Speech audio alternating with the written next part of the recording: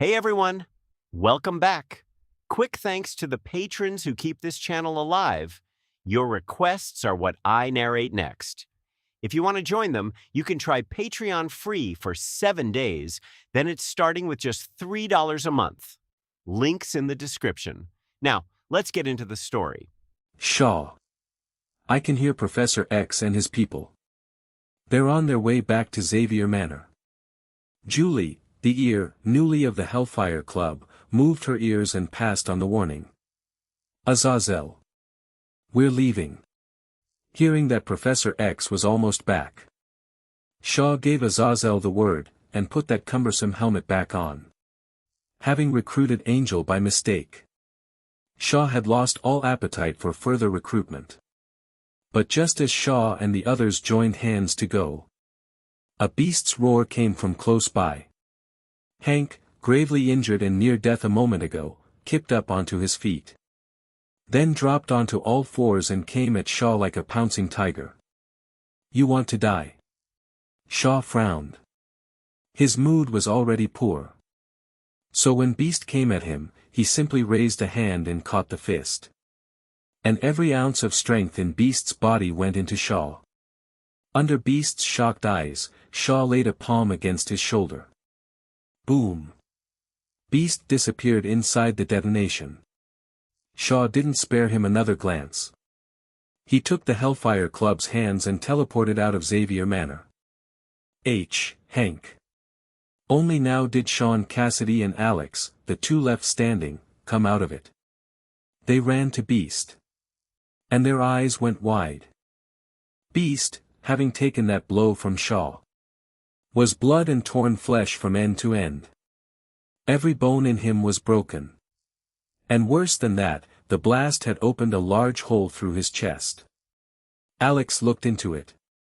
And could see Beast's ruptured heart. Hank, is he dead? Sean Cassidy and Alex looked at each other. Neither of them had ever really seen death. So neither of them had the first idea what to do. And while the two of them stood there, a gentle, devout voice spoke behind them. Beast, the god of creation, is a core member of the X-Men. He should have had a great future ahead of him. Alex turned toward the voice and saw Father Asa in his priest's robes. Ra, Sun God, and Apocalypse, the ancient god, be above us. In this world the new gods are rising. The order of the gods will return to the earth. My heart is clear and my hands are clean. Everything I do is just. That sentence, from Brian, the god of evolution, is one I feel in my bones. And now, with the X-Men in danger, I will stand.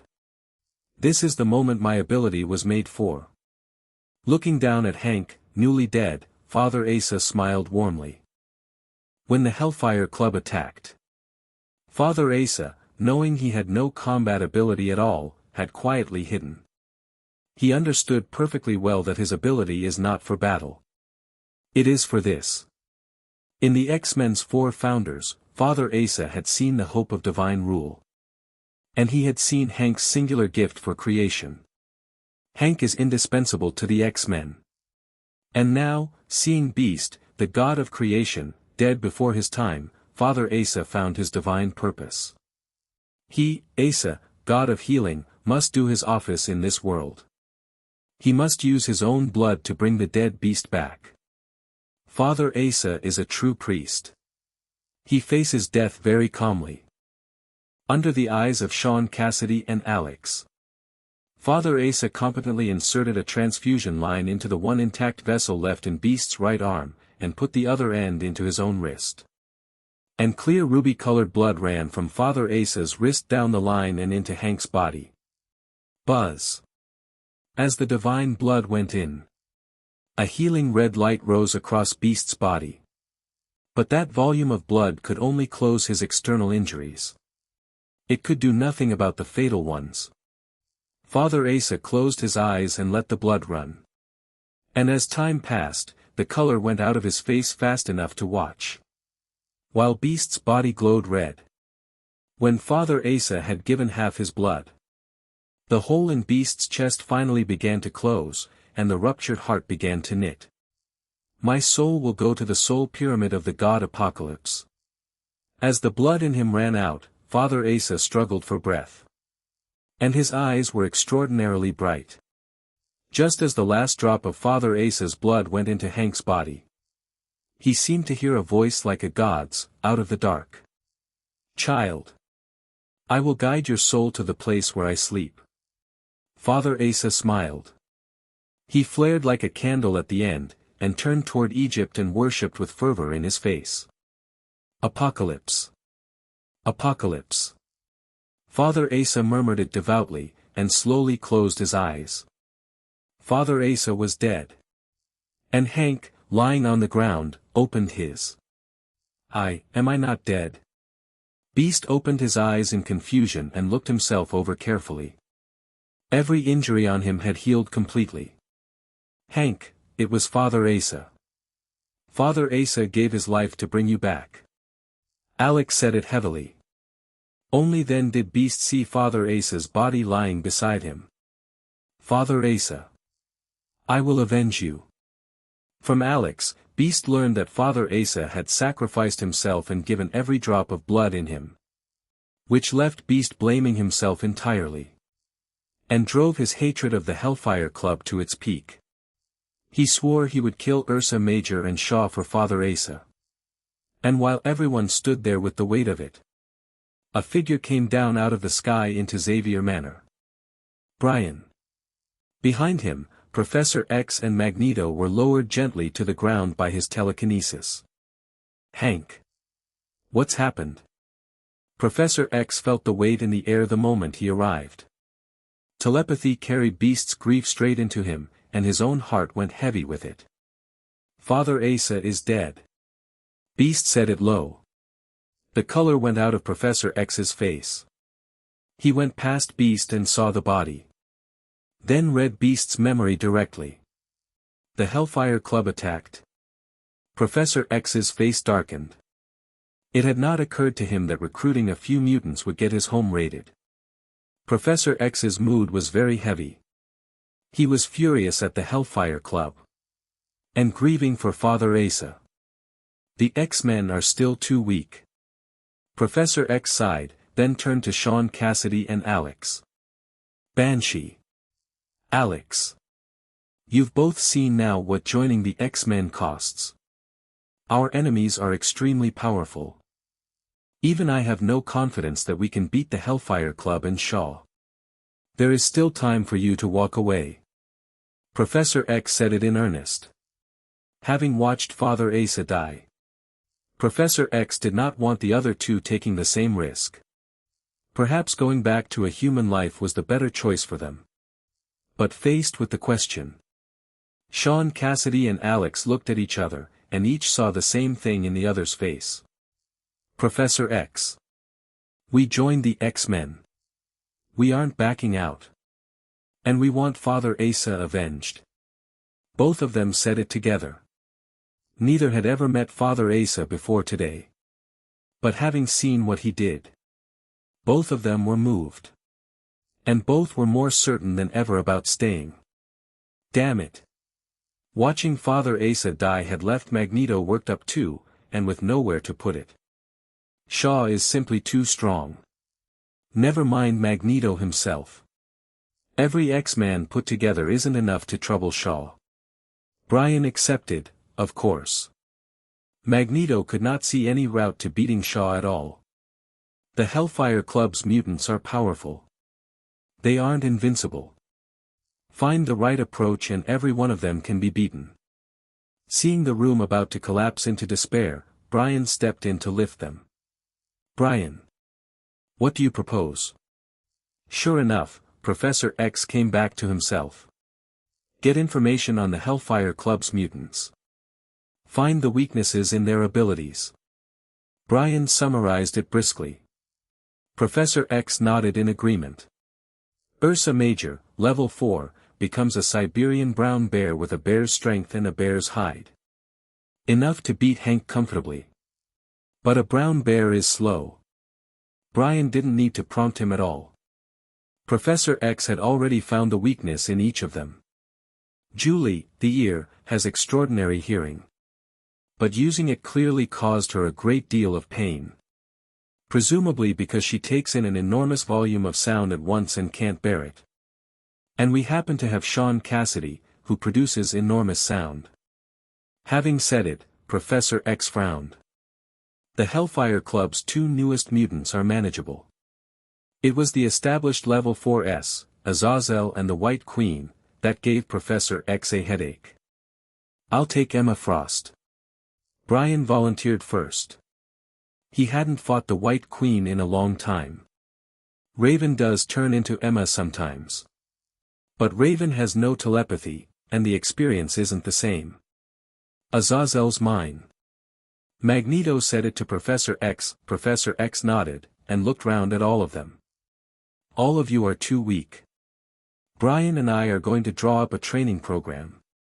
To get you all up to strength as fast as possible. Professor X said it grimly. After the Hellfire Club's attack. Professor X understood that the X-Men needed targeted training. To master their abilities as fast as possible. And to grow. If they intend to fight the Hellfire Club, they need to be at least level 3 or 4. Whether that's Sean Cassidy. Or Alex. Or even Magneto.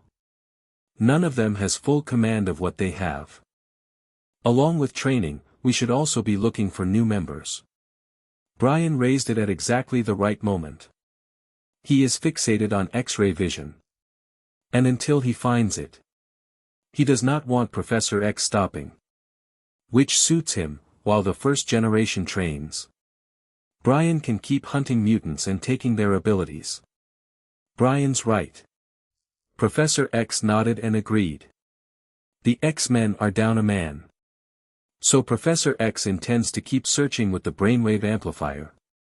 Ideally for some powerful level 4S. Though Professor X knew perfectly well that at this point in history mutants are very rare. And finding a powerful one is a needle in a haystack problem. Right. Let's bury Father Asa first. The planning done, Brian raised a hand and Father Asa's body lifted into the air. Magneto raised his, and sheets of metal flew over and formed themselves into a coffin. Beast dug a grave in a corner of the manor grounds with both hands and his claws. Sean Cassidy and Alex found wreaths and set them into the grave. Boom. Brian waved a hand, and Father Asa's body settled into the metal coffin, and the coffin into the ground. And when Brian moved his hand again, the earth on both sides closed over it. Professor X fetched a bottle of 18th century wine from his own rooms and poured a glass for Father Asa himself. A simple funeral, finished. Father Asa's death did not only bring Hank back. It grew every member of the X-Men in a single afternoon. Come on. To the training room. The funeral over, the professor gave the order. And there was no room in his voice for argument. Father Asa's death had put Professor X into the leadership of the X-Men. Xavier Manor, in front of the basketball court. Brian held a pistol in one hand, with the muzzle against Magneto's forehead. Magneto. Are you certain you want to train like this?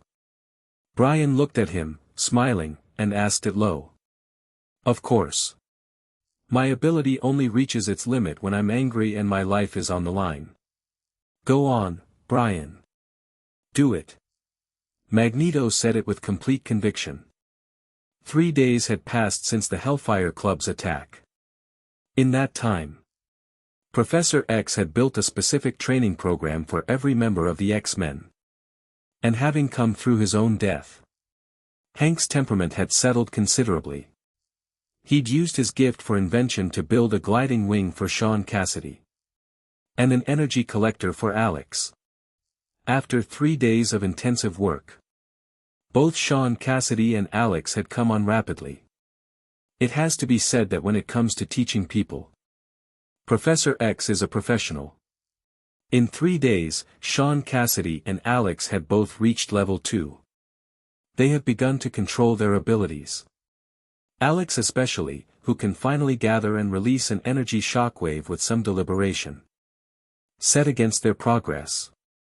Magneto's looks rather thin. Or rather, in 3 days, Magneto had not progressed at all. He is already a level 3, and close to level 4. And he genuinely has no idea how to improve his control over magnetic fields any further. Which had left Magneto extremely anxious. Especially watching companions who were far weaker than him a week ago improve by the day. Magneto couldn't stand it. So after some thought, he arrived at a suicidal training method. Which is how the current situation came about. Magneto had originally wanted Professor X for this. But Professor X has spent these days exploring his own telepathy. He has no time to supervise Magneto's training. Which left Magneto with the only man available.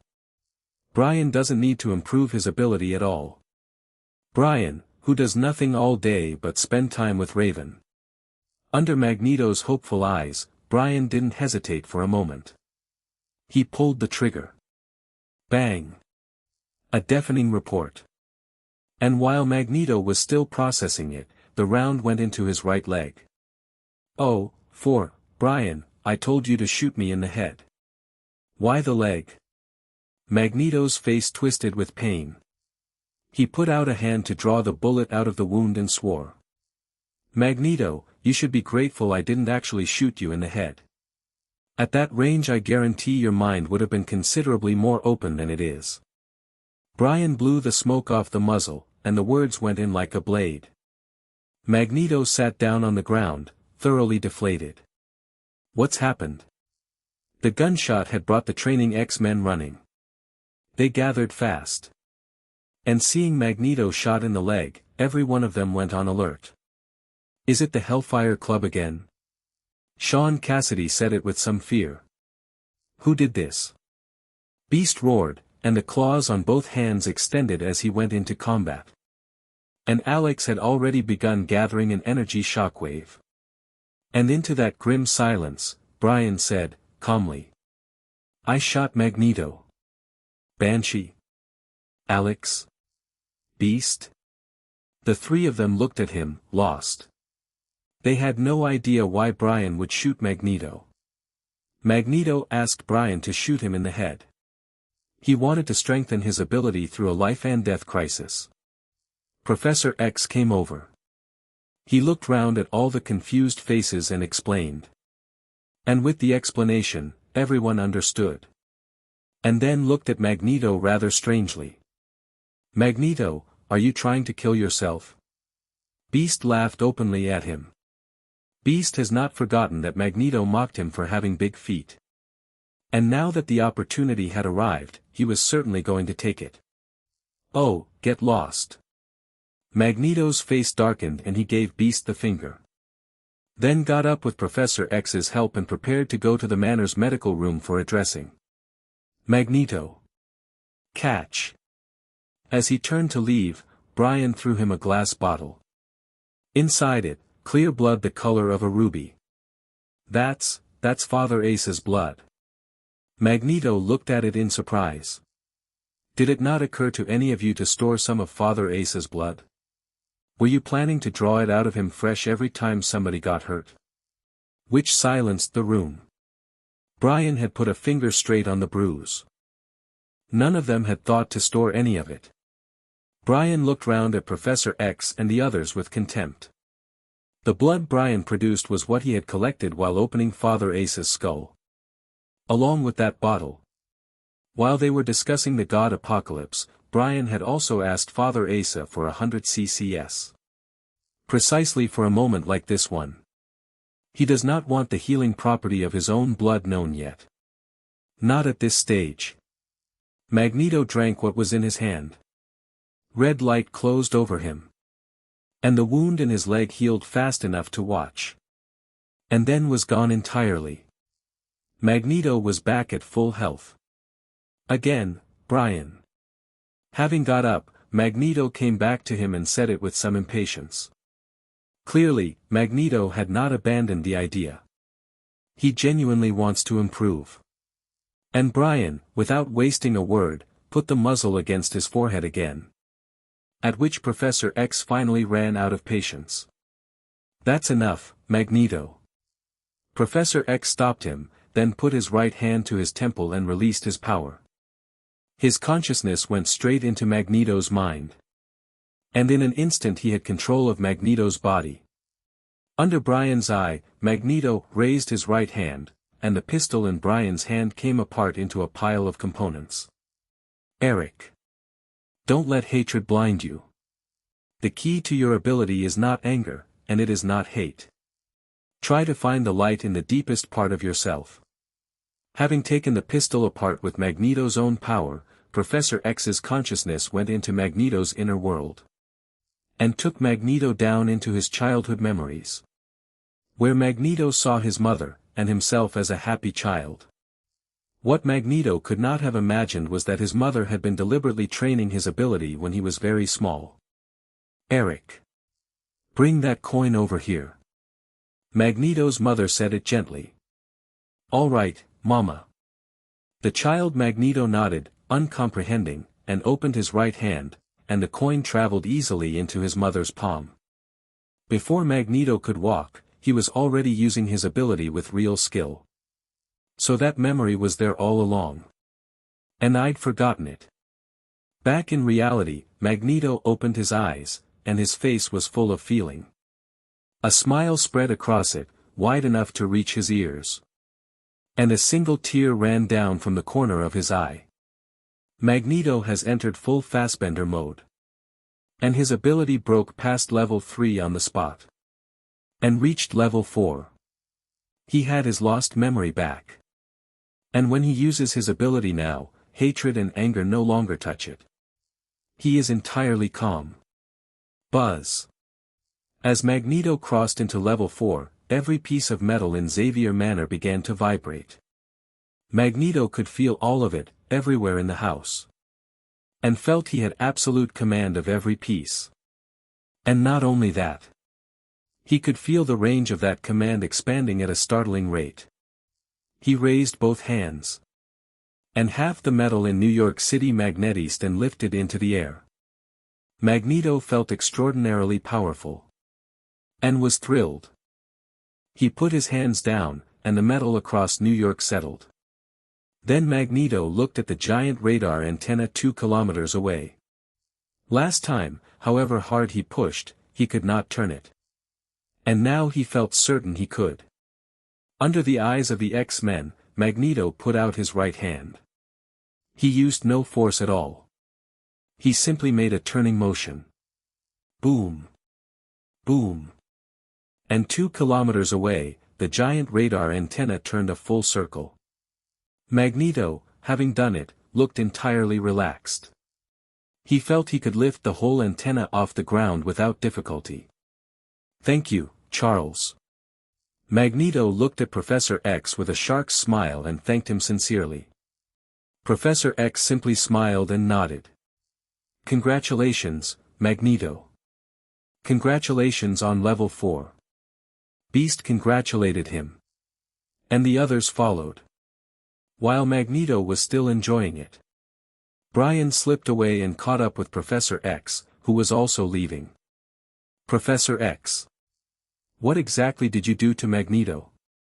Brian got in front of him and asked it, curious. "I simply helped him find a happy memory from his childhood." Professor X shrugged and said it lightly.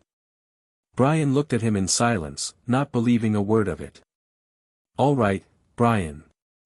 Eric didn't have a happy childhood. I had to use my ability to weave him a good memory instead." Under Brian's scrutiny, Professor X folded. He glanced back at the delighted Magneto, and lowered his voice. "You fabricated a memory for Magneto?" And looped his mind through it until he mastered his ability and reached level 4. Brian looked at him, and then asked it evenly. "How many times did you make him live it?" Professor X was quiet for a moment, and then gave an answer that left Brian speechless. "Brian, you understand that time in the conscious world runs completely differently from reality. So I had Eric experience it 14 million times. Bloody hell, Brian thought. In 1 second, Magneto had lived 14 million fabricated memories. Doctor Strange will have to step aside. Are all you psychics this underhanded? Brian looked at him with open distaste. There is no question that after 3 days of work, Professor X's telepathy has grown again. He can not only control people, read thoughts and read memories. He can project mental illusions, fabricate memories, and pull a person's consciousness bodily into those memories and illusions. Professor X's fabricated memories are 10,000 times more real than real ones. And the illusions he builds are 10,000 times more real than reality. If Brian didn't have Mind Seal, he would keep a very long distance from Professor X. No. Mind Seal alone isn't safe. I want a true psychic shielding ability. Brian resolved it privately. With a man who plays with minds like that, no amount of caution is excessive. As for why he doesn't simply kill Professor X. Kill a psychic.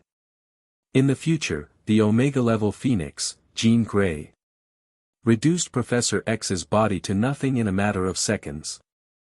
And didn't he transfer his consciousness into a comatose body and come back anyway? Honestly, Professor X's combat capability doesn't match Shaw's.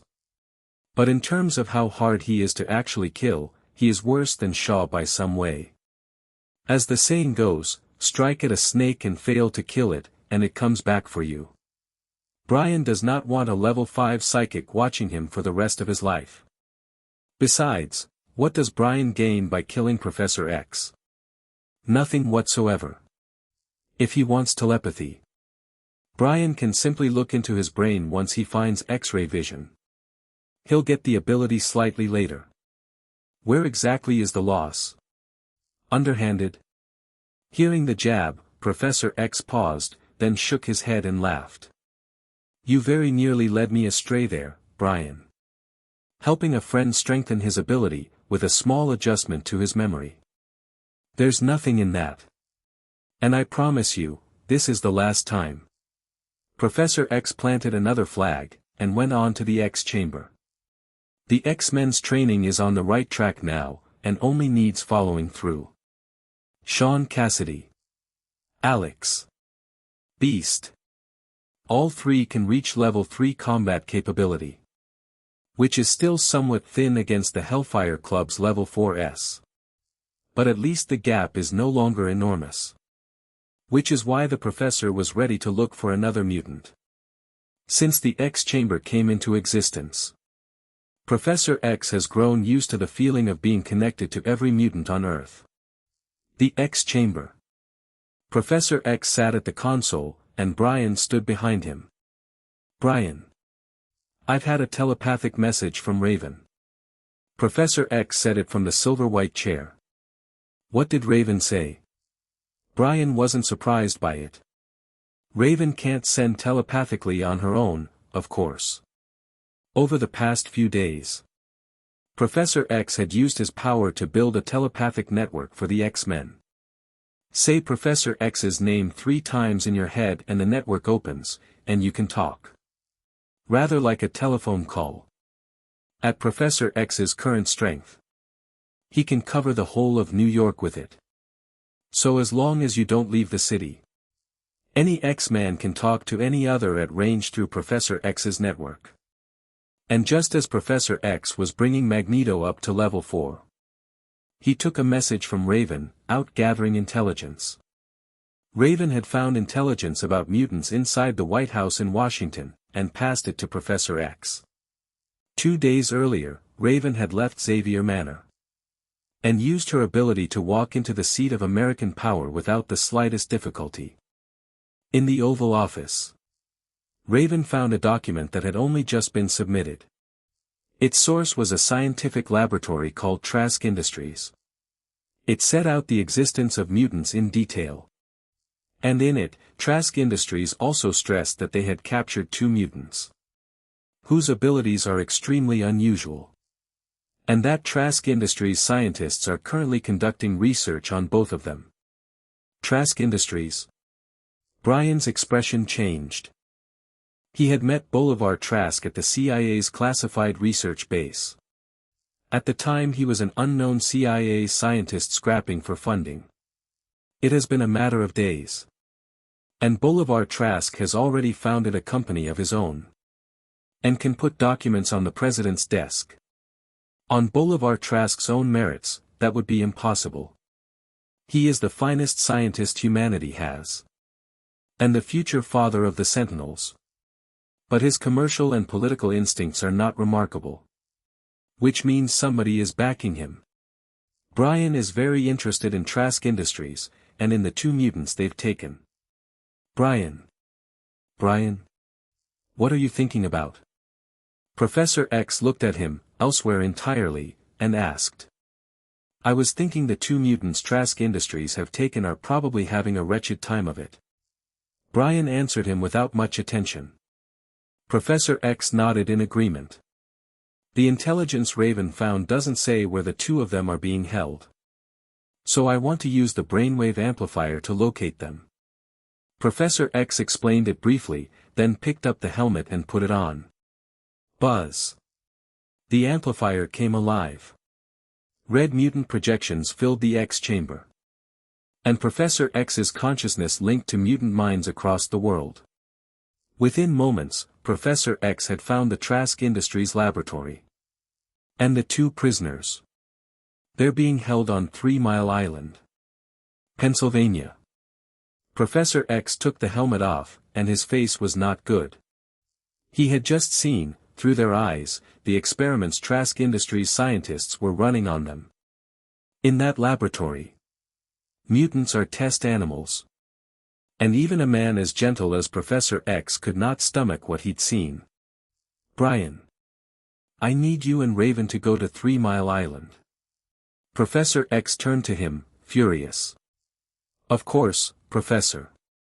Brian nodded. Then looked at him and said, evenly. Do you want the facility destroyed? At which Professor X's face changed. And then he sighed, and put the anger and the hatred back down. No. Just bring the 2 of them home. In the end, Professor X softened. Professor X. You've compromised with humans again. Looking at him, Brian patted his shoulder with a good deal of apparent seriousness, and there was mockery underneath it. You're leading mutants into the abyss. Brian looked at him with something like pity, and left the X chamber. Magneto. Fancy coming to rescue some of our own. Once he was out, Brian went straight to Magneto. He told him plainly that he was going to free mutants who had been locked up for research. He judged that no further explanation would be needed. And he was right. Hearing that human scientists had caged mutants for experiments. Magneto was enraged. It also reminded him of his own childhood, locked up and experimented on by Shaw. So Magneto agreed without a moment's hesitation. Let's go. Magneto walked straight out without even asking where they were going. Brian smiled. He was so very willing. None of this was about rescuing 2 unfortunate mutants. It was about taking their abilities. The rescue is a side job. Which is exactly why Brian went to the newly minted level 4. Free muscle is still free. Let Magneto do the killing at the front. And Brian can stay behind him and take both abilities. This time, Brian gets it done without lifting a finger. With Magneto chivying him along.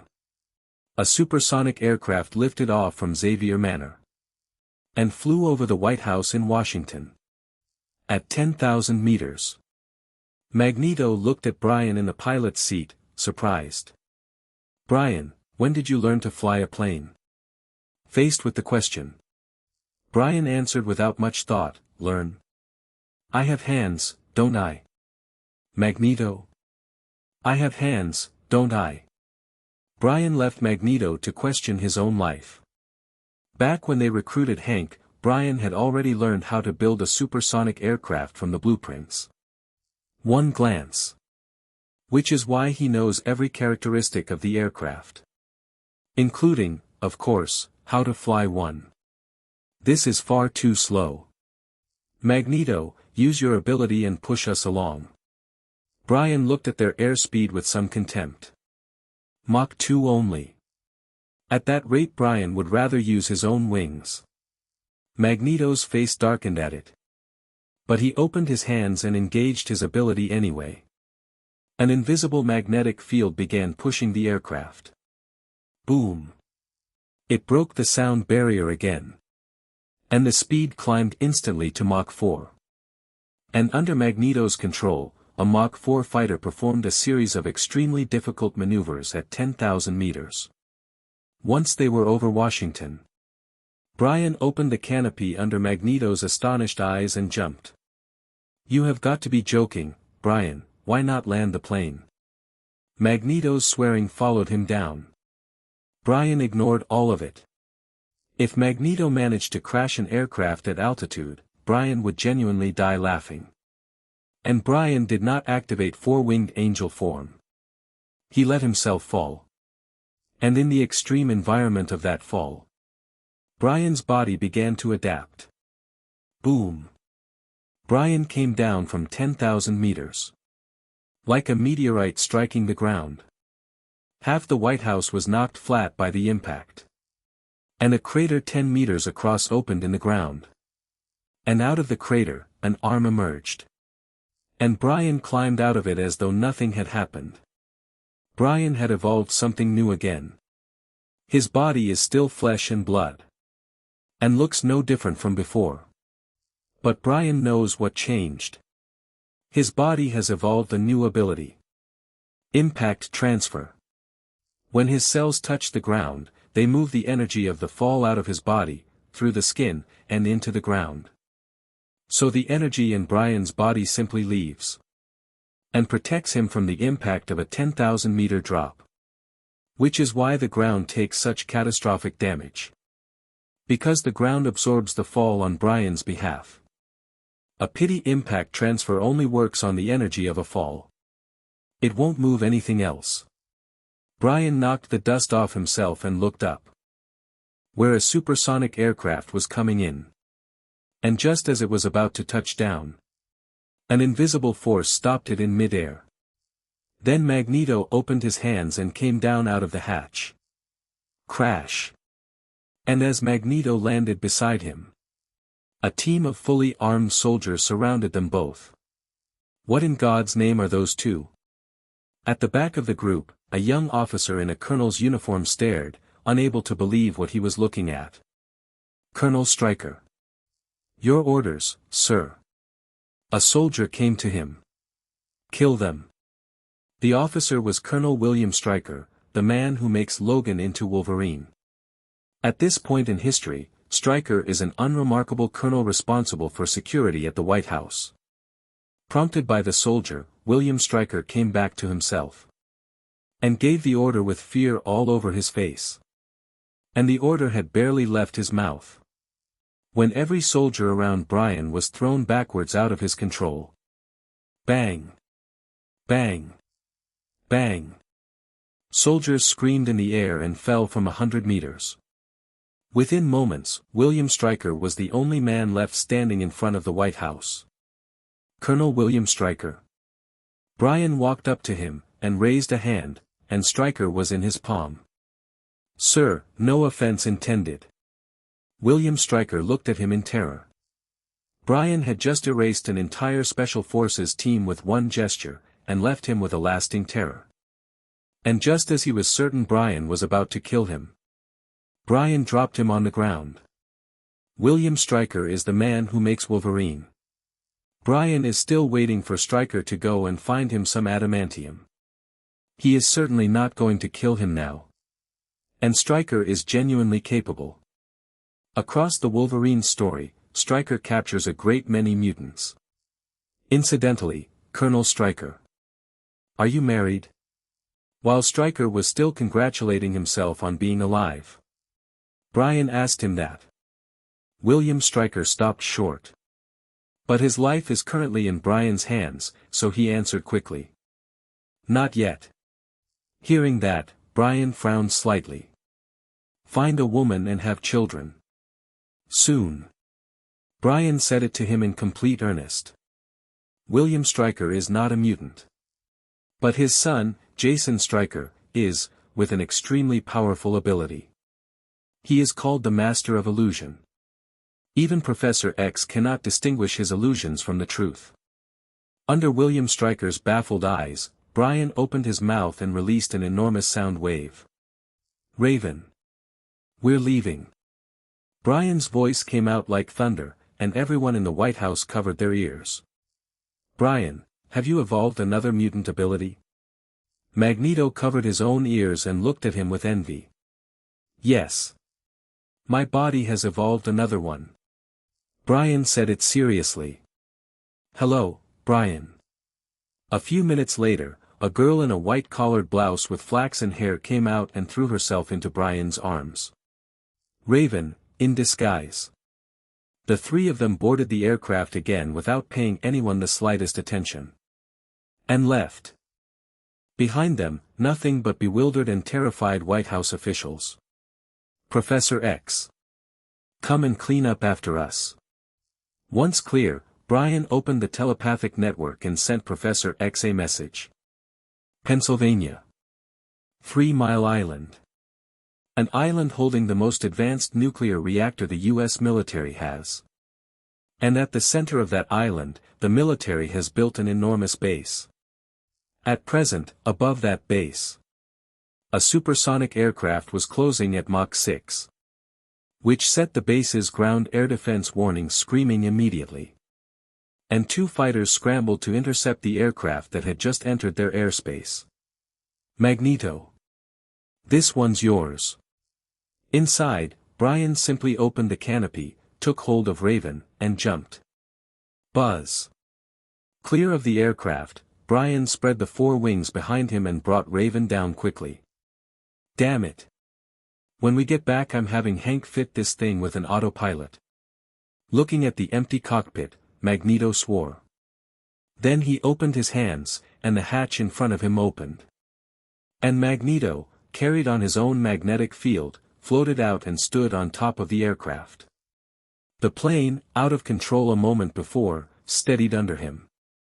Standing on the fuselage with his clothes snapping in the wind, Magneto had the full bearing of a showman. What in God's name is that? In the fighter opposite, the pilot stared. And hit the missile release without thinking. Whoosh! A missile dropped from under the fighter. And went straight for Magneto. Faced with it, Magneto was entirely calm, and simply raised a hand. The missile stopped dead, and then, under the pilot's horrified eyes, turned over in the air and went back at the fighter faster than it had left. Boom! 1 fighter gone. In the second, the pilot began calling for help in real terror. "Control, this is..." He didn't finish. Magneto pointed his right hand at the aircraft. And closed his fist. The fighter was crushed into scrap on the spot. Explosions overhead put the whole base on alert. A fully equipped Special Forces unit deployed at speed. Every weapon they had, on land and sea and in the air, came to bear on the man in the sky. Magneto looked down at an army. And there was something like delight in his face. He copied Brian's move and jumped off the aircraft. And as he was about to hit the ground, he opened his hands. Every piece of metal on the base magnetized at once, forming an enormous field that cancelled the force of his fall. And under the eyes of an entire army, Magneto landed gently. An army? Magneto stood in front of several thousand men without a trace of fear. And simply opened his right hand. Every weapon in every soldier's hands tore into the air, turned around, and fired. Da-da-da. A storm of gunfire swept the whole formation. In a single exchange, a well-equipped modern army took catastrophic casualties. It's a mutant. He's a mutant. Some of the soldiers screamed it in terror. Fire. Open fire. Tanks came into the line and fired together. Boom. Boom. Boom. Shell after shell went at Magneto. Faced with humanity's heaviest weapons, Magneto only sneered. He is a level 4 mutant. The more metal there is, the stronger he gets. Magneto opened his right hand, and every shell detonated in midair. Flames bloomed one after another. Magneto looked at the surviving soldiers, and then at the enormous cooling tower behind them, standing like a chimney. The showman in him put both hands out toward it. Rumble. His ability came fully to bear, and the enormous cooling tower began to split down the middle, exposing the dense steel inside. Magneto slowly raised his hands. And the tower, torn in half, rose into the air. And on the strength of the field, Magneto rose with it. He looked down at the army below and smiled coldly. And an enormous cooling tower drifted slowly toward the base at the center of 3 Mile Island. He's going to drop the cooling tower on the base. Can a human being do that? Run. Run. The whole base collapsed into chaos. Even the base commander saw where this was going and fled on his private aircraft. He's earned the name Showman. Every move he makes is a spectacle. In front of the base, Brian and Raven looked up at Magneto holding an entire cooling tower overhead, and couldn't help admiring it. Brian had landed several minutes earlier. And hadn't lifted a finger. He'd left the whole thing to Magneto. Obviously. The entire reason for bringing Magneto was to have free muscle. Why on earth would Brian fight? And Magneto had not disappointed him. The strength of a level 4 made Magneto something close to a natural disaster. He erased a modern army in one crushing pass. And then, still unsatisfied, went and made a spectacle of it. While the base fled in panic. Brian and Raven walked in without difficulty. Who are you? How did you get in here? Even in chaos there are always soldiers who stay at their posts. Seeing the two of them, they braced for a serious fight. Brian looked at them.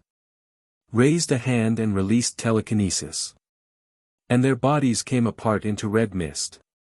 The way in was clear, and anything in it was crushed without ceremony.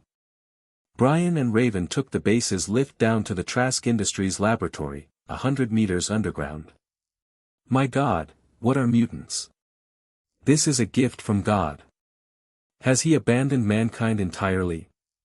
The moment they entered the laboratory, the two of them heard a stream of exclamations. I want more. I need more mutants. I need their blood, their cerebrospinal fluid, their tissue, their brains. A scientist, thoroughly excited, was on a satellite phone demanding organs. Raven's eyelid twitched. She looked at him coldly, ran out of patience, and walked straight over. A mutant? Seeing Raven's blue form, the scientist showed no fear at all, only the appetite of a man looking at a laboratory animal. Raven had heard enough. She turned, and with that extraordinary flexibility spun 3 full times, and put a whip kick straight through him. Bang! The force of it drove him into the wall behind, and he groaned once and went out. Raven looked down at him coldly and prepared to kill him. Wait! Brian stopped her. Killing him like that would be far too easy on him. Brian walked over to the unconscious man and took his head in his right hand. Life transfer. Brian triggered it. And the man's vitality poured into Brian. As it went, his body aged rapidly. Within a blink he was an old man on the edge of death. Having taken all of it, Brian stood and steered a somewhat calmer Raven toward the center of the laboratory. Along the way, Raven saw one experimental area after another. Full of human tissue. With teams of scientists running tests on all of it. There was no question where any of it had come from. Which enraged her. She went straight into the experimental areas, and with the flexibility of that body killed the scientists inside without much difficulty. Brian made no attempt to stop her, and was pleased to watch. If these scientists were willing to treat mutants as laboratory animals, then mutants killing them is entirely natural. And it makes good combat practice for Raven. Bang! Past another laboratory, Raven went in again, ready to kill. And the moment she was through the door, one of the technicians pulled a pistol out of his coat and leveled it at her. Mutant. Die. He fired. And in the instant he pulled the trigger, the blue scales ran across Raven's body at speed. And her body became a young girl. Bang. The round went through Raven's chest and through her lung. I got it. I killed a mutant. The man who fired was elated. And then his eyes went wide.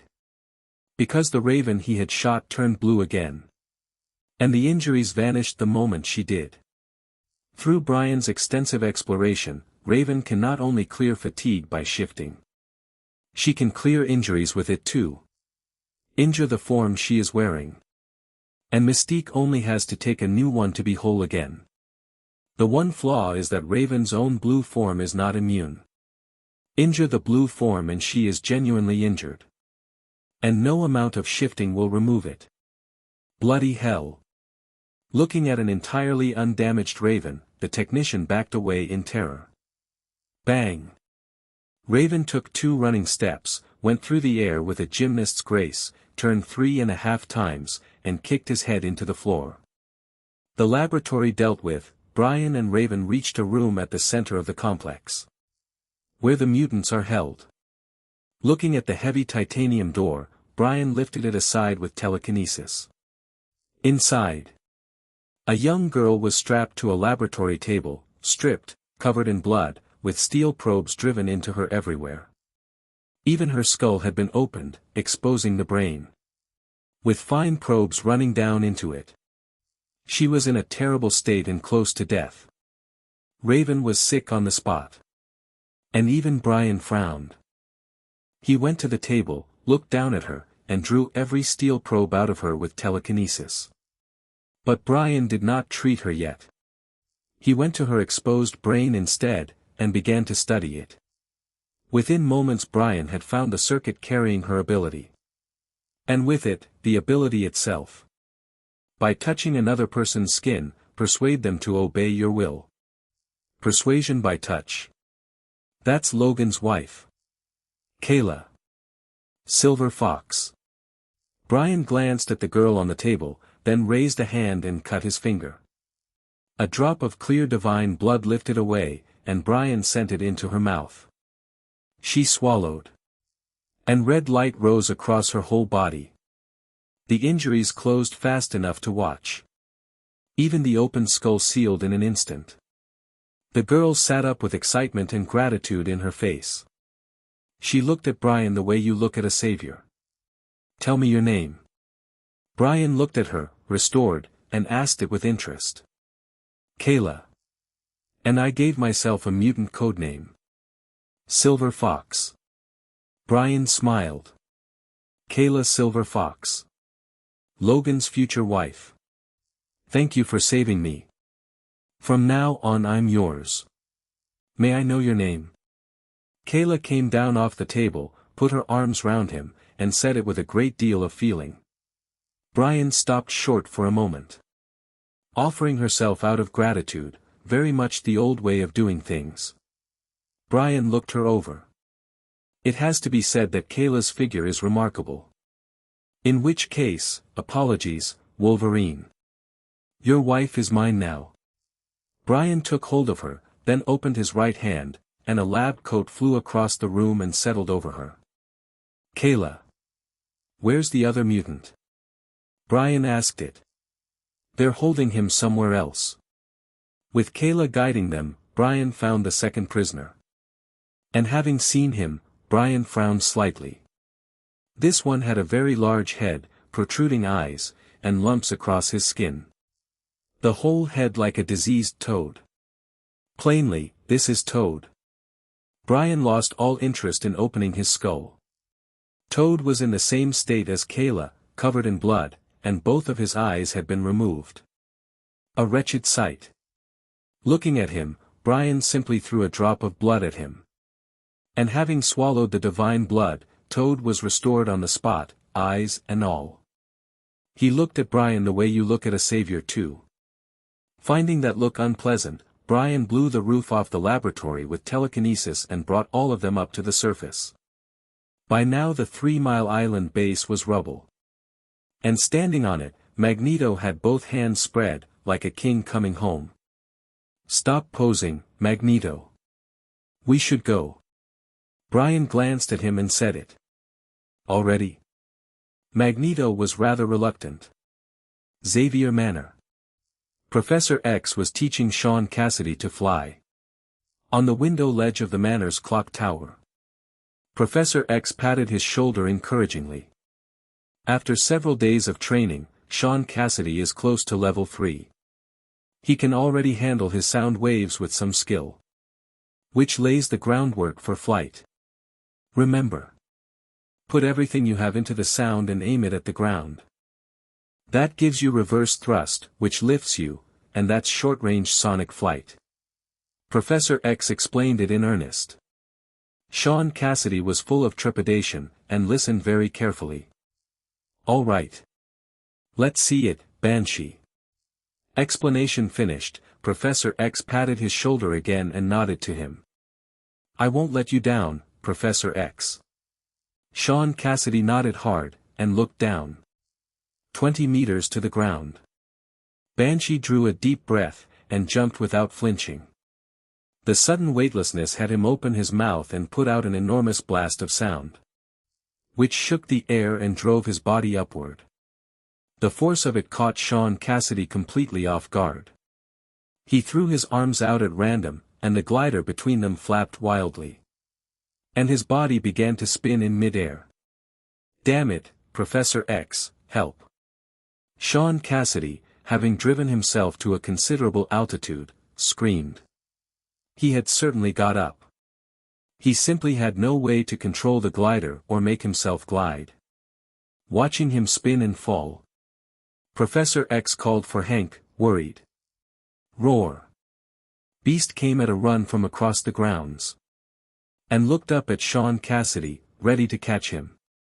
Boom. And at that moment, a sonic boom. A supersonic aircraft appeared over Xavier Manor. Then came down and settled neatly on the Manor's lawn. The hatch opened.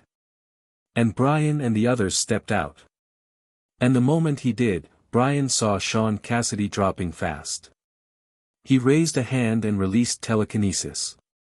And Banshee, plummeting a second ago, stopped in mid-air. Seeing them back, Professor X was visibly relieved. Then he looked at Kayla, standing behind Brian. And frowned slightly. "Brian, weren't there supposed to be 2 mutants? Where's the other one?" Professor X asked it, confused. "Ask Magneto. I have things to do." Brian dropped Banshee on the grass, and took Kayla and Raven off to his room. He did have things to do. On the aircraft, Kayla had made her intentions clear repeatedly. But the cabin was cramped, so Brian had waited. And now he was home. He had no time to spare for Professor X. He had 2 women to attend to instead. Once they were in his room, Brian looked at Kayla's expression and didn't hesitate. A movement of one finger, and the lab coat she was wearing came off her. Brian snapped his fingers again. And telekinesis moved both of them to the bed. "Now. Time you saw what my ability actually is, Kayla." Brian smiled, a very bright smile. And while Brian was thus occupied, Professor X was reading 3 Mile Island out of Magneto's memory. And seeing that Magneto had destroyed an entire military base, Professor X's face darkened. "Eric. Why did you do this?"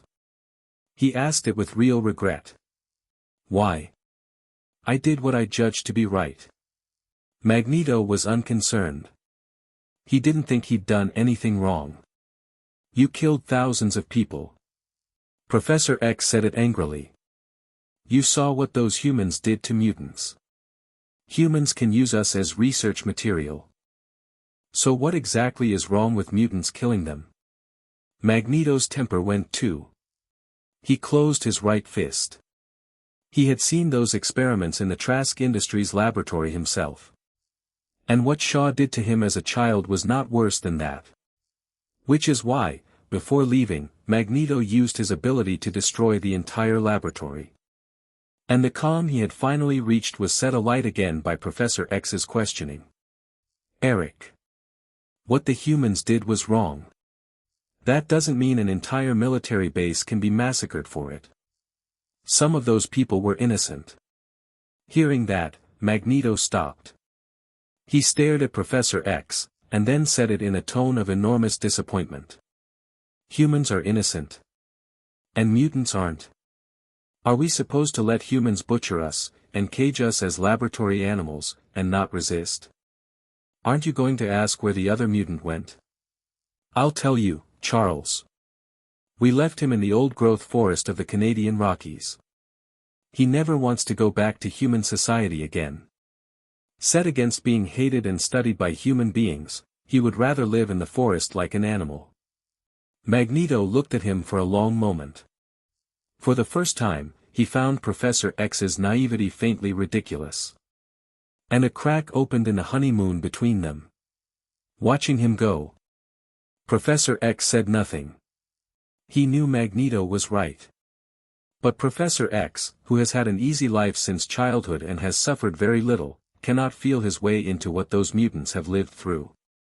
He believes, naively, that if mutants can only master their abilities and stop being a danger to society, they can return to it. Ah! Professor X sighed. The two of them parted badly. Brian, meanwhile, was having a very good day. Adaptive evolution took Kayla from hell to somewhere considerably better. Kayla felt something she had never felt before. And at that moment she forgot the pain entirely. As for Raven, Raven is used to it. It carried on until the following evening. Exhausted, Kayla opened her eyes. Looking at Brian and Raven, both still full of energy, with some envy. She had passed out repeatedly, trying to put the pain behind her. And when the evening sun fell across her, she felt, for the first time, that she was alive. Kayla wept with relief. Kayla. It's over. And your life starts again from here. Brian came over, patted her head gently, and said it warmly. Thank you, Brian. Kayla said it with gratitude all over her face. Kayla has now been remade in Brian's shape, body and mind. She thinks of Brian as her light. Right. Get dressed. I'll show you round the manor. Brian snapped his fingers, and clothing arranged itself on both of them. Raven, of course, doesn't need clothes. Because she can wear any style she likes. Half an hour later, having shown Kayla the basics of Xavier Manor, Brian sent her off to rest. And went to the X chamber himself. Where Professor X sat at the console, staring at nothing. Until Brian came up behind him and patted his shoulder. Professor X came back to himself. Brian. What brings you here? He glanced at him and produced a reluctant smile. What's happened, Professor X? Brian ignored the question and asked his own. Eric and I have had a disagreement. At the question, Professor X's attention shifted readily enough. Eric believes we should give humans an eye for an eye. Professor X sighed. That's a perfectly normal position. What's wrong with it, Professor X? Brian shrugged and said it agreeably. You think so too, Brian? Professor X's eyes widened. It had never occurred to him that Brian would side with Magneto. Suppose everyone in the world is poor, and you alone have extraordinary wealth. And more importantly, you are weak. Weak enough that a 3-year-old could push you around. What do you imagine all those poor people do next? Brian said it evenly. They swarm you and take everything you have. They may well tear you apart. That is the position mutants are in. They have abilities, and they are far too weak. Professor X's pupils contracted. Brian's words made him understand why Magneto was disappointed in him. Because he is making mutants weak, and weakness invites it. And Brian is not wrong. It is precisely because of Professor X's compromises that humans grew bolder about capturing mutants. They eventually put collars on mutants to suppress their abilities. If Magneto hadn't shown humanity what a mutant can do, the species would probably have been exterminated long ago. There are a great many humans who could accept mutants. Professor X sighed. He admits Brian is right. And he still holds on to a fantasy about humanity. He believes only a small number of humans hate mutants. That most of them could learn to accept. Whatever makes you happy, Professor X. Brian shrugged, with a note of sarcasm in it. Professor X's philosophy is deeply rooted. A few sentences from Brian will not shift it. And with the time available, Brian would rather find an ability he wants. This is all rather heavy, Professor X. Let's get on with recruiting mutants. Brian looked at him and gave a small laugh. Brian, I think we should stop recruiting for the time being. Which took the smile off Brian's face. Why? Brian asked it, frowning. We don't have much time. With the Hellfire Club stirring it. The Cold War between the Soviet Union and America is escalating. War is close. I think everything we have should go into stopping the Hellfire Club's plan. Professor X said it in earnest. No, Professor. It's precisely because we want to stop them. That we should be working harder to find powerful mutants. The X-Men are still far too weak set against the Hellfire Club. And Brian laid his right hand on Professor X's arm, and activated Kayla's ability. Kayla can make someone obey her will by touching their skin and speaking to them. And once Brian took the ability, it went straight to maximum. Persuasion, at the strength of a level 5. And at that strength, even Professor X was quietly moved. Having heard Brian out, Professor X thought about it, and nodded in agreement. You're right, Brian. We should recruit. And he put the helmet on. His mind connected to every mutant on Earth. Professor X, I think we should look for a mutant with X-ray vision first. The X-Men have excellent combat strength now. What we lack is a support mutant. Father Asa filled that role very well. Unfortunately, Father Asa is dead. There seemed to be something almost magical in Brian's voice. Professor X agreed with it without thinking. You're quite right, Brian. The X-Men should have a support mutant. Professor X nodded, and began searching with the brainwave amplifier for a mutant with X-ray vision. A minute later, the professor stopped. I'm sorry, Brian. There is no mutant with X-ray vision. The words landed on Brian like a thunderclap and froze the smile on his face. Are you certain, Professor X? Brian asked again, unwilling to accept it. Yes. There are more than 40,000 mutants in the world, and not one of them has awakened that ability. Professor X was entirely definite about it. Brian's face turned very ugly. Something close would do. X-ray imaging, scanning, anything of that sort. Brian was reluctant to let it go, and reached for the next best thing. No. There is no mutant matching that description. A few minutes later, Professor X shook his head again. Damn it. Brian swore, for the first time in a long while. At this point in history, nobody has awakened it. Are mutants really this useless? Brian drew a deep breath and got hold of himself. And thought of Apocalypse. Apocalypse, wanting to rule mankind, went looking for telepathy of the kind Professor X has. And searched for thousands of years and never found it. Which is proof enough that you cannot simply obtain whatever ability you want.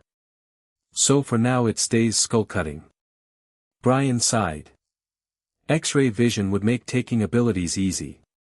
It isn't necessary. Having it would be excellent. Not having it changes nothing. It's all skull-cutting in the end. 1 month later. Beep. Beep. At night, someone rang at the door of Xavier Manor. Alex, outside working on his ability, stopped releasing the energy shockwave from his chest. Damn it. Brian's party started again.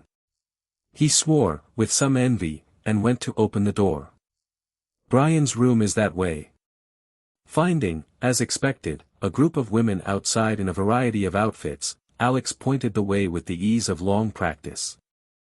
Brian, you have a genuine talent. Once they'd gone, Alex said it with some admiration. Since learning that no mutant with X-ray vision exists yet, Brian had been thoroughly depressed by it. The X-Men were training. And Brian, with nothing to do, let himself go. He put his attention on Kayla. But Kayla is not Raven.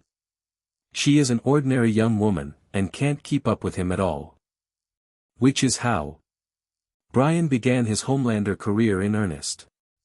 He would go out across New York every day. And with Kayla's persuasion in hand, there was no woman he couldn't talk round. The ability was magnified enormously in Brian's hands. But talking them round one at a time and bringing each of them back to Xavier Manor was tedious. So Brian simply told them to come to the manor at night.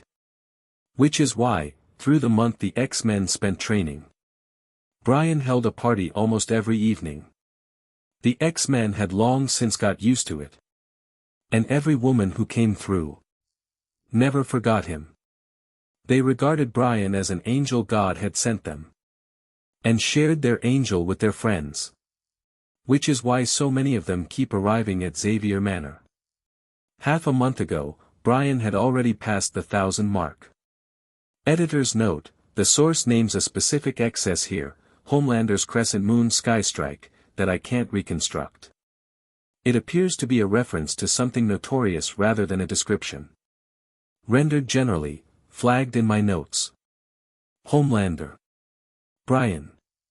Do whatever you want. With an ability like his, nothing is forbidden. And on this particular day, once Brian had finished, Professor X ran out of patience. And sent him a message directly. Brian. Come to the X chamber. In his room, Brian snapped his fingers and his clothes arranged themselves on him. Then Brian walked to the X chamber. On the way he passed the X-Men. Every one of whom looked at him with admiration. Brian, you really are formidable. Magneto said it without embarrassment. Magneto has spent the month working on his ability. Because of the falling out, relations between Magneto and Professor X have reached freezing point.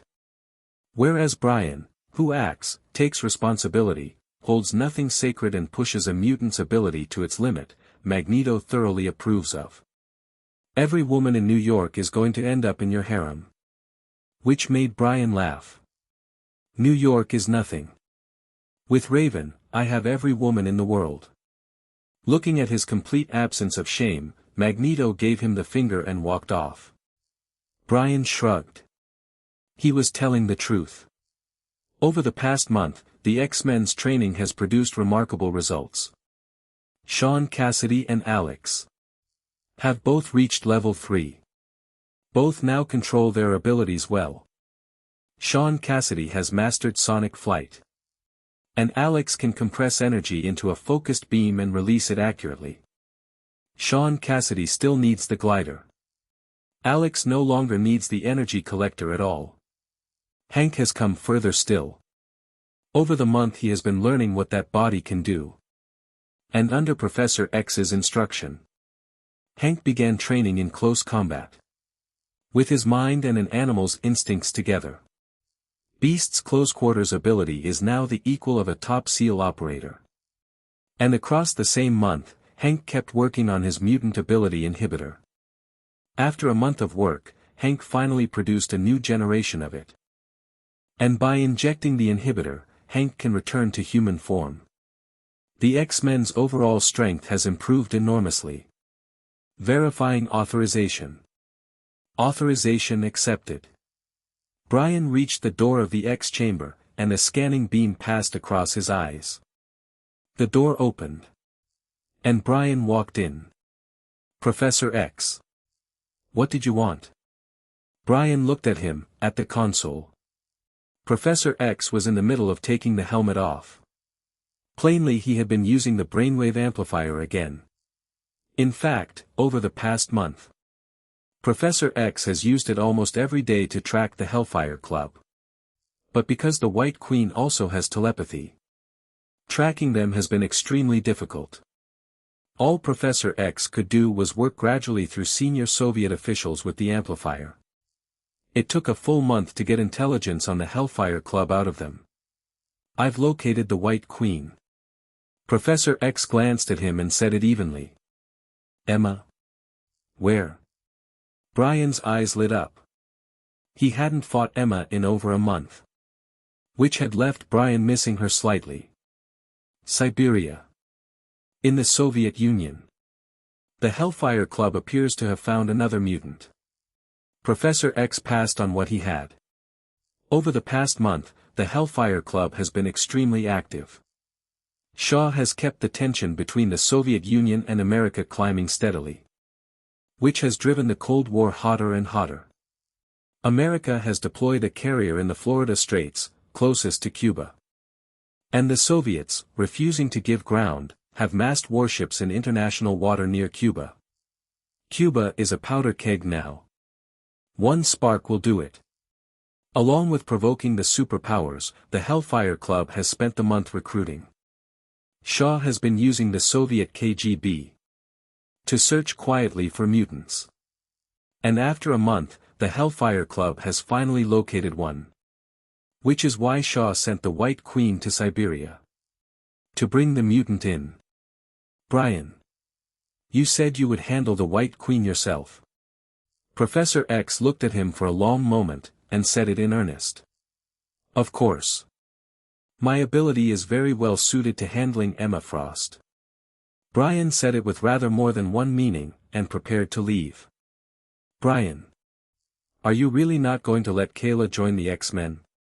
Watching him go, Professor X was quiet for a moment, and asked again. It isn't the first time he has asked. He has spent the period trying to persuade Brian to let Kayla join. And Brian has refused every time.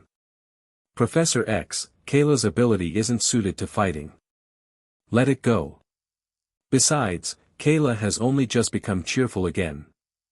Are you planning to push her into another abyss? Brian looked back at him and said it firmly. Over the past month, with Brian's company, Kayla has finally put the past behind her. Her temperament has turned bright and open again. And Kayla has been thoroughly remade in Brian's shape. How was Brian going to let her join the X-Men? Her ability genuinely isn't suited to combat, after all. All right. I understand, Brian.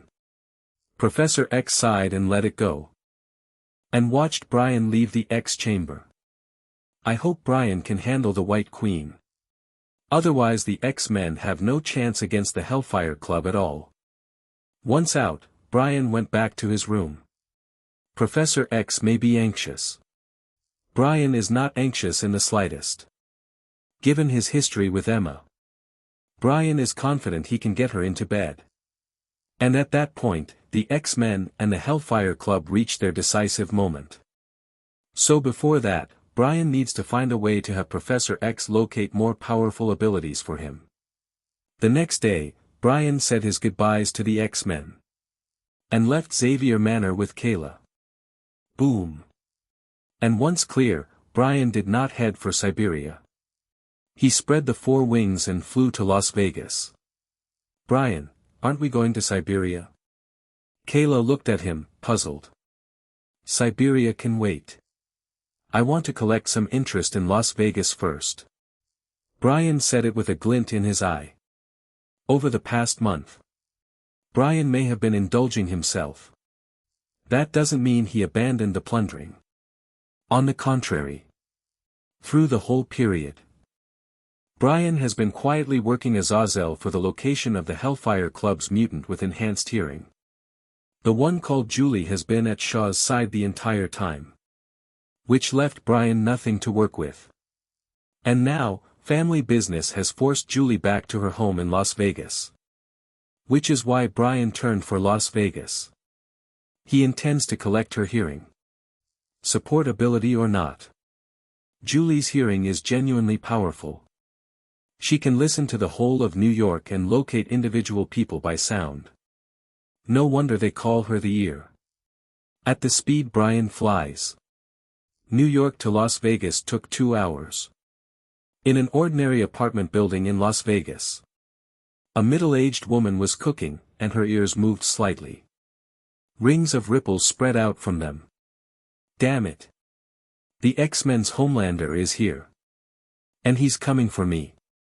The middle-aged woman was the Hellfire Club's Julie. Enhanced hearing had picked up the sound of Brian's wings without difficulty. Along with the conversation between him and Kayla. The color went out of Julie's face. She turned the stove off and ran. So when Brian reached Julie's home, he found it empty. Enhanced hearing really is strong. Looking at the empty room, Brian rubbed his chin, then turned and gestured to Kayla. Kayla covered her ears at once. And Brian went up into the air. And opened his mouth and released a low note like something out of scripture. Julie. The sound came out like thunder. Pedestrians in the street covered their ears. And some distance down that street, a woman wrapped up against recognition collapsed to the ground in pain. There you are, Julie. Brian raised his right hand, and telekinesis pulled her over. Brian has sound. Which hard counters enhanced hearing entirely. Homelander, you can't kill me. I'm Hellfire Club. Held in his hand, Julie fought wildly. But she has hearing and nothing else. No strength. She was never getting out of Brian's telekinesis. Watching her struggle. Brian said nothing. He flew down with her and went back into her apartment. Bang. Brian dropped her on the floor. Don't kill me. Please don't kill me. Seeing his eyes, Julie began to beg. And Brian was unmoved by any of it. He pulled her gently upright. I surrender, I surrender. Fear had her surrendering outright. But there is no such word in Brian's vocabulary. So he ignored it entirely. He had considered a double palm strike to both ears, in the Homelander manner. And looking at how frightened she was, Brian lost interest in that too. Cutting the skull is faster. Brian raised his right index finger, and a fine edge of telekinesis opened Julie's skull. And a moment later, Brian had her enhanced hearing. Las Vegas. Julie's apartment. Brian's ears moved slightly. An invisible ripple spread out from them. And in an instant he could hear the whole of Las Vegas. People talking. Faint breathing. Heartbeats. Even blood moving through vessels. The rhythm of living bodies. Every sound of it arrived in Brian's ears. He had just taken Julie's enhanced hearing through seeing through the operating laws of all things. And under that optimization, Brian's hearing came out at maximum. With it, Brian can locate anyone by sound, exactly as Superman does. The only difference being that Brian can hear one city. And Superman can hear a world. Brian closed his eyes and listened. And as he did, a projection of the entire city built itself in his mind out of sound. Every kind of noise mixed together, and rather than being chaotic it was perfectly ordered. Voices. Engines. The breathing of mosquitoes. The ground vibrating. Brian could hear all of it. Down to a human heartbeat. And the working of internal organs. All of it, clearly. And Brian can tell where a sound is coming from and what its owner is doing purely from the difference between sounds. Including what someone is saying. Whether they are walking. Whether they are driving, eating, drinking. Brian can judge all of it by ear and build a three-dimensional sound projection of those people. Rather like the mental projections Professor X sees through the brainwave amplifier. Though the sound projection Brian builds can only outline a rough figure and a gender. It cannot resolve a face the way a mental projection does. And not only that. Brian can adjust his hearing whenever he likes and filter out what he doesn't want. As now, Brian tapped his ear lightly. And every mechanical noise in the city vanished. Leaving only human voices. Brian can filter for whatever he wants to hear. He can even listen selectively for particular sounds or words. With Julie's hearing, Brian finally has an ability that can monitor an area of real size. Not bad. Even optimized, enhanced hearing only reaches level 4. But in practical terms it's worth more than most level 5 abilities. Brian was thoroughly satisfied. He looked down at Julie, still making noise on the floor. Then opened his mouth and released an infrasound wave. Bang! And Julie came apart. The mutant with the finest hearing in the world was dead. And just as Brian was about to leave for Siberia, his ears moved again. Enhanced hearing had picked up a faint, familiar voice. Which Brian recognized as Agent Moira, who had crossed him once before. Brian concentrated, and the sound built a picture in his mind. An alley 10 kilometers away. A young woman was going down onto the ground, and her body made a dull sound as it landed. In front of her were 3 grown men, backing her steadily into the wall.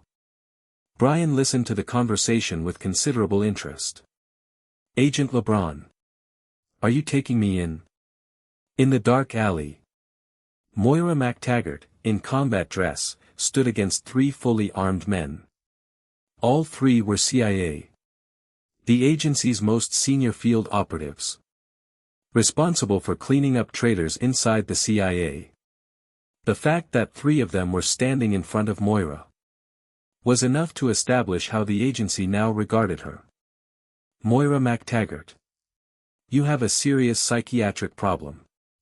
Please come back with us for evaluation. The agent called LeBron said it patiently. Damn it, I've told you all repeatedly. I'm not insane. There is nothing wrong with my mind. Moira swore at him.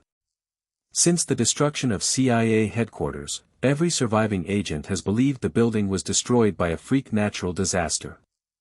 Only Moira, who also survived it, insists that it wasn't a disaster at all, that mutants did it. The CIA treated the word mutant with contempt. They concluded that Moira had most likely developed a psychiatric condition under pressure. So, for the good of their agent's health, the CIA's senior council member, Senator Kelly, stripped Moira of her position. However many times she argued, it made no difference. And the agency then decided to send her for psychiatric evaluation by force. Moira had no intention of being labeled a lunatic. So she used her considerable field skills and got out. Moira. If you insist there are mutants in this world, where is the evidence? LeBron frowned, out of patience. Moira had nothing to say. She cannot produce any evidence whatsoever. Because even her certainty that mutants exist comes from nothing but her own damned intuition. For reasons she cannot explain, she believes to the bottom of herself that mutants are real. And that she may have met one. And simply forgotten. Moira. There are no mutants in this world. There never were, there aren't now, and there never will be. Accept it. Your mutants are something you invented. LeBron had no interest in spending further time on her. He walked at her and had her on the ground inside a few seconds. Tisk, TSK, TSK. Moira really is fated to mutants. 2 memory wipes and she still remembers we exist. She must genuinely love us. Listening to it, Brian's expression was something to see. It had not occurred to him that Moira was being hunted by her own agency because of him. After CIA headquarters came down, Brian had specifically had Professor X clean it up.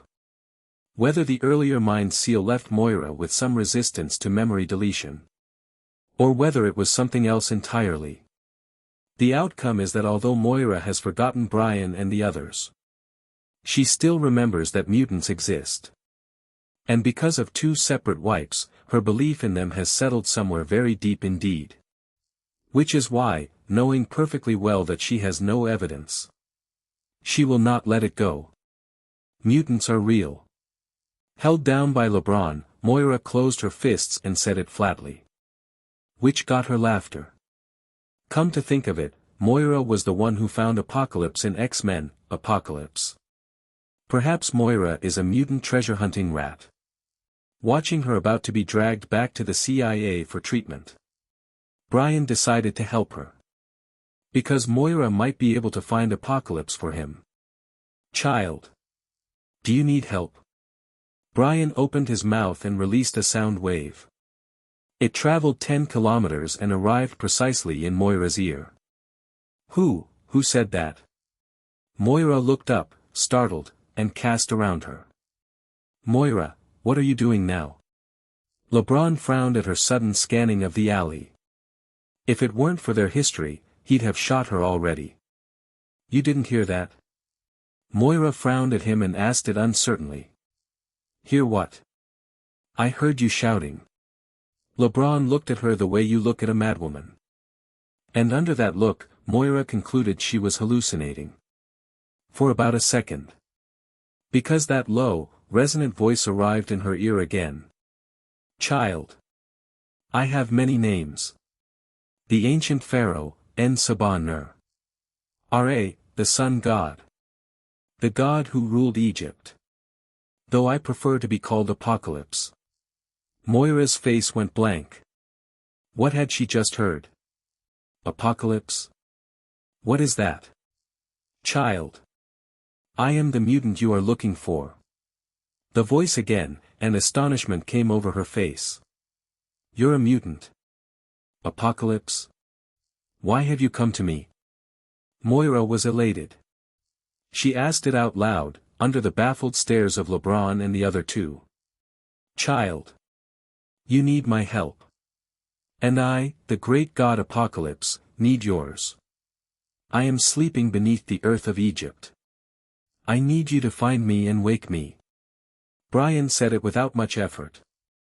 And none of it is a lie. Because in X-Men, Apocalypse it is indeed Moira who finds Apocalypse's tomb and wakes him by accident. Why should I help you? Moira asked it. Because I will give you supreme power.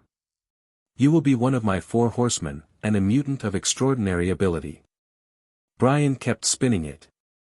And then heard her heartbeat jump. Moira was clearly moved. How exactly are you going to help me? Moira glanced at LeBron. Tempting as Apocalypse's terms were, she had no way out of LeBron's grip. Brian didn't answer her. He simply whistled, softly. An infrasound carrying enormous energy arrived in the ears of all 3 agents.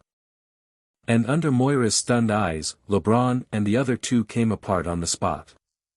With enhanced hearing added to it, Brian's sound ability has improved enormously. He can locate anyone by ear. Then kill them with sound from any distance. And speak to anyone at any distance, of course. Enhanced hearing plus sound gives Brian a genuine long-range capability. Good God. Moira was too shocked to speak. Shaken by the methods of the ancient pharaoh Apocalypse. And entirely certain of one thing. Mutants are real. And this Apocalypse is a powerful one. I have helped you. Now you help me, child. Go to Egypt. Find where I am buried, and I will give you power beyond anything you know. And having said it, Brian stopped answering. Apocalypse? Apocalypse? However many times Moira called, nothing came back. Moira looked at the 3 dead agents around her. And found she had no choice about Egypt now. As a CIA agent, Moira knows perfectly well that LeBron's death will be laid at her door. And that mutants are an unprovable fantasy as far as the agency is concerned. The CIA's leadership will not take her word for any of it. So Moira, with nothing left to say, picked up a few weapons off the ground. and left, intending to follow Apocalypse's instruction and go to Egypt to find him. Brian used his hearing to follow her clearly, driving to the Las Vegas airport, and boarding a flight to Egypt. Off you go, treasure-hunting rat. Brian tapped his ear and shut the hearing down. Under his deception, Moira has gone to Egypt years early to look for Apocalypse. And Brian should be going to Siberia. Kayla. We're going. Brian picked her up, and the four wings spread behind him. Boom. His wings beat, and he went up like a line of white light, and was at 10,000 meters. Then flew for Siberia at Mach 8. A few hours later. The Soviet Union. Siberia. The Oymyakon region. The coldest inhabited place in the northern hemisphere. Sitting on northern permafrost. The whole landscape under deep snow. The wind bitter, and the temperature past 60 below. In one town, a figure came down out of the sky. Brian. Standing on Siberian ground. Brian looked over the coldest city in the world with some interest. At present Brian was wearing a thin shirt and shorts, which sat oddly against the heavily wrapped Soviets around him. And on entering that cold, adaptive evolution produced something new immediately. His skin turned a frost blue, with strange frost patterns across it. And the moment the blue appeared, Brian was entirely adapted to the cold. 60 below did not register at all. It felt, if anything, extremely comfortable. Brian named this one, Frost Form. His skin draws in the cold around him and converts it to heat to run his own body. In theory, the colder it gets, the better Brian feels. Brian glanced at Kayla, pale and frozen beside him, and took her right hand. And Kayla, shivering a moment ago, felt warmth run through her whole body, which drove out the cold and left her as comfortable as if she'd stepped into a hot bath. That is the second property of the frost blue skin. He can pass the heat stored in it to anyone he touches, and make them immune to the cold. Landing in that border town, Brian released his hearing, and countless voices poured in at once. And he found what he was looking for immediately. The White Queen. Emma. Siberia. The Oymyakon region. Brian walked the streets of a small border town in a thin shirt, entirely at his ease. The pedestrians around him stared at his blue skin. Brian, in frost form. His skin looked like a layer of frost across him, which sat very oddly against ordinary human beings. The people near him were frightened, and every one of them kept their distance. Brian didn't care in the slightest. He walked Kayla along and took in the town without any self-consciousness at all. Brian, where are we going? Kayla was in a thin dress, and her skin was flushed and healthy. The heat Brian kept feeding her made her feel like she was sitting in a hot spring. Even at 70 below. Kayla felt no cold and no discomfort whatsoever. To find Emma, sweetheart. Brian said it, then opened his mouth and released a sound wave. Emma. Sweetheart. In a Soviet-style cafe. A blonde woman in a mink coat sat holding a cup of hot cocoa for the warmth. Beside her, several KGB officers. Miss Frost. Are there genuinely mutants here? A bearded Soviet asked it while pulling his gloves off and blowing on his hands. The rest of them looked at Emma with open skepticism. They are not used to taking direction from a woman. Still less from a foreign one. Which is why, after several days of searching and finding nothing, the KGB men had run out of patience. You lying, you've been stringing us along for sport, haven't you? There are no mutants in this world. Your Hellfire Club is a fraud. Several of them stood, furious, and leveled their weapons at her. Faced with the guns, Emma went on holding her cocoa for the warmth, which made them feel ignored. Which made them angrier still. Bang. Bang. Bang. They stopped caring and fired. And the rounds hit her cleanly. Under their eyes, Emma's white mink coat went red with blood. Some psychic. A con artist, plainly. One of them holstered his weapon with contempt. A month ago, Shaw had demonstrated a mutant's power to the Soviet leadership. And told them plainly that with mutant power behind them, he could hand the Soviet Union victory in the Cold War. And the Soviet leadership, remarkably, believed him. And gave Shaw considerable authority and standing. Since then the Hellfire Club has worked closely with the Soviet government. And Shaw has used Soviet resources to search the country for mutants. He has begun copying the X-Men, and building his numbers. But the Hellfire Club cannot do what Professor X does. It has no brainwave amplifier to find hidden mutants with. So Shaw could only fall back on wartime methods. Using the machinery of the Soviet state to sweep the entire country for traces of them. Crude as that is, it isn't useless. After a month of it, he genuinely found a powerful mutant. Which is why Shaw sent the White Queen personally, with KGB officers, to bring that mutant in. And why the White Queen was in this small town. Poor things. And while the KGB men congratulated themselves, the White Queen sat at another table drinking her cocoa, entirely unharmed. She looked up at the men who believed they had killed her. And her eyes were full of pity. As a level 4 psychic, the White Queen is very good at building illusions.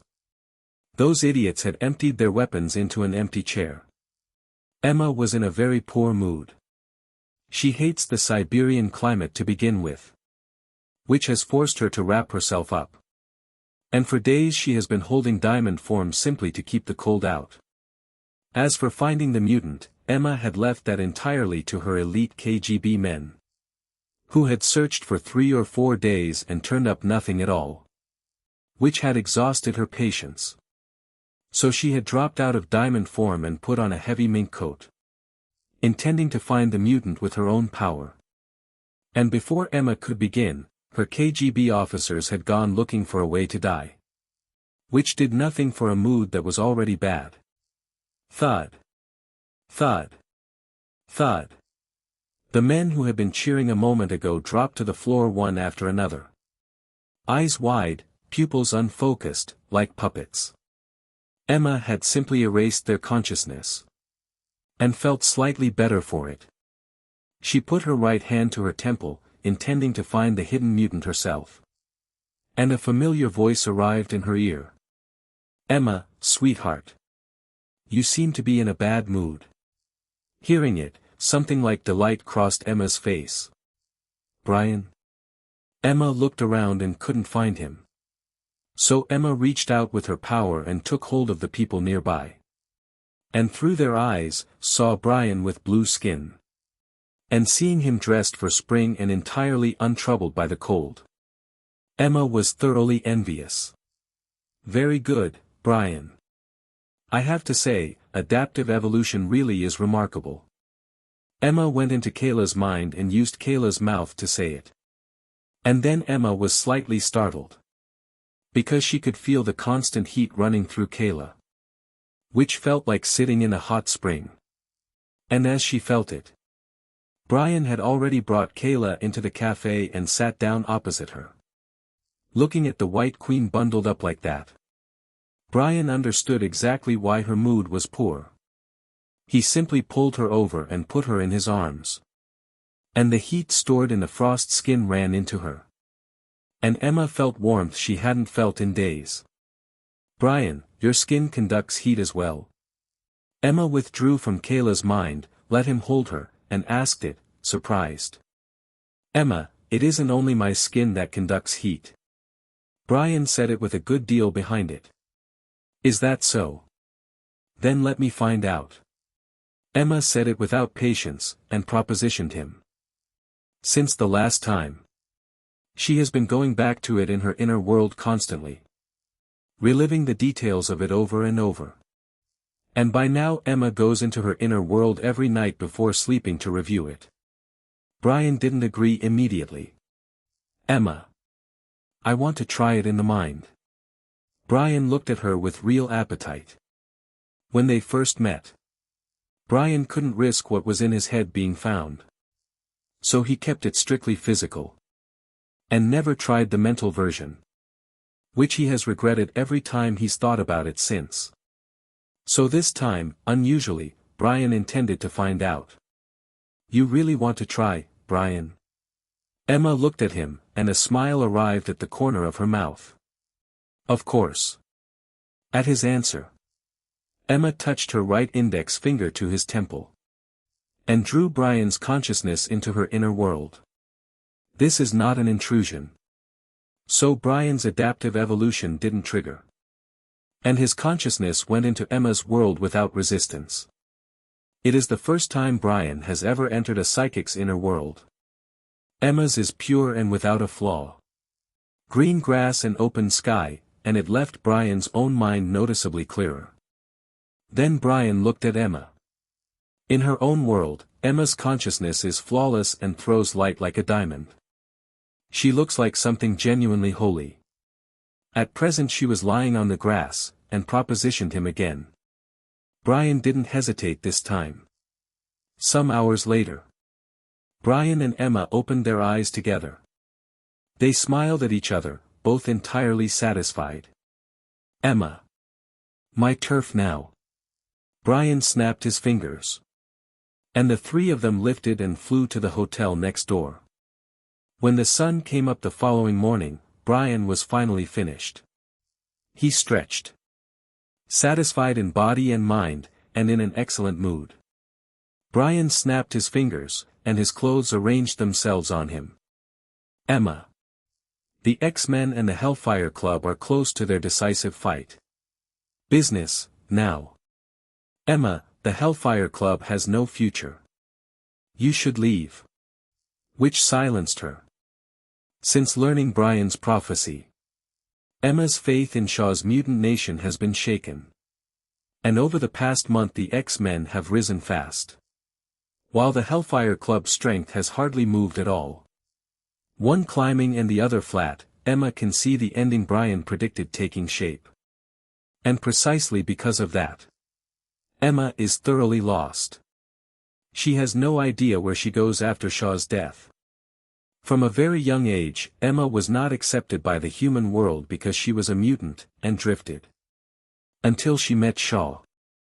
And Emma stopped being alone. And was genuinely moved by his plan to build a country with nothing in it but mutants. Which is why she has given the Hellfire Club everything she has for years. And now Brian has told her that Shaw is going to die. And the Hellfire Club will probably die with him. For a psychic, Emma looked briefly at a complete loss. Emma. Even if you lose the Hellfire Club, you still have me. Brian took her shoulders and said it warmly. At which Emma smiled. Brian. Will you join the X-Men properly? No. I joined the X-Men to use Professor X and Magneto against Shaw. Once Shaw is dead, it will be time for me to leave. Brian hid nothing from her. After what they'd shared in the mind, the two of them are very close. So Brian felt no discomfort at all admitting he is using the X-Men. Can Shaw actually be killed? Emma glanced at him, unconvinced. She has followed Shaw for a long time. Emma knows exactly how powerful he is. And exactly how hard he is to kill. Even if you use Professor X's power to take control of Shaw's mind, it won't kill him. No physical attack works on him. Emma said it in earnest. Don't worry, Emma. Shaw absorbs energy in every form. I have a way to end him permanently. Brian was entirely confident about it. He has no expectation whatsoever of the convenient death Shaw gets in X-Men, First Class. A coin driven through Shaw's skull. Which is ridiculous. Shaw's absorption doesn't run on his brain. His body absorbs energy in every form by itself. Even under Professor X's control, Magneto could not kill Shaw with 10 coins. So rather than waiting for the plot to kill Shaw conveniently, Brian would rather find his own method. And in fact, over this period, after careful thought, Brian has found one that finishes Shaw permanently. I hope so. Brian, if I leave the Hellfire Club, and you can kill Shaw, then I'll leave. Emma smiled and put her arms round him, seriously. From now on, I'm with you, Brian. They say you can't simply take a woman like that off a man. Only because they aren't strong enough. At Brian's strength, even a woman as formidable as the White Queen came over without much difficulty. And is willing to walk out of the Hellfire Club. Excellent, Emma. Welcome to Vought, which doesn't exist yet. Brian smiled and said it sincerely. Vought? Emma looked at him, puzzled. Yes. Vought. A company devoted to turning mutants into superheroes. Brian gave her the short version. Turn mutants into superheroes? That is genuinely clever. Emma was rather taken with it. Set against mutants, humans accept and tolerate superheroes enormously more readily. Afterwards, Brian, Emma and Kayla carried on for several hours more. And at Brian's word, the White Queen and Kayla left Siberia for New York to keep out of sight. Right. Time to meet this powerful mutant. The Emma problem solved, Brian turned his attention to the unaffiliated mutant. Siberia. The Oymyakon region. Brian sat in a cafe drinking hot coffee. And listened to the entire town. Ripples went out from his ears, and sound came back to him in enormous quantity.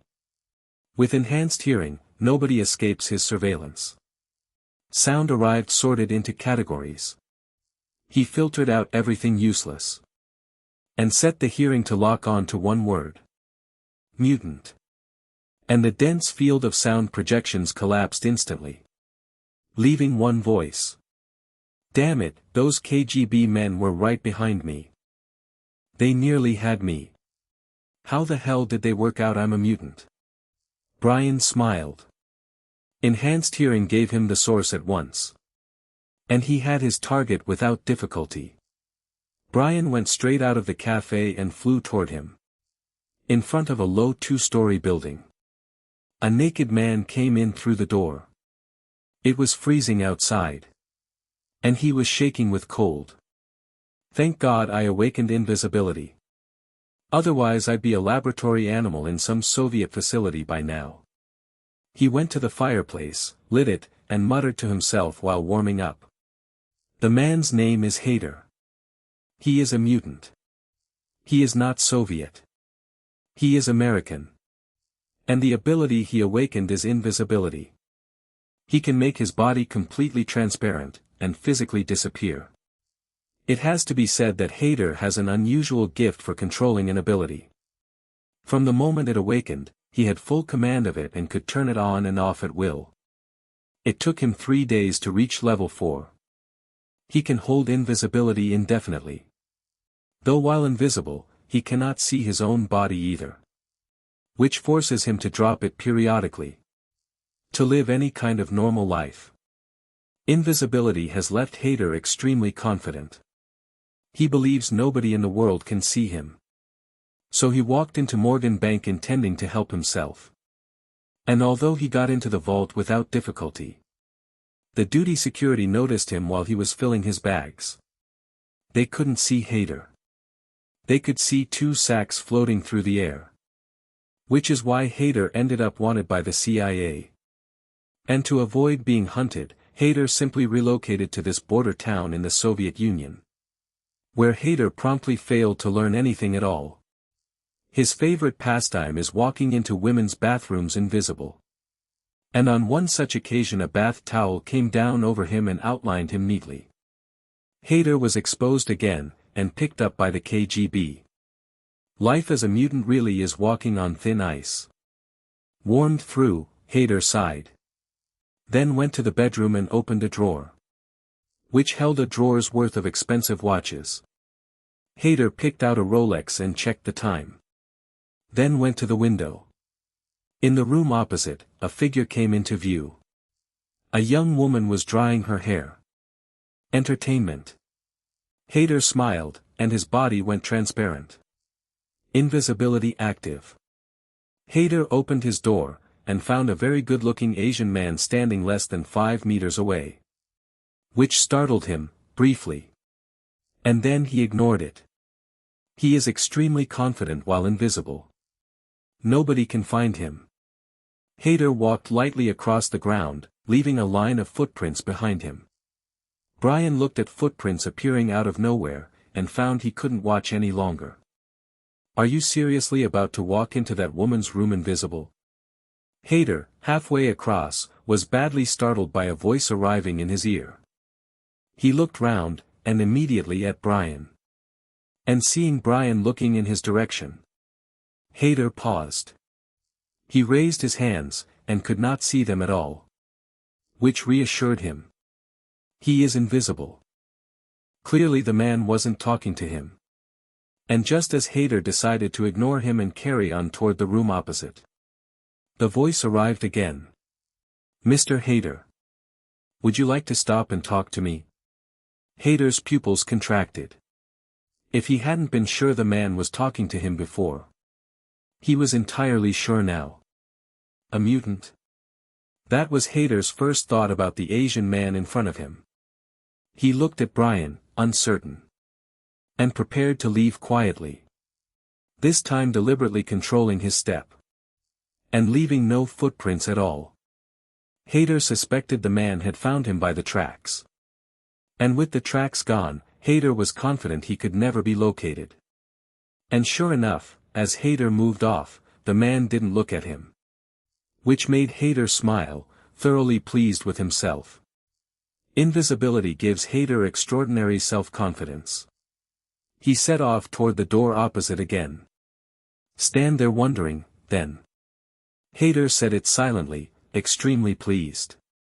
That is his habit. When invisible he talks to himself constantly. And what Hader could never have imagined is that Brian has enhanced hearing. The invisible man had been laid bare to Brian's ears from the beginning. Enhanced hearing gives him Hader's breathing, and his footsteps carrying through the ground. And his heart going like a drum. And the blood moving in him. Brian doesn't need to see him at all. Listening alone builds a three-dimensional sound projection of the invisible man in his head. In Brian's ears, Hader has a shape. Down to which way his arms are swinging. How he walks. Where he is going. All of it, clearly. Against enhanced hearing. Invisibility is worthless. Watching Hader about to step into the room opposite. Brian raised his right index finger without much ceremony. And a red energy beam went into Hader's back.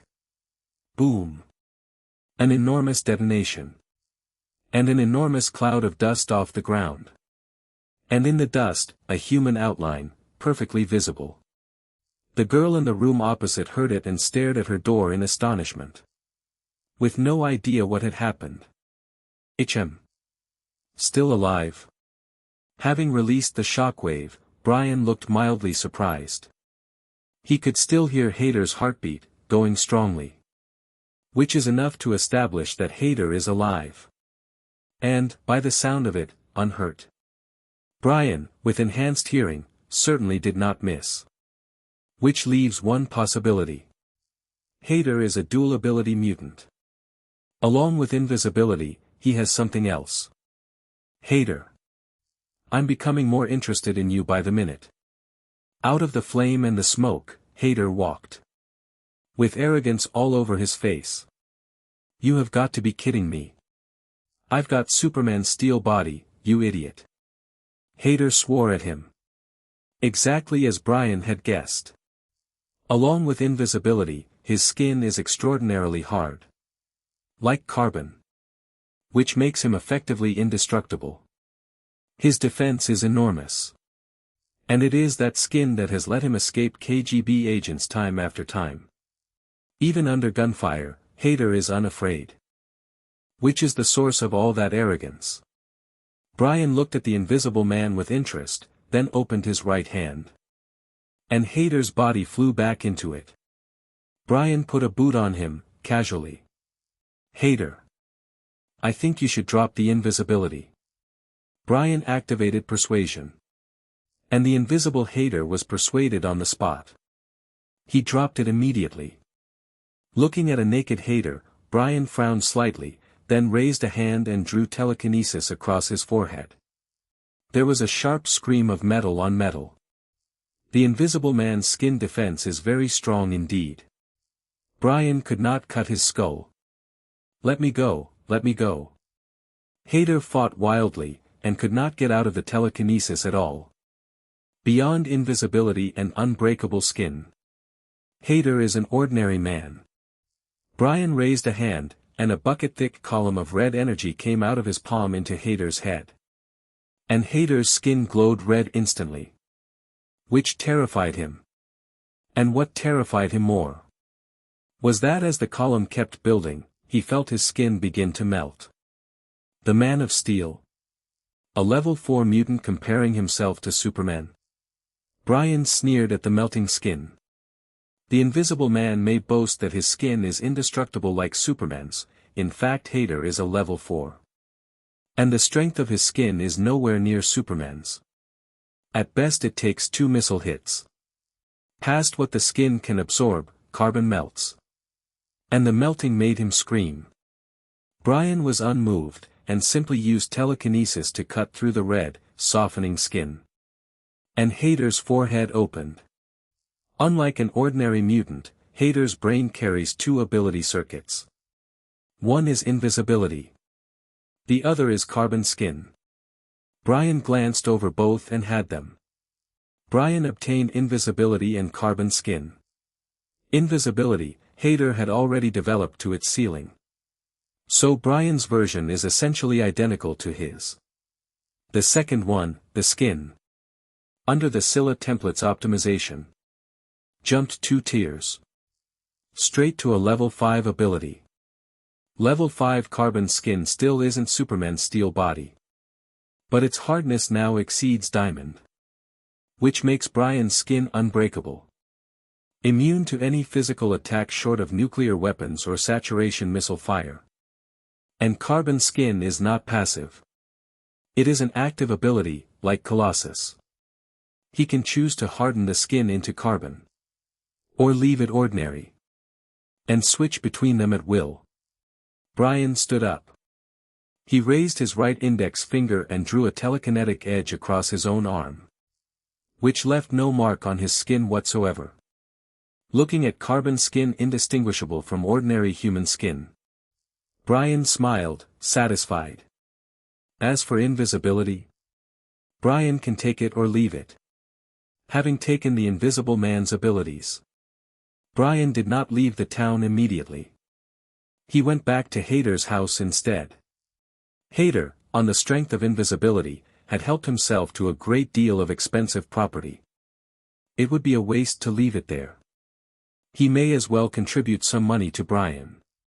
Outside the Morgan Bank building in New York, a figure came down out of the sky carrying 2 woven plastic sacks. Brian. After killing Hayter, Brian had swept up every piece of expensive property the invisible man had helped himself to over the years, and packed all of it into the 2 sacks. Then spent 3 enjoyable days in Siberia before flying back to New York. He didn't return to Xavier Manor immediately, though. He went to Morgan Bank in Manhattan instead. He still had 2 sacks of luxury goods that needed converting into money. Brian walked into the banking hall with both sacks over his shoulder, entirely unbothered. The hall was packed with customers doing business. And the noise died the moment Brian walked in. The 2 sacks were, frankly, conspicuous. Some of them assumed on sight that Brian had just looted the contents. "Sir, welcome to Morgan Bank. How can I help you today?" Brian ignored the stares and went straight to the counter. Set against the customers, Morgan Bank staff are considerably more professional. A young woman in office dress said it to him, smiling. "Turn this lot into money." Brian dropped a sack onto the counter. Then waved a hand, and it opened, and gold and silver jewelry, expensive watches and collector's cigars spilled across the counter. Looking at all of it, the young woman, Katie, drew a sharp breath. And looked at Brian with some suspicion. She was becoming increasingly certain that none of it had been come by honestly. Katie half suspected Brian had robbed a bank. "Sir, this isn't something I can authorize. I'll need to fetch our manager." Katie said it smiling. A minute later a middle-aged bald man arrived. "Sir. Is all of this yours?" He came to the counter, looked over the contents with visibly shining eyes, then turned round with a stern, businesslike face. Brian looked at him with some amusement. You can see at a glance that this one intends to take the lot for himself. And Brian had no time to waste on him. "Manager Harold, isn't it? I think we should go somewhere quieter." At which Harold's face filled with excitement. He could tell at a glance that Brian's goods weren't legitimate. In fact, people come into Morgan Bank every day trying to sell what they've stolen. And without exception, Harold has found ways to seize the goods and move them into his own pocket. Over the years, robbing thieves has made Harold a great deal of money. Which is why he was confident he could handle one Asian man without difficulty. "Of course, sir. This way." Harold took him to a private dealing room. And once they were inside, Harold dropped the act entirely. "Sir. I believe you stole these items from Morgan Bank. Be sensible. Leave them here. Otherwise, I'm an old friend of Chief John at the NYPD. One word from me and you'll be somewhere you won't enjoy at all." Harold was thoroughly pleased with himself. Looking at all that greed, Brian smiled. "One word from you? With what, exactly?" And as Brian finished the sentence, Harold, mid-laugh, mouth open, closed it hard. Hard enough that every tooth in his head shattered. Harold covered his mouth in terror. He tried to open it, and however hard he pulled, his jaw seemed fused shut and would not move at all. Watching him, Brian was in a very good mood. He raised a finger, and Harold's considerable frame hit the ceiling. And came down hard. "Harold. Do you know what to do now?" Brian pointed, and Harold's body slid across the floor to his feet. Brian put a boot on his head. Harold was beyond frightened. He made noises through a sealed mouth, trying to speak, and could not produce a word. And then, under Brian's eye, Harold nodded frantically. Brian released the telekinesis. Harold scrambled upright. And after that Harold gave him no trouble whatsoever. 10 minutes to value the lot. "Sir. Your items come to $170 million. I'll take the decision myself and put the valuation at $200 million. Harold handed over a Morgan Bank gold card, terrified. To please Brian and get himself out of the room, he deliberately took an extra $30 million from Morgan Bank and moved it onto the card. It wasn't his money, so Harold didn't mind at all. Never mind $30 million, if it bought his life he'd have moved 300. Sensible man. Brian took the card and left the bank without looking at him again. It was half an hour after Brian had gone, before Harold's legs gave out and he sat down on the floor. What in God's name was that? Harold swore, letting it out. And had barely begun, when he went suddenly dizzy and started vomiting violently. What's happening to me? Harold felt appalling all over and his head was splitting, and he had no idea why. Harold. That was a small correction. Swear at me 10 more times and I promise you'll be pulped before you finish the sentence. Brian's voice, in his ear. Harold shook from head to foot. That man must have been an emissary of Satan. And he had clearly cursed him. At which thought Harold was mortified and terrified in equal measure. He had already filed Brian under devils. And the nausea and the dizziness were obviously the devil's curse. Harold did not swear again. He didn't dare mention any of it to anyone either, in case he triggered the curse by accident and ended up as pulp. Mr. Devil. From this day I am the most loyal dog you have in this world. Along with the fear, something else had occurred to Harold. Perhaps being a dog for Mr. Devil isn't such a bad position. Perhaps, if the devil is pleased, he'll be rewarded with wealth and a long life. Back at Xavier Manor, Brian stopped short at that. He had heard Harold swearing through enhanced hearing, and used infrasound to correct him. He had not expected Harold to conclude he was a devil, or to volunteer as the devil's dog. Brian was almost impressed. A senior manager at Morgan Bank, to the last. Even at that moment, still working out how to profit from it. Brian had originally intended to get back to Xavier Manor and kill Harold with sound. He has changed his mind. He is going to keep Harold as a cash machine. Harold. Remember what you just said. Brian compressed the sound and sent it several kilometers, straight into Harold's ear. Yes, Lord Devil. I'll remember. I'll be a dog that never betrays you. Panicking a moment ago, Harold was enormously relieved, and promised it at speed. Brian ignored him and walked into Xavier Manor. And the first thing he saw was Alex. Alex was out on the lawn with his fists closed, red energy gathering in rings across his chest. Boom. And once it had built to a certain point, Alex pushed his chest forward. A fist-sized red shockwave shot out. And the solid bronze statue opposite him came apart. Still can't get the power up. Alex wiped his forehead and muttered, frowning. Brian looked at him. It has to be said that Alex works genuinely hard. Since arriving he has not slacked once. Beyond eating and sleeping, he trains. And even at level 3, he isn't remotely satisfied. He can put a shockwave out of his chest with real competence now. He simply isn't satisfied with how strong it is. The most he can currently manage is roughly an RPG. Which he doesn't consider good enough. Which is why he has spent this period trying to increase it. Without any success so far. Alex. You look like you could use some help. Brian walked over and patted his shoulder. Brian. You're back. Alex nodded to him, and explained the problem. Alex, the ability is part of your body. You release it with instinct, not with effort. Brian said it in earnest. With instinct? How? Alex frowned, not following. Brian waved a hand, and an enormous stone lion flew at him. Seeing it coming, Alex didn't stop to think and simply released. Boom. A red shockwave the width of a bowl came out of his chest. The stone lion detonated, and the fragments burned as they fell. That is instinct. Straight out of you.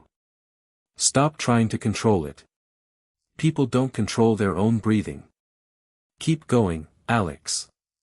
There's a great deal in that ability. Brian encouraged him, and moved on. Having taken Alex's energy shockwave, Brian understands the ability thoroughly and uses it without effort.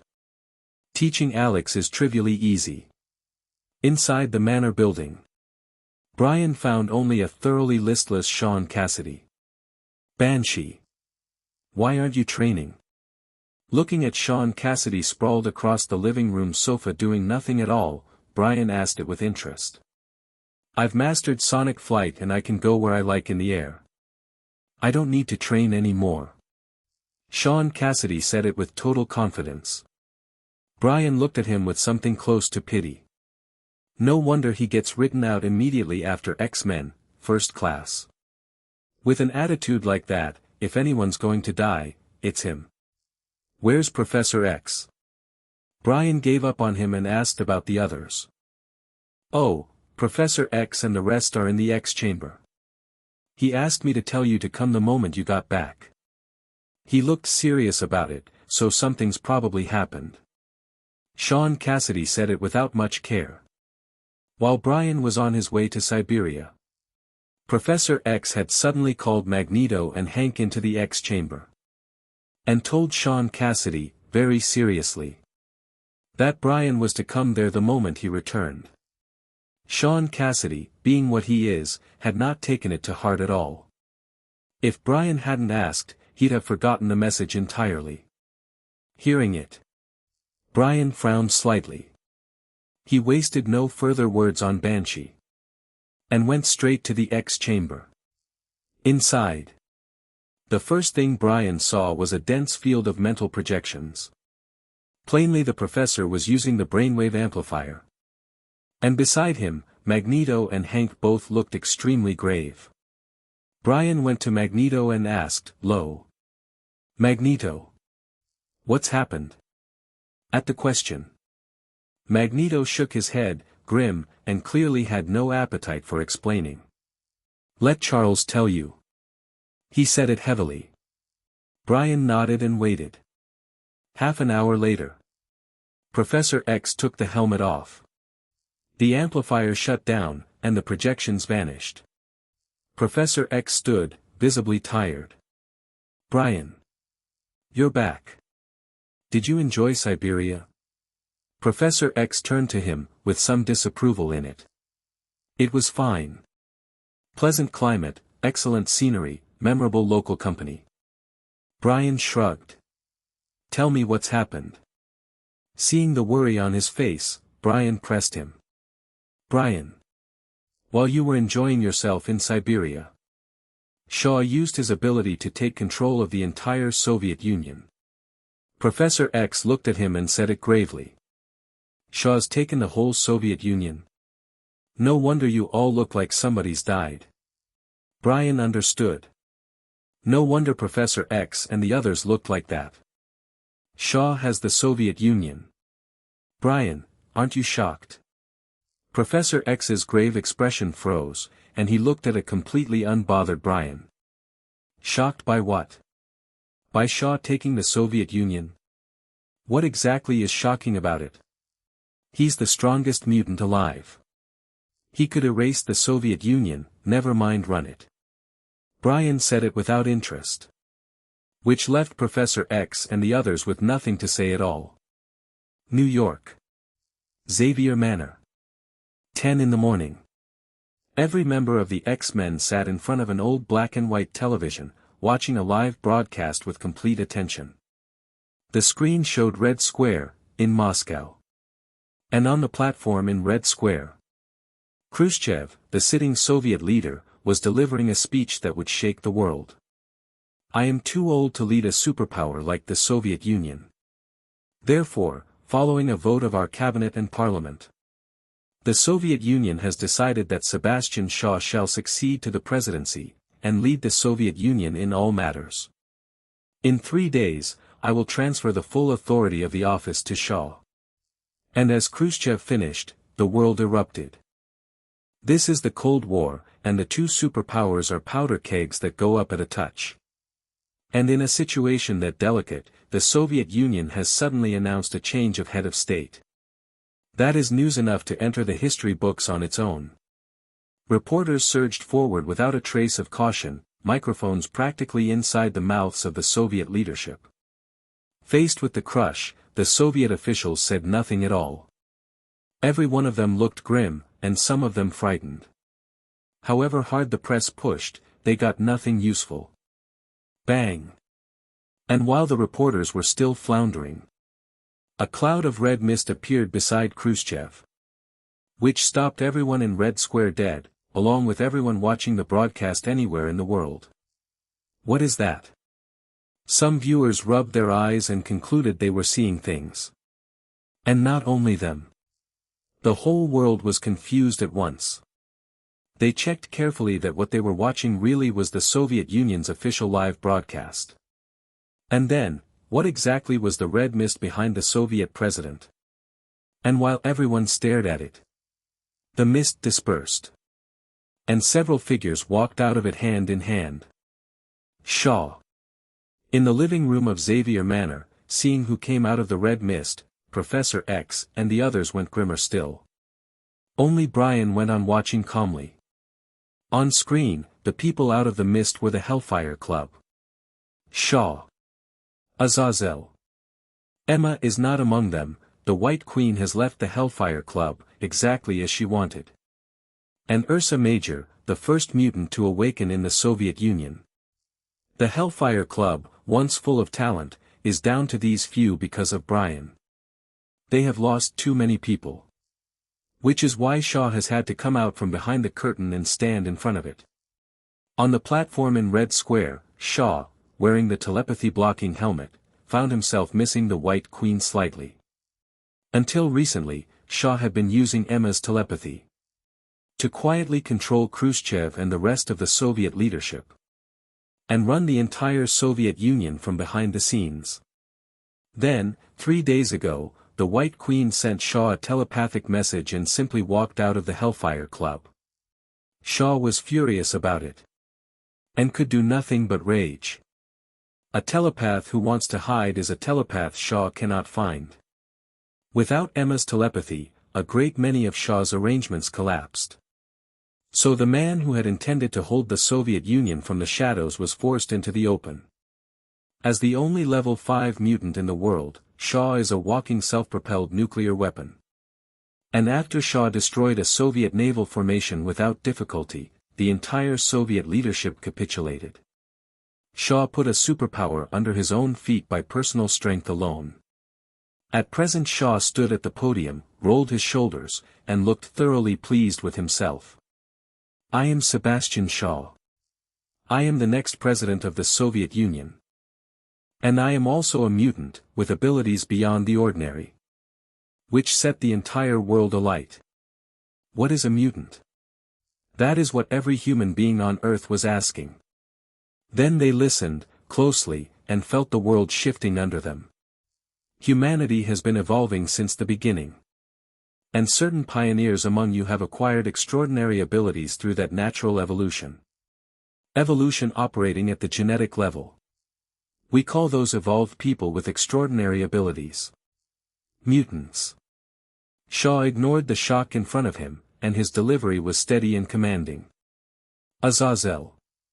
To prove the point, Shaw said it to the man beside him. Bang! Red mist bloomed, and Azazel stood in front of Shaw. And seeing an appearance so far from human, everyone finally understood what Shaw meant by mutant. Ursa Major. The demonstration wasn't finished. Shaw spoke to the Soviet beside him. Roar.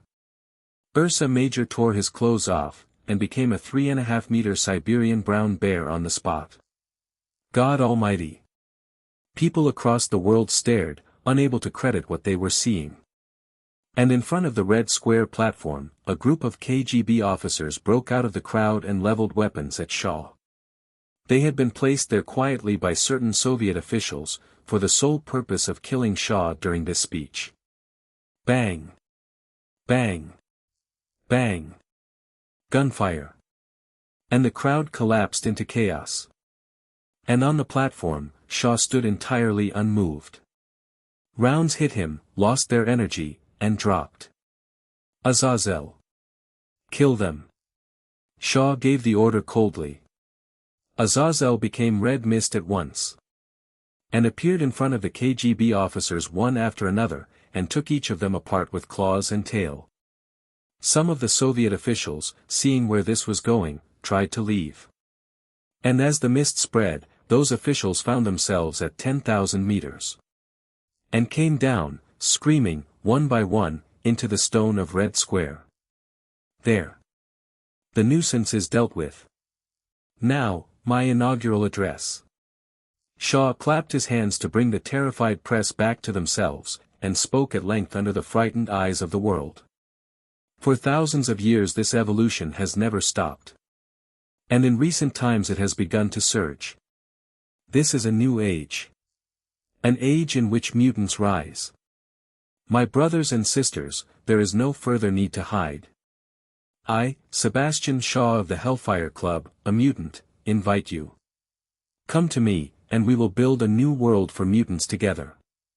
Shaw opened his arms and embraced the world. Address delivered, the Hellfire Club vanished into red mist again.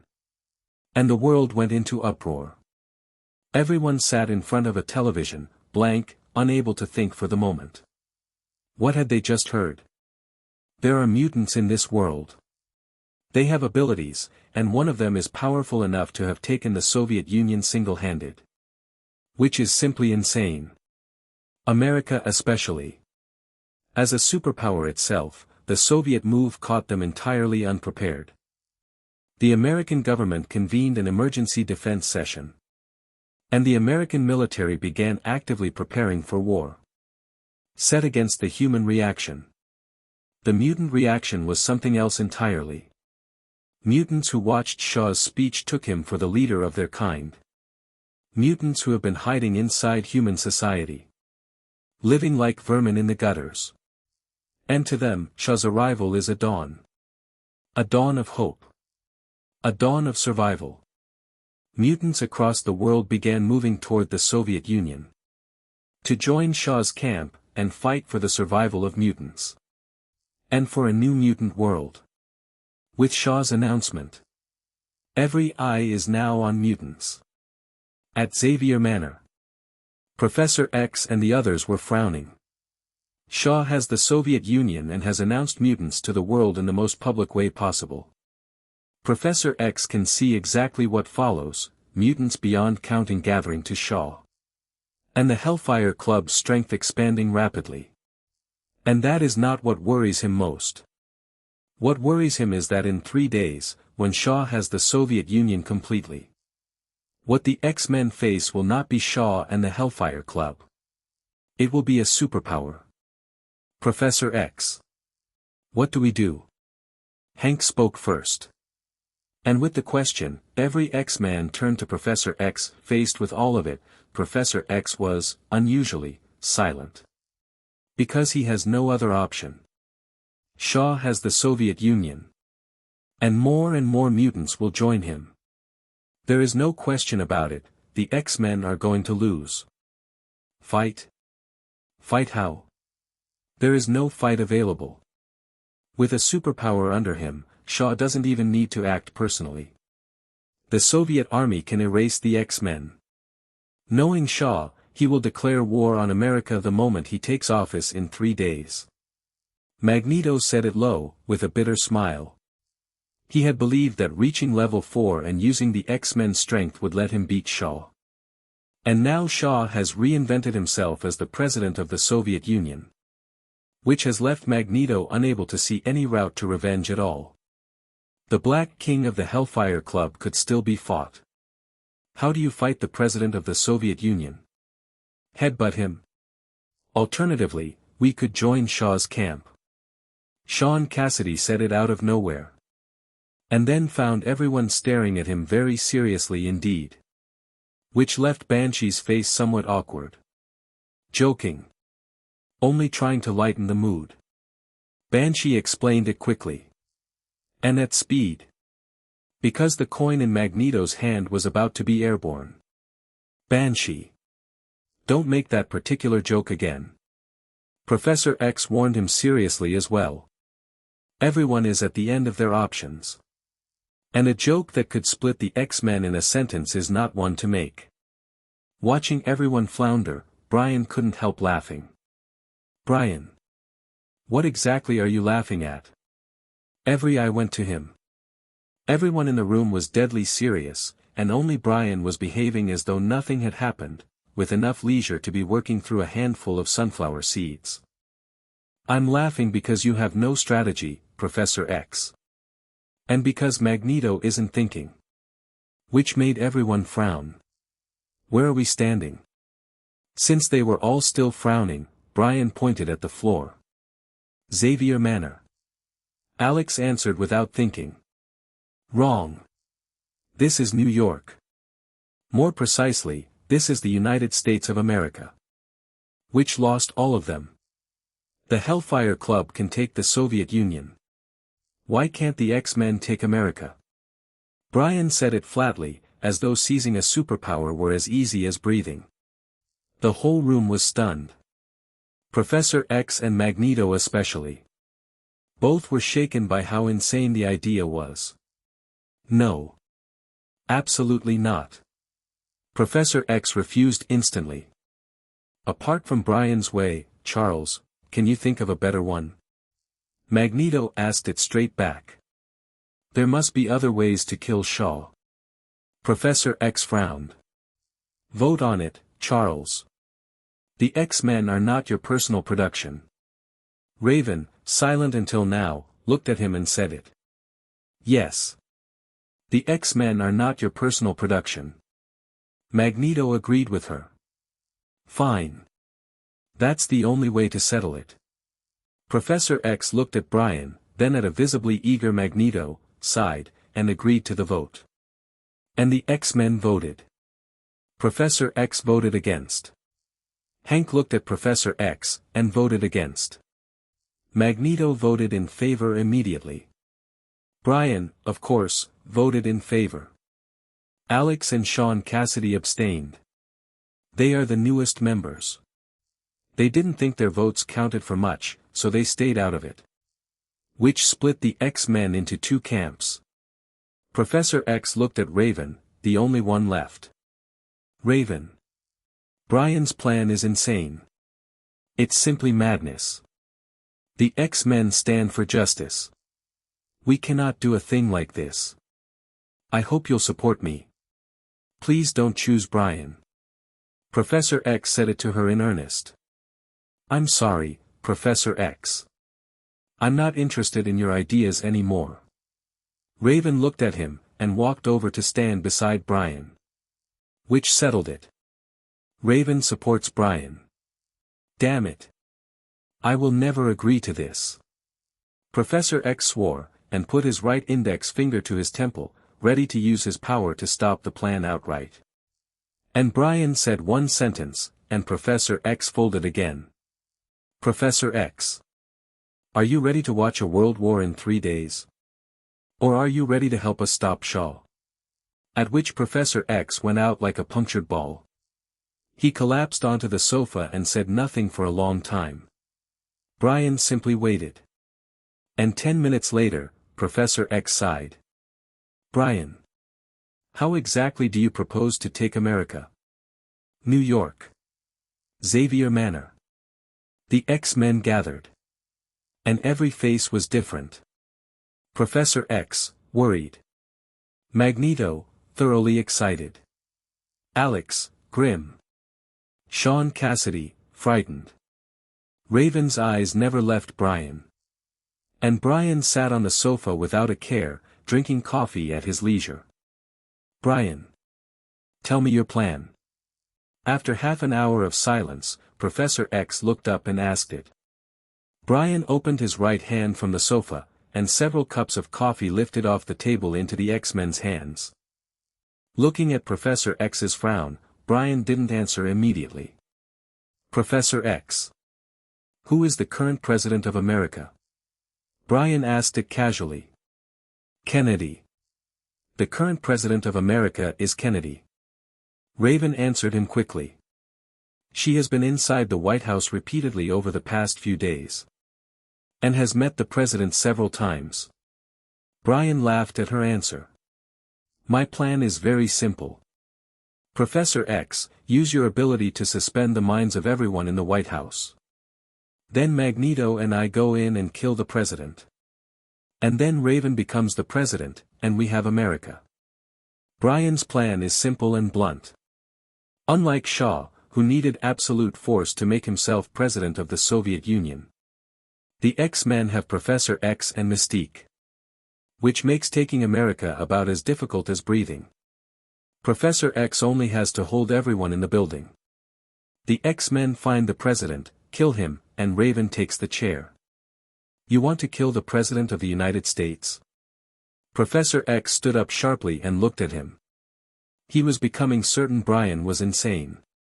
Even Shaw didn't dare kill the Soviet president, he used force to make the man abdicate. And Brian is proposing to simply kill the American one. The idea is madness of the purest kind. And Professor X, who has his own standards of conduct, was never going to agree to it. Is there a problem? Kennedy dies sooner or later anyway. Brian shrugged. Oh, dies sooner or later. Brian, why don't you die? That shattered Professor X's composure entirely. He swore. Whatever professorial dignity he had was gone. If his power could get through Brian's shield, he'd have gone into Brian's head to find out what the man was actually planning. Charles. Calm down. Watching him lose control, Magneto said it quietly. I think Brian's plan is entirely workable. And just as Professor X had steadied slightly, he heard that, which set him off instantly. Eric. You're going to follow Brian into this? Professor X looked at him in disbelief, with real disappointment in it. Magneto has already been disappointed in Professor X. And now Professor X has begun to be disappointed in Magneto. Charles. It's the simplest and most direct route. You know that in 3 days, once Shaw succeeds to the Soviet presidency, the World War begins. Watching Professor X's anger, Raven put it to him. And at that, the anger went out of his face and left something much heavier behind. Professor X is stubborn. He can also tell what matters from what doesn't. If his side has still done nothing, then when Shaw becomes president in 3 days, he will drop every nuclear weapon the Soviet Union has on America to complete his plan. And nuclear war becomes unavoidable. What frightened Professor X more is that the Soviet Union alone holds thousands of warheads. Enough for Shaw to destroy human civilization several dozen times over. Brian. I agree to your plan. Professor X compromised again. And just as Magneto and the others began to smile, Professor X used his ability to take control of every person in the room except Brian. Magneto and the rest walked mechanically to stand behind him, isolating Brian. But the President of the United States does not die. That is my line. And it is the X-Men's line. Professor X did not speak. The X-Men behind him, under his control, said it for him. Plainly, Professor X was applying pressure, signaling that he can take control of every member except Brian whenever he chooses. That he, Professor X, is the undisputed leader of the X-Men. That his line is the X-Men's line. And his rules are the X-Men's rules. Brian is a member, and must abide by them. Or there is no place in the X-Men for Brian at all. Faced with that, Brian drank his coffee and looked back at him without any expression at all. You're the boss. Your call. Brian does not care whether the American president lives or dies. He wants America. How he gets it is immaterial. Looking at how little Brian cared, Professor X felt like a man punching cotton. He thought about it, and released the others. And the X-Men came back to themselves. Damn it, Charles, you used your ability on me. Magneto worked out what had happened immediately, which had him swearing, and then using his own ability. The fork on the table shot at Professor X, swish. And just as it was about to reach him, a thick arm covered in blue fur caught it. Beast had blocked it for Professor X, Magneto. Calm down. Beast warned him. I'm sorry, Eric. That's the last time I control you. Professor X wasn't angry about the attack at all. He apologized to Magneto sincerely. Magneto made a cold noise, sat down, and went back to turning a coin over in his right hand. Brian watched all of it with interest. The X-Men look like a team. In practice they have split into 3. Professor X and Beast are 1. Magneto is 1. Brian and Raven are 1. As for Alex and Sean Cassidy, those two can only go where the current takes them, and have no say at all. And it is only because of Shaw that the X-Men have not actually broken. The moment Shaw dies, the X-Men come apart on the spot. Right. Everyone prepare. We leave for Washington in 5 hours. Professor X finally broke the silence, set the time, and left the room. 5 hours later, a supersonic fighter lifted off from Xavier Manor. In the cabin, Hank came round to everyone with a case. And under Brian's distinctly odd expression, Hank broke the silence. "We're a team. We should have a uniform." Hank said it while opening the case and producing an extremely ugly yellow combat suit. "Hank, is this the X-Men suit you've developed?" Professor X frowned at it, hesitating. "Hank, this is far too ugly." Where Professor X was tactful, Magneto simply said it. "Rejected on grounds of ugliness." Brian turned it down too. As for Raven, wearing it would restrict her ability. So in the end only Professor X, Hank and Alex put the suit on. "Is it that ugly?" "I rather like it."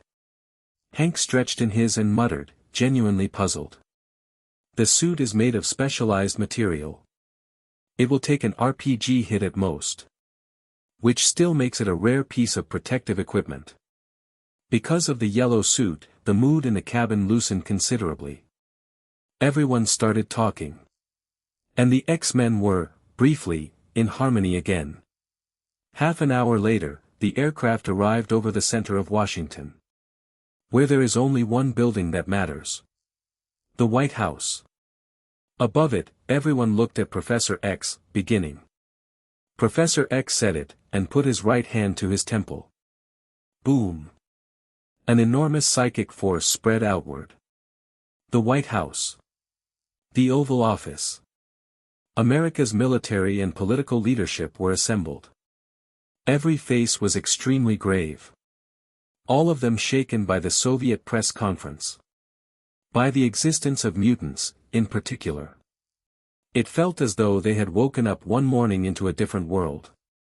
"Gentlemen. Tell me what this mutant Shaw actually wants." The president spoke first, and sounded tired. Since Shaw's speech in Red Square, America has had to reassess the risk of the Soviet Union starting a war. There is no question. Shaw intends to provoke one. The military leadership, who have dealt with Shaw several times, said it flatly. War is coming. We must prepare for total war. Some of the hawks put their view.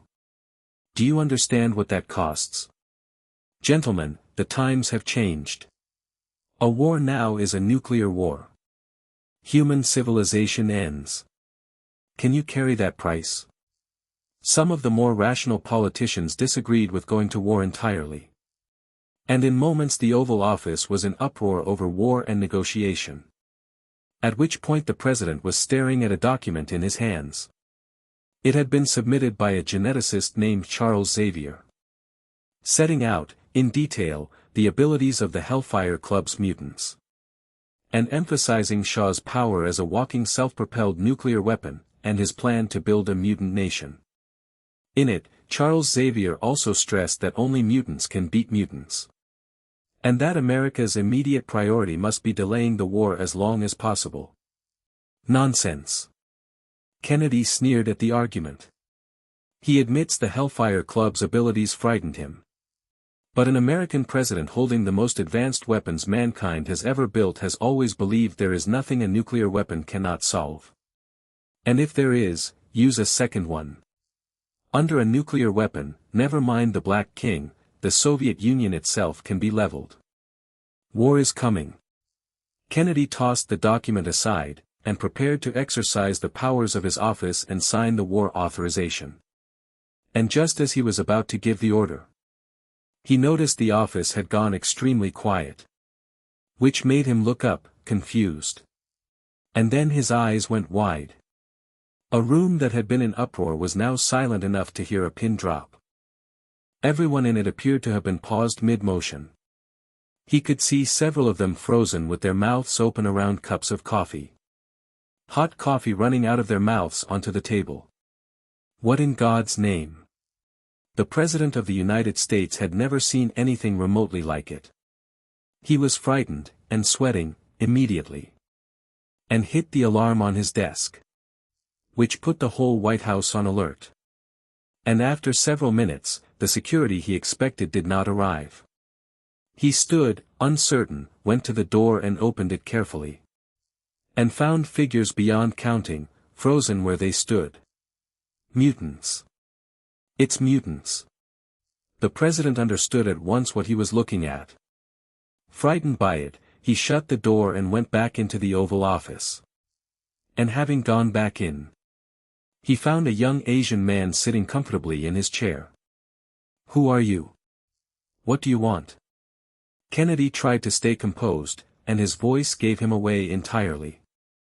Faced with the question, Brian raised a hand, and a cup of coffee nobody had touched came to him.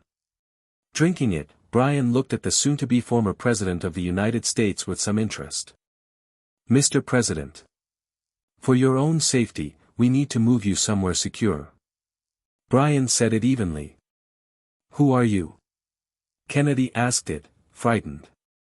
"Us. We're the X-Men."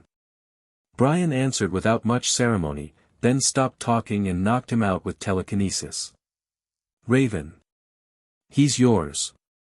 Brian took hold of Kennedy telekinetically and went out through the window behind him. In the Oval Office. Raven nodded, smiling. "Don't worry, Brian." And as she said it, Raven had already become Kennedy, and sat down in the president's chair. And in a moment, the White House had a new owner. Above the White House, Brian hung in the air and opened the supersonic fighter's hatch with a wave of his hand. "Professor X. The President of the United States is your problem." And threw the unconscious Kennedy across to him. What happens to the president is no concern of Brian's. He has already spared the man's life, as Professor X asked. Kennedy handed over. Brian's lips moved slightly, and a voice only Raven could hear arrived in her ear. "Raven. Let's begin. Taking America was only the first step. Now for the second." The White House. The Oval Office. The room had long since returned to uproar. The War Party and the Peace Party were still arguing. With no idea that the man in the president's chair was no longer the president. At present, Raven sat in that chair reading the documents on the desk with some interest. "Charles. You traitor." Looking at what was in her hands, Raven shook her head. And there was real disappointment in her eyes. Because Professor X had submitted a document to the Oval Office before the X-Men moved. Which felt, to Raven, like being knifed in the back. Especially since the document lists not only the abilities and weaknesses of the Hellfire Club's members, but the abilities of the X-Men as well. Honestly, Raven was thoroughly disappointed in him. Did Professor X not understand how dangerous it is to hand the X-Men to the American government? Of course he understood. He simply believed, naively, that as long as the X-Men obey the law, the American government will not move against them. A man who has seen the darker side of human nature since childhood, staking the X-Men's safety on the mercy and goodwill of the other side. Which has to be called an irony. "Charles. You'll get the X-Men killed eventually." Raven destroyed the document, sat up, and tapped the desk lightly. "Quiet, gentlemen." Her voice wasn't loud, and it silenced the room instantly. You should not be debating whether to go to war with the Soviet Union. What you should be discussing is how to kill the mutant Sebastian Shaw. Which had everyone in the room thinking. Raven gave them no time for it and carried on. The situation is perfectly clear. Shaw, a mutant, used his ability to put a superpower under his feet. Gentlemen, a superpower. And it went down under him regardless. I am frightened, gentlemen. I am frightened that the mutant who now holds the Soviet Union will do exactly the same thing. Come to America. To the land of the free. To this building. And use that strength to slaughter every senior figure in this government. And take America by force. Believe me, gentlemen. If Shaw can take the Soviet Union, he can certainly take America the same way. Raven's voice was full of fear and worry. And the emotion in it had them looking at each other. Because they realized the president was right. They had made an obvious error. If the man can seize the Soviet Union outright with force, there is nothing stopping him doing it here. War. A world war. There's no need for one at all. Because Shaw is a walking self-propelled nuclear weapon. Wherever he goes, that country comes apart. They no longer need to think about how to fight a total war with the Soviet Union. What they need to think about is how to fight Shaw. And stop him arriving in America and killing everyone who actually runs it. Nobody is unafraid of dying. And men who actually run a country are more afraid than most. They watched Shaw slaughter the Soviet leadership. A mutant like something out of hell, throwing the officials who displeased him off a 10,000-meter drop. They died badly. And America's leadership has no wish to experience high-altitude bungee jumping. So they abandoned the idea of total confrontation with the Soviet Union entirely. And in that moment, everyone in the room was thinking the same thing. Stop Shaw. By any means available. Mr. President, how do we stop Shaw? One of the presidential advisors frowned. He happened to catch sight of Raven in the president's chair, looking entirely confident, and asked it before he could stop himself. Gentlemen. Mutants are not a Soviet speciality. Which turned every head in the room. And left all of them confused. Faced with that, Raven stood slowly. And under their eyes, said it calmly. In fact, within hours of Shaw's speech in Red Square. Mutants of this country, out of the justice in their own hearts and concern for the safety of this nation. Disregarding their own lives and the strength of the enemy. Came together of their own accord to form a team to fight Shaw. I call them the X-Men. Raven delivered it with real feeling. Painting the X-Men as people willing to give everything and sacrifice everything, for the country, for humanity, and for human justice. Gentlemen. When this country was in danger, the X-Men stood up without hesitating. They are genuine heroes. They are what justice looks like when it takes a form. They uphold justice, master their own fear, and use their own strength to fight the evil mutant Shaw. They are heroes of this country. The X-Men are humanity's superheroes. The longer Raven spends around Brian, the more of his patter she has picked up. And under that speech, America's leadership came round rapidly to the justice and the self-sacrifice of the X-Men. Can the X-Men actually beat Shaw? One of the senators asked it with some concern. One X-Man may not be able to. But what about a great many X-Men? Which confused them again. They had no idea where the president was going. Gentlemen. I intend to make the X-Men a legitimate superhero team of this country. I want them to be the standard of justice in America. I want to build a superhero dream for every mutant in America, so that they come forward eagerly to join the X-Men. And so strengthen the X-Men. In order to destroy the evil mutant Sebastian Shaw. Raven shrugged and sat back down. And with her eyes bright, laid out everything she and Brian had worked out. Yes. Taking America was never Brian's objective. Brian's actual objective is to use the political power of the American government. To make the X-Men a superhero team for America, and eventually for all of humanity. With a superpower's endorsement behind them. And an absolutely evil, absolutely powerful villain in Shaw as the enemy. There is no question about it, the X-Men become the embodiment of justice. And every member becomes a star on the order of Captain America. Superheroes. Like Marvel's superhero comics, Captain America. A bald man said it, and produced a comic from his pocket. That is the superhero comic Marvel publishes in this era. Captain America. Which became a phenomenon across America the moment it was released. Captain America, like the early Superman comics, is a household name. Some states have even opened Captain America comic halls, which draw enormous numbers of young people. Yes. I intend to make the X-Men superheroes like Captain America. And the X-Men will be more famous than Captain America. Raven's eyes flashed and she said it low. Gentlemen. Vote now. To make the X-Men America's superhero team, I need your support and your organization. And having said it, Raven waited. Half an hour later, the vote in the Oval Office concluded. 90% of the leadership backed the president's plan. Excellent.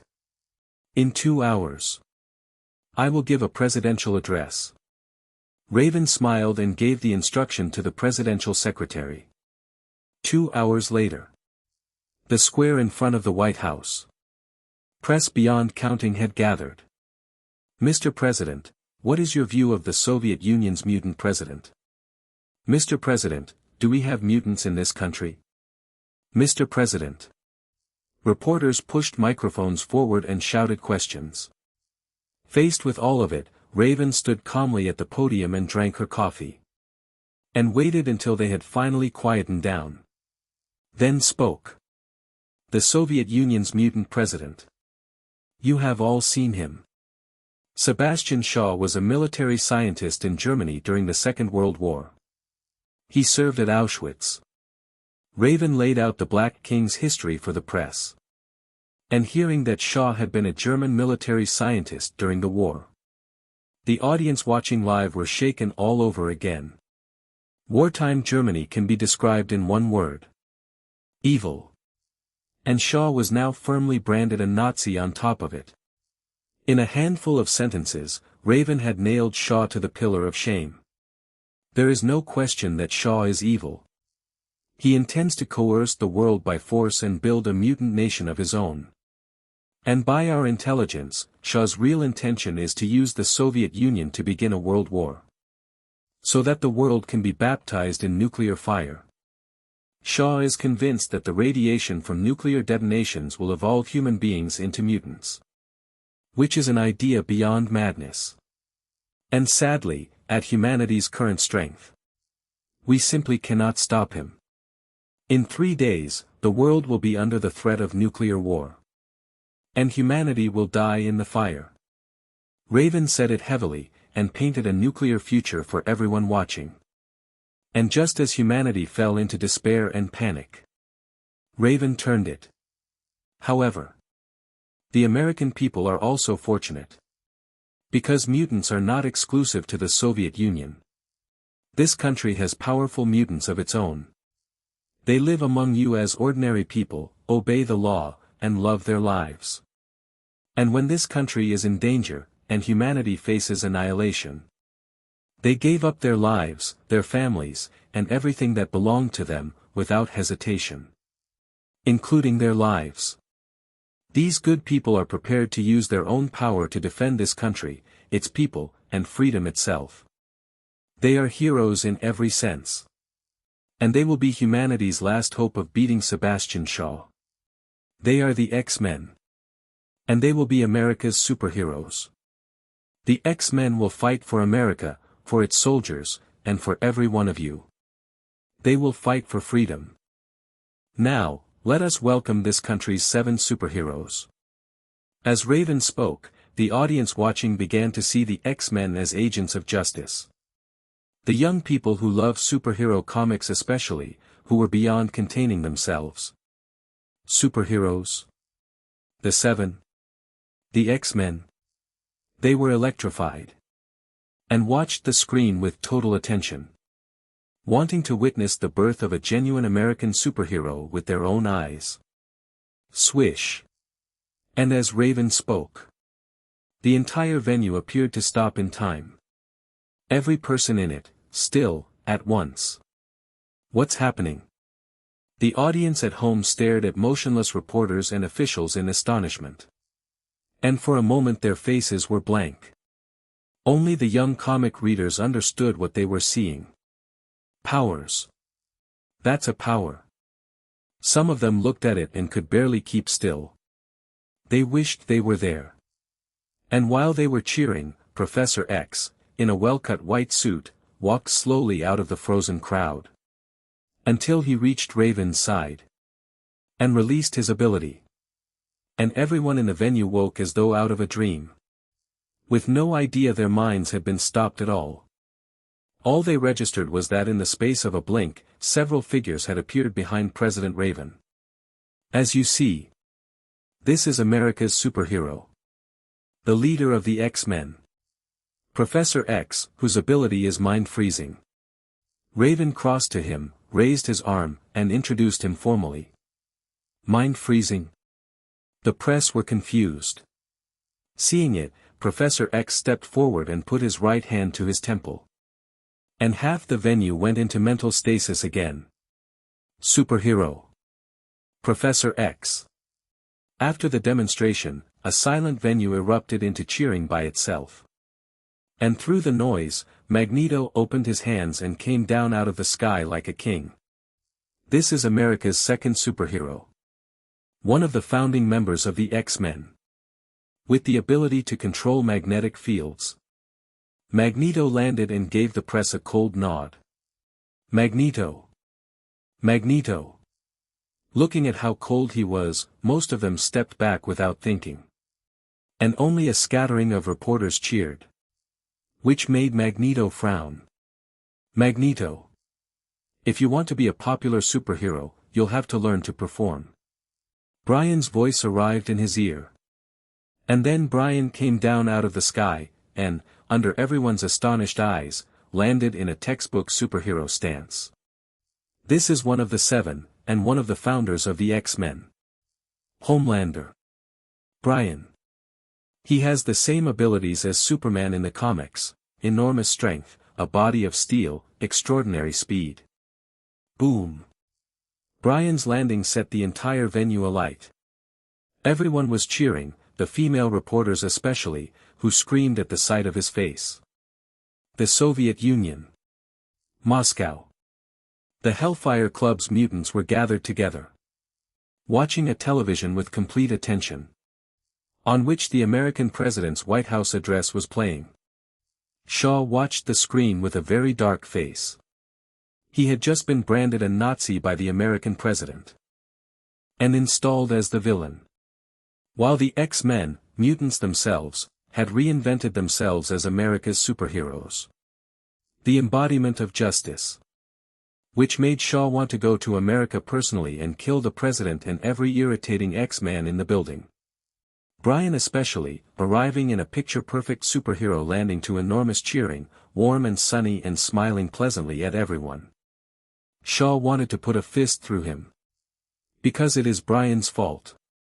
The White Queen left the Hellfire Club. Which put Shaw entirely on the back foot. He now wears that ugly telepathy-blocking helmet all day, and doesn't dare take it off to sleep. Of course, Shaw was only thinking about it.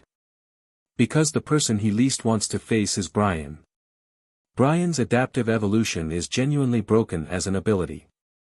Shaw may be the most powerful level 5 mutant in the world. Against adaptive evolution there is simply nothing he can do. The longer they fight, the stronger Brian gets.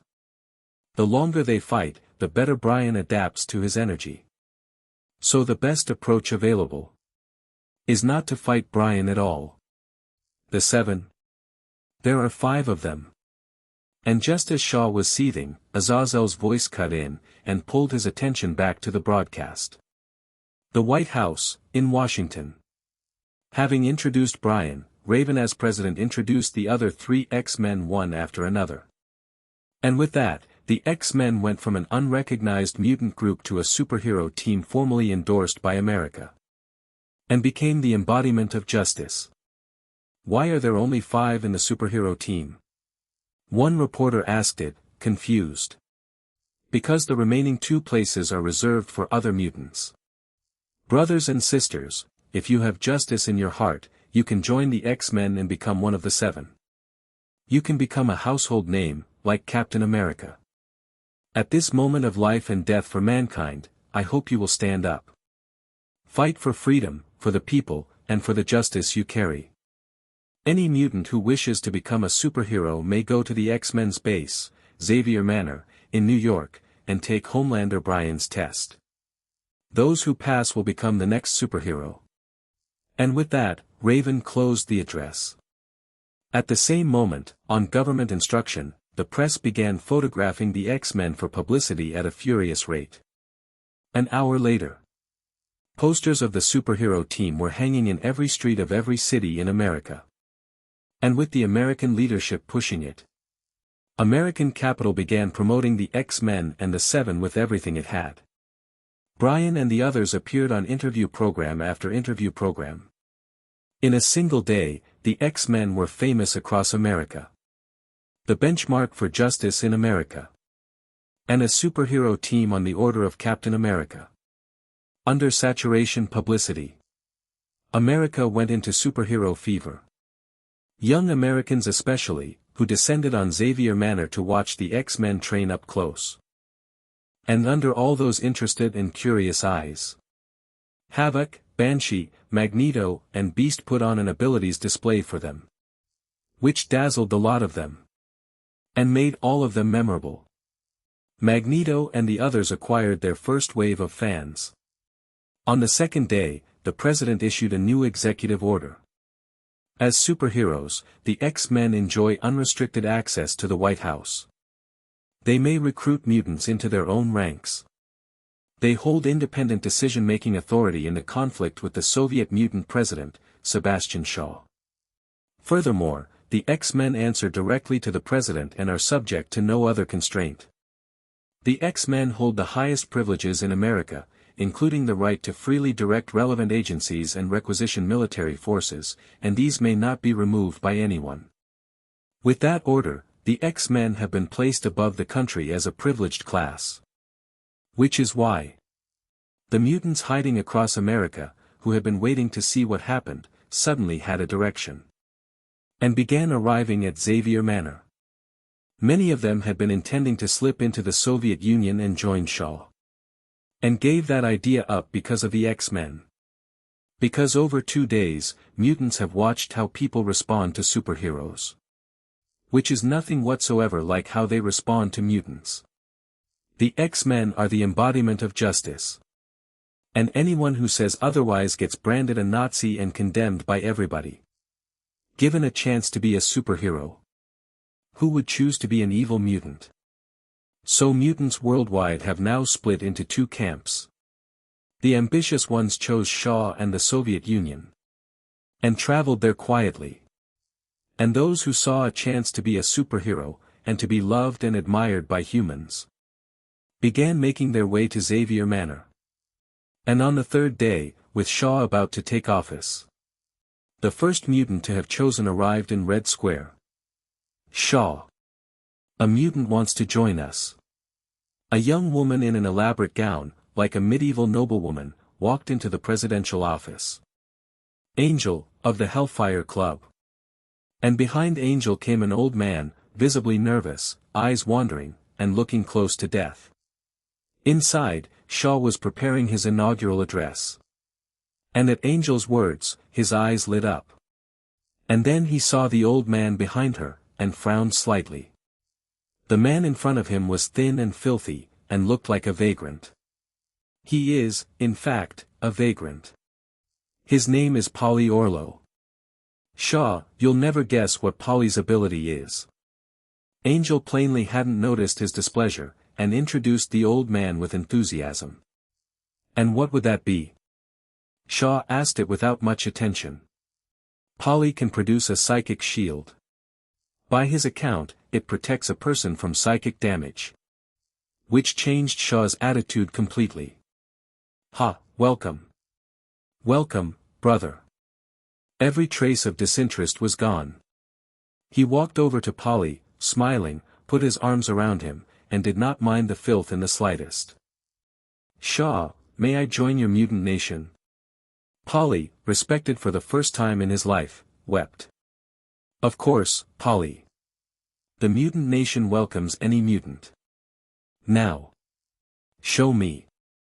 Shaw said it impatiently. Psychic shield. Under Shaw's eye, Polly raised a hand and produced a golden shield. With strange inscriptions across its face. It looks extremely impressive. And it closed over Shaw. Shaw felt his mind vibrate faintly. And then felt his inner world protected. And could tell that this protection is considerably stronger than his own helmet. Shaw was delighted. He has the helmet, certainly. But no other member of the Hellfire Club has any psychic protection at all. Which has been the Hellfire Club's flaw. Without helmets, it means that in a full engagement with the X-Men, nobody except Shaw could resist Professor X. And Professor X alone could erase every Hellfire member but him. Which is why Shaw has wanted a psychic shielding ability more than anything. He had assumed a mutant with that power would be extremely hard to find. And instead, within 3 days, one has walked into the Hellfire Club. Good. Very good. Angel, take Polly and get him properly bathed. Then introduce him to the others. Shaw gave the instruction. And Angel took Polly away. X-Men. Superheroes. They're clowns. Shaw is fearless now. With Polly, the Hellfire Club has no weakness left. And its members can finally work without restraint. Mr. President. Your inauguration is about to begin.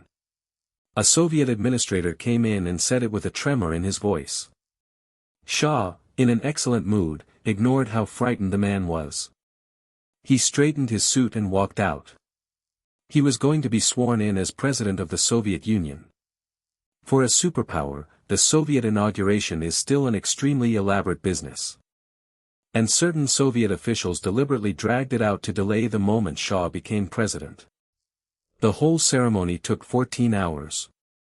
Shaw had no complaint about it at all. It only means taking control of the Soviet Union slightly later. 14 hours is nothing. Shaw can wait. And while Shaw was attending his own inauguration, in the X chamber at Xavier Manor, Professor X put on the helmet under Brian's eye. Boom. The brainwave amplifier came on. And his consciousness connected to every mutant in America. Since the X-Men became America's superhero organization, public attention on mutants has kept climbing. And hidden mutants are being noticed by the people around them, one after another. The X-Men may have started a superhero craze, and public opinion of mutants may have shifted enormously. But not everyone accepts them. Which is why some mutants are still living in desperate circumstances. The reason Professor X and Brian were in the X chamber is that Professor X had dreamed, the previous night, of a child whose ability had awakened, frightened and completely lost. Professor. Help me. The child had sent him a call for help. And Professor X had woken from it. Since becoming a psychic, Professor X has not dreamed for a very long time. Whenever he does, his telepathy connects to some consciousness on its own and produces an image. Which is to say that what Professor X sees in his dreams is happening in the real world. So, to save a frightened child, Professor X came to the X chamber. And Brian, with nothing else to do, followed him in. Professor X. Did you find the child? Brian asked it casually as Professor X took the helmet off. I did. He's at Midtown High School. His name is Scott Summers. He is extremely frightened and he needs our help. Professor X nodded. And at that, a thoroughly casual Brian's eyes went wide. Who? Professor X looked at him strangely, with no idea why the reaction was that strong. But answered him politely regardless. Scott Summers. A very good-natured boy. He's also a devoted fan of the X-Men. He was watching one of our interviews and got so excited that the mutant gene in him began to wake. And hearing the name properly, Brian laughed. A very bright laugh. Cyclops. Scott. By the plot, Scott awakens his ability during X-Men, Apocalypse. And because Brian turned the X-Men into a superhero team, Scott has awakened years early. Scott does sound like a good boy. A boy like that belongs in the X-Men. Brian said it smiling. Cyclops. An ability essentially equivalent to Superman's. And one Brian has wanted from the beginning. Because it looks magnificent. Firing beams out of your eyes is simply spectacular. Whatever it takes, he intends to have Scott's ability. I'll come with you this time, Brian. Professor X stood and said it. Which made Brian frown slightly. With Professor X present, Brian cannot open Scott's skull. Then again, who says taking an ability requires cutting a skull? Brian had already thought of another way to get it. Midtown Manhattan. Midtown High School. In one classroom, a boy kept rubbing his eyes. That day, his eyes had suddenly gone blurred and begun to sting. And everything he looked at had turned red. Which had ended any interest he had in the lesson. He assumed he'd been straining them over the past few days and they were simply tired. "Scott. Are you all right?" Miss Catherine noticed and came straight over, concerned. My eyes hurt." The boy looked up at her.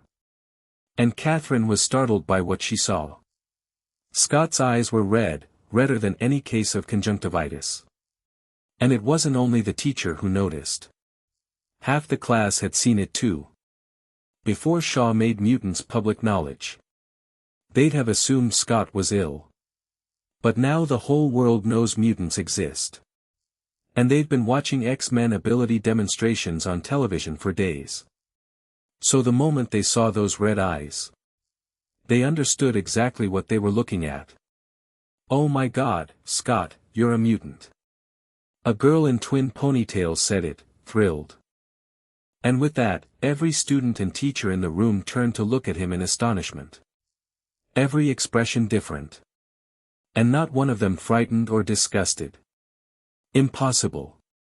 Scott can't be a mutant. Absolutely not. Johnny, the class bully, said it with obvious displeasure and jealousy. That's incredible. Scott, what did you awaken? Scott's friend Humphrey whistled, full of envy. And so was everyone else. They looked at those red eyes and wished they could trade places with him. Even Catherine put a hand on his shoulder, smiling. "Scott, don't be frightened. You may have awakened an ability. Try to feel it. Feel your eyes." Her voice gradually steadied him. And Scott closed his eyes. And began feeling for the ability. The students around him watched, tense.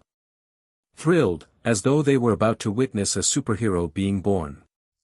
And under all those excited eyes, Scott's awakening completed. He felt his eyes go extremely hot. Which made him open them without thinking. Boom. 2 enormous red beams came out of them. And went straight through the wall in front of him. The whole classroom jumped. "Close your eyes, Scott, close them." Catherine stared at him in shock. Behind her, a wall had ceased to exist. She said it quickly. And Scott shut his eyes. And 2 beams that had cut tens of meters through the wall vanished. The classroom came back to itself. "Scott, that's amazing. Scott, you should sign up for the X-Men. You could be one of the 7. Superhero Scott." The students cheered. Genuinely delighted that Scott had awakened an ability. Under the American government's saturation publicity, the X-Men are the embodiment of justice. On a level with Captain America. Which has left young Americans full of longing for them. They want to be mutants themselves, and join the X-Men, and become the 6th superhero. Which is why, watching Scott awaken, nobody was frightened or repelled. They were envious. Envious that Scott had awakened, and become a mutant. Which puts him one step closer to being a superhero. Knock.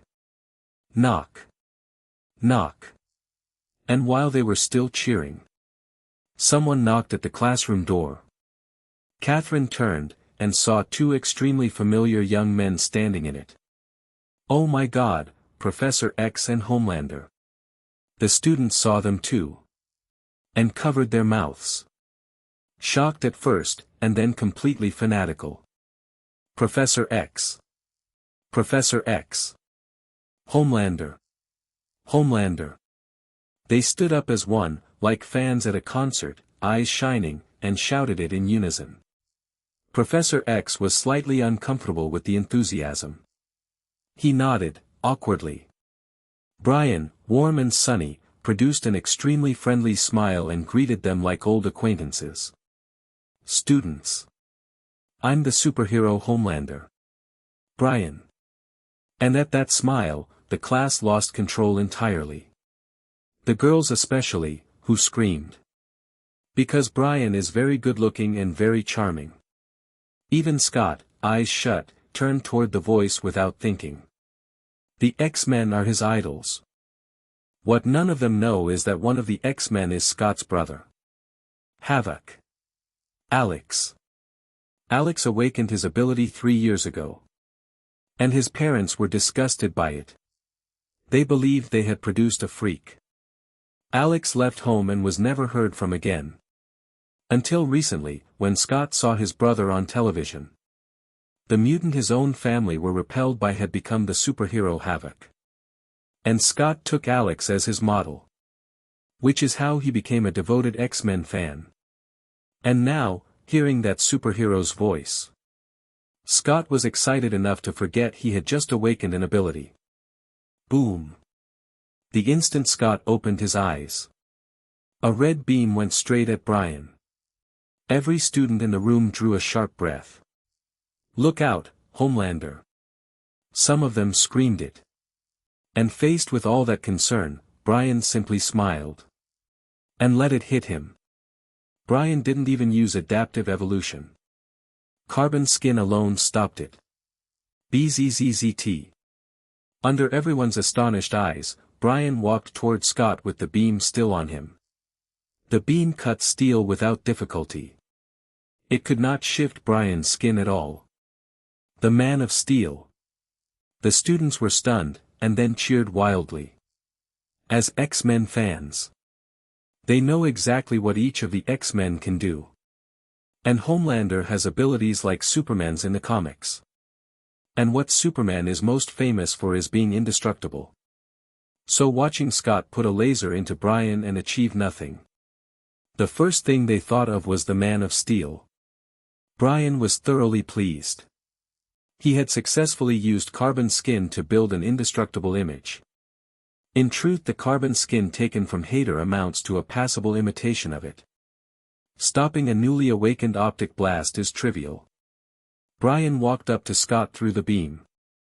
And patted his shoulder gently.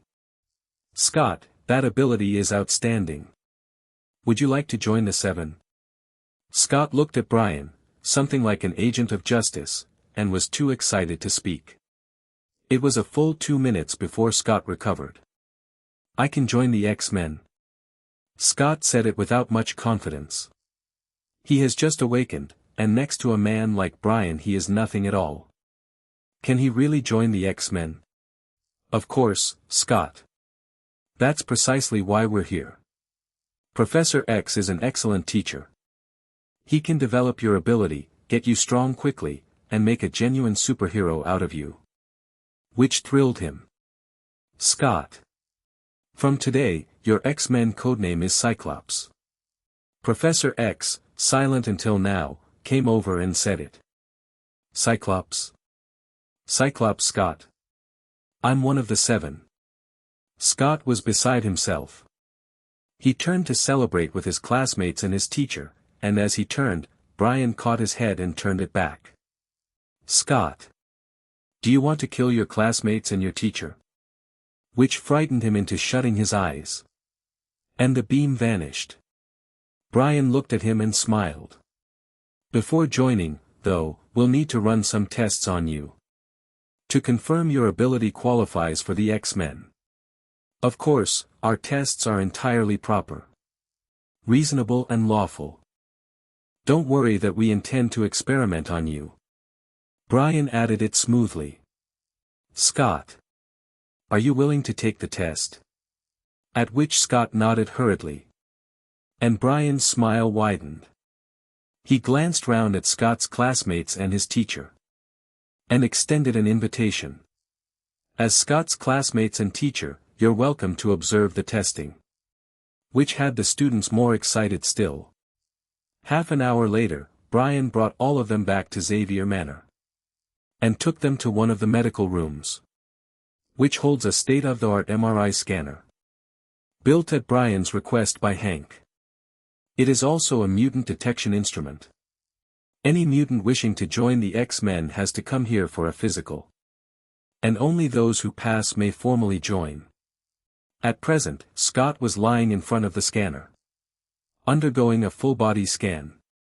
10 minutes later, Scott got down off it. And Brian had what he came for. He had used the scanner to image Scott's complete brain structure. And Brian was studying the scan in his hands with total concentration. It's black and white. And Scott's brain is remarkably clear on it. Within minutes, Brian had found the ability circuit. Buzz. And Brian's eyes turned red. And a beam went straight through the scan in his hands. Brian smiled. Through an MRI scanner, he had taken Scott's ability without difficulty. And maxed it out. His optic blast is now essentially Superman's heat vision. He can produce beams from his eyes whenever he likes. At an intensity that melts alloy steel instantly. And Brian can adjust that intensity at will. At its smallest, the beam goes through a human body without effort. At its largest, nothing withstands it. It is several times stronger than Alex's energy shockwave. And Brian can fire shockwaves from his hands and beams from his eyes simultaneously. Which makes Brian more like Homelander by the day. He has telekinetic flight, enhanced hearing and a near-steel body. And now optic blasts. Add enormous strength and enhanced vision. And he is very nearly a copy of Homelander. As for Superman, he is still some distance short of Superman. Not counting adaptive evolution, of course. In short, with the optic blast, Brian's strength has increased enormously. He can now kill a great many weaker mutants with a single glance. Scott. You've passed. You're an X-Man. Test report in hand, Brian found Scott, patted his shoulder, and said it in earnest. I'm in the X-Men. The boy was overjoyed. Eyes shut tight, and entirely unable to keep the grin off his face. Professor X, Cyclops is yours. Brian handed Scott off to Professor X and prepared to leave. Though before he left, Brian had one more thing to do. Buzz. Just as Brian turned to go, his eyes glowed red. Which Professor X happened to see. He looked at him in surprise. Brian, your eyes. Hearing it, Brian appeared to surface from somewhere else. He touched his eyes, and something like excitement crossed his face. It seems my body adapted to Scott's beam. And evolved the same ability. Brian said it and switched the beam off. His objective was met. And sure enough, Professor X already knows Brian evolves after adapting to different abilities. Nobody doubted a word of it. He simply looked at Brian with some envy. Brian, your ability really is remarkable. And under Professor X's admiration, Brian crouched slightly. Then crossed his hands and put them to his forehead. And rose off the ground and climbed into the sky. Brian, in an excellent mood, took off in the Homelander manner. And stopped in mid-air and looked down at the crowd below. His eyes glowing faintly red. Looking like Superman reborn. Which earned Brian a round of cheering. Homelander. Homelander. Washington. The White House. CIA Director Smith walked quickly into the Oval Office. Mr. President. The Soviet Union has begun its inauguration ceremony. By the intelligence from our people in the Soviet Union, it will run for 14 hours. After which the mutant Sebastian Shaw becomes, formally, the Soviet Union's first mutant president. Director Smith handed the intelligence to Raven in the president's chair and delivered it gravely. In that chair. Raven read it without interest, and showed no urgency whatsoever. Shaw becoming the first mutant president of the Soviet Union is settled fact. It cannot be changed. So the ceremony holds no interest for Raven at all. What genuinely interests her is how many mutants have now gathered to Shaw. Director Smith. Has the CIA collected anything on the Soviet mutants? Raven asked it calmly. I'm very sorry, Mr. President. There is still nothing on them. Under her eye, cold sweat came out on Director Smith's forehead. He isn't afraid of the President Kennedy in front of him. He is afraid of the superhero Homelander standing behind her. Since taking Scott's optic blast, Brian has been at the White House on the pretext of protecting the president. In practice, to help Raven purge her opponents. And turn the White House entirely into Raven's production. With enhanced hearing, Brian can follow every congressman in the building. Which of them obey Raven? And which don't? Brian knows precisely. And for those who don't, congressmen, politicians, even senior military officers, Brian will politely invite them to surrender their authority.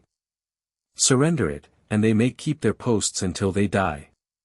Refuse, and Brian will kindly give them a beam through the head. In the space of a few hours, the White House ran with blood. And its leadership were thoroughly frightened. Because they had understood something. That President Kennedy, holding the X-Men, has genuinely become master of the White House.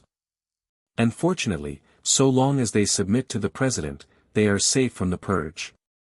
Which is why the survivors coalesced rapidly into a single bloc. The President's Party. Raven controls America outright. And her instructions move through it without obstruction. Director Smith. You may go. While he was still sweating, Raven waved him out of the office. Director Smith left like a man reprieved. Once he had gone, Raven let herself return to her own form. And stretched. These days as president have grown Raven enormously. She is no longer the girl who needed protecting. She can stand on her own now. Raven rolled her shoulders and turned to Brian with an invitation. Of course, President Raven. Brian smiled. And in the solemn and sacred White House of America, Brian and Raven made their own arrangements. 10 hours later. They finished. Brian snapped his fingers. And both of them were dressed. It has to be said that telekinesis is extremely convenient. Raven. Brian. Come to Xavier Manor. Not long afterwards, a telepathic message arrived from Professor X. While Brian and Raven had been enjoying a rare stretch of free time. The X-Men had not been idle. Professor X had spent it in the X-chamber, watching the Soviet inauguration through the brainwave amplifier. And running a saturation search for the mutants who have joined Shaw. But because Shaw now has Polly and his psychic shield. Professor X's search has become extremely difficult. He cannot sense those mutants at all. So he could only work through them gradually, using the eyes of Soviet civilians. Which is why it took a full 10 hours. And finally located several mutants in Shaw's camp. Come on, Raven. Xavier Manor. Brian took hold of her and flew out of the White House. And went for the manor at speed. At Xavier Manor. Beside a swimming pool. The X-Men were gathered. And behind them stood a cameraman and a reporter. Who was, at that moment, reporting live. This is Fox Broadcasting. What you are seeing is the celebrated 7-member superhero team, the X-Men. Today, the X-Men have recruited another superhero. Cyclops. Scott. The public has raised questions about Scott's age, and I believe what you're about to see will settle them. The reporter delivered it with enthusiasm. And the camera turned to the X-Men.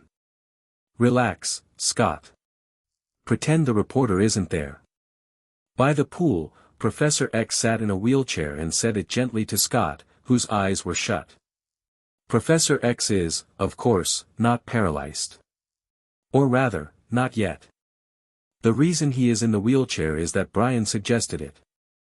Brian's argument is that if Professor X stands, the public can't tell who leads the X-Men. Whereas if Professor X sits and everyone else stands, it is obvious at a glance. And as for the wheelchair specifically, Brian's exact words were. Professor X, you end up in a wheelchair eventually. Whether you sit in one now hardly matters. And sitting in one now will make people assume you aren't paralyzed. Which annoyed Professor X considerably. And he refused outright. And every other member of the X-Men agreed with Brian. So the objection failed. And he sits in a wheelchair, humiliated.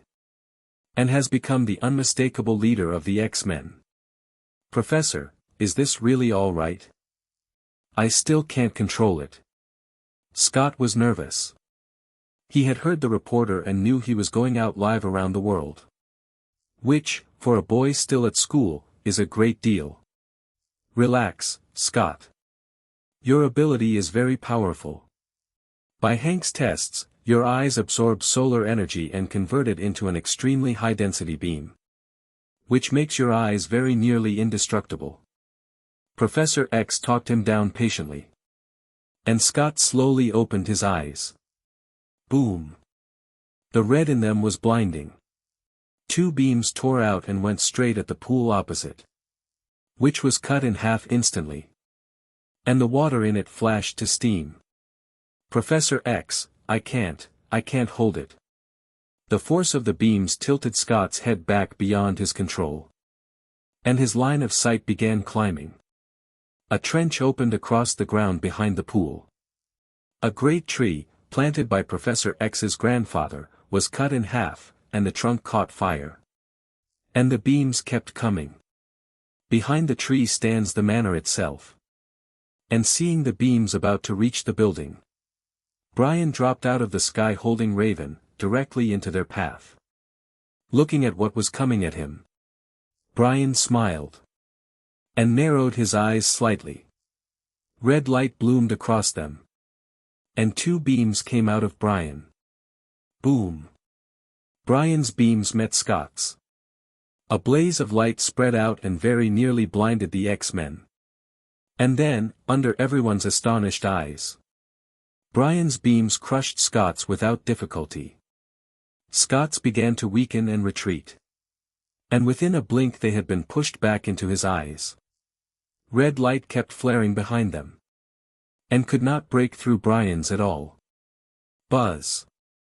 Until the red in Scott's eyes faded, and they were ordinary eyes again. And with his ability spent, Brian withdrew his own at exactly the right moment. Brian, you have optic blasts too. Scott could see normally now, instead of seeing the world through red. He looked at Brian in astonishment. It had genuinely not occurred to him that Brian would have the same ability. Scott. Have you forgotten my code name? I'm the X-Men's Homelander. Which cleared it up for him. Homelander has the same abilities as Superman in the comics. So of course he has optic blasts. Brian. You're back. Professor X nodded to him from the wheelchair. Then looked at Raven. And his expression was extremely complicated, pride and worry together. Raven. You did well. And in the end all of it resolved into approval. Raven accepted it calmly. She nodded to the X-Men, then turned to Scott. Scott, don't be discouraged. You'll make an excellent superhero. Raven went over, patted his shoulder warmly, and encouraged him. Who are you? Scott looked at her, uncertain. He was fairly sure there was no Raven among the X-Men. She is our president. Professor X introduced her briefly. The president? Kennedy. Kennedy is a mutant. Looking at Raven, Scott's head was somewhere behind him. You can understand it that way. Professor X did not elaborate. The fewer people who know Raven exists, the better. In fact, the moment Raven appeared, Professor X had already taken hold of the Fox reporter and cameraman and quietly stopped the broadcast. That's incredible. Kennedy is a mutant too. Scott was thrilled by it. All right, Scott. Let's deal with your ability. Professor X cut across the excitement. And nodded to Hank. Who handed Scott a pair of red glasses. Hank, what are these? Scott looked at them, confused. Ruby quartz glasses. A specialized pair I've built. Think of them as a regulator for the beam. Ruby quartz blocks the energy in your eyes from releasing, which contains the beam and lets you live like an ordinary person. There's a control at the side that opens and closes the lens. And the more you open it, the more power the beam carries. Hank, back in human form, said it in a lab coat, explaining his own work. The principle is simple. Ruby quartz blocks Scott's beam and stops it discharging whenever it likes. And when Scott needs it, he turns the control by his ear, the lens retracts, and the beam releases. Which had Scott thrilled. He put them on immediately. Though because of the collision with Brian's beams, Scott's optic blast is temporarily out of service. So he couldn't test them at once. Test them later, Scott. Professor X said it, then turned to Brian. Brian. I've located the mutants who have joined Shaw.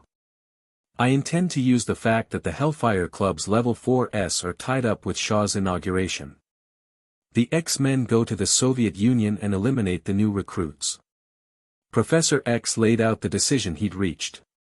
On matters that count, the professor is entirely clear-headed.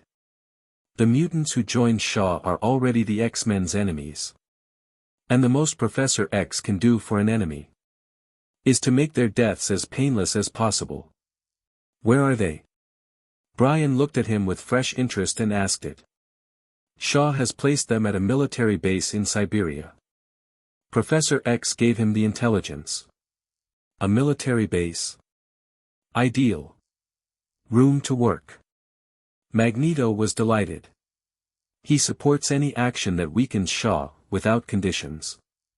And because of this decision, his view of Professor X improved slightly. Right. No delay. We leave immediately. Professor X stood up out of the wheelchair and announced it with energy. Professor X knows perfectly well that Shaw is tied to his own inauguration and cannot move. And that Shaw has kept the Hellfire Club's powerful mutants beside him, which serves as a military deterrent. And keeps the Soviets who resent him from acting. Which is precisely why Shaw cannot cover his new recruits at present. And why the X-Men have a window. Raven. Go back to the White House and give an address. Announce that the X-Men will be conducting their first superhero operation. The X-Men will strike a Soviet military base to weaken Shaw. Brian told her before leaving. This is the X-Men's first performance. It would be a waste with nobody watching. Washington. The White House. Raven, as president, was delivering an address. As you all know, the Soviet inauguration is underway. In 4 hours, the Soviet Union, and the world, will have its mutant president. The evil Nazi Sebastian Shaw will build a still more powerful mutant nation on the foundations of a superpower. And by CIA intelligence, the Soviet mutant president will declare war on America and on all mankind at the moment he takes office. There is no question. The world stands at the edge of war. To preserve world peace. To preserve justice. Our 7 superheroes, the X-Men, are going to the Soviet Union. They go carrying a mission and holding to justice. They will use their abilities to protect America and to protect humanity. And they will defeat the evil Nazi Sebastian Shaw's conspiracy to destroy the world. Let us witness what the X-Men do together. And finally, God bless America. Raven is getting steadily better at this. Her speech had America cheering in front of its televisions. And successfully defined a special operation into the Soviet Union as an act of justice. Boom. Through the cheering. The X-Men boarded the only supersonic aircraft they have, named Statue of Liberty. And it climbed into the sky. Damn it. If I ever wear this hideous X-suit again, I'll eat my own hat. In the cabin, Magneto looked at the yellow suit with contempt and swore at it. And every other X-Man looked at Brian with envy. Among all that yellow, Brian's blue suit stood out considerably. It is a combination of Superman's and Homelander's. The blue sets off his build precisely. An X is worked into the gold belt. Red boots and red across the chest complement the blue. And 2 shoulder pieces give him some authority. Brian found the red cape at his back somewhat plain. So he added 5 red 5-pointed stars to it, which improved it considerably. And those 5 red stars are the only thing that distinguishes him from the real Homelander. Brian looked extremely striking. And in sharp contrast to every other X-Man in the cabin. Hank. I think your eye for design could use some work. Brian's uniform is handsome. Your X-Men suit is genuinely poor. Even Professor X ventured an opinion, unusually. He sat in a comfortable seat and said it to Hank with a smile. Which embarrassed Hank. He is the finest scientist and inventor mutants have. He is not a fashion designer. The X suits took everything he had. And having seen Brian's Homelander uniform, Hank had to admit it is genuinely handsome. Brian, what are the 5 stars on your back for? Alex stared at the cape and asked it. And he wasn't the only one wondering. Each of those 5 stars means something different. The red star in the center stands for hope, and for light.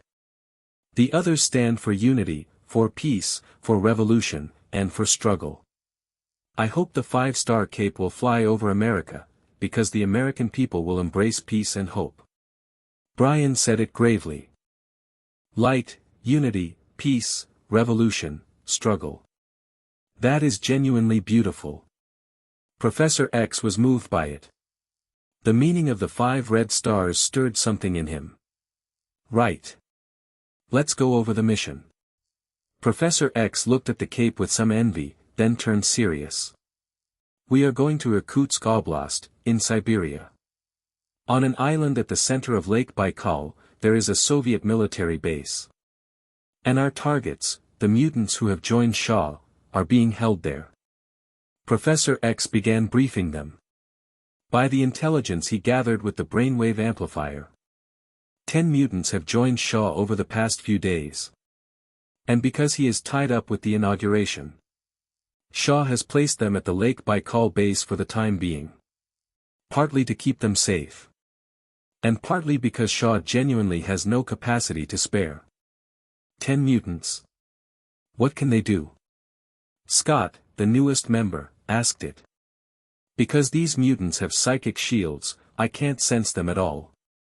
I could only learn what I did through the eyes of ordinary personnel on the base. There was real helplessness in Professor X's face. His telepathy is undoubtedly formidable.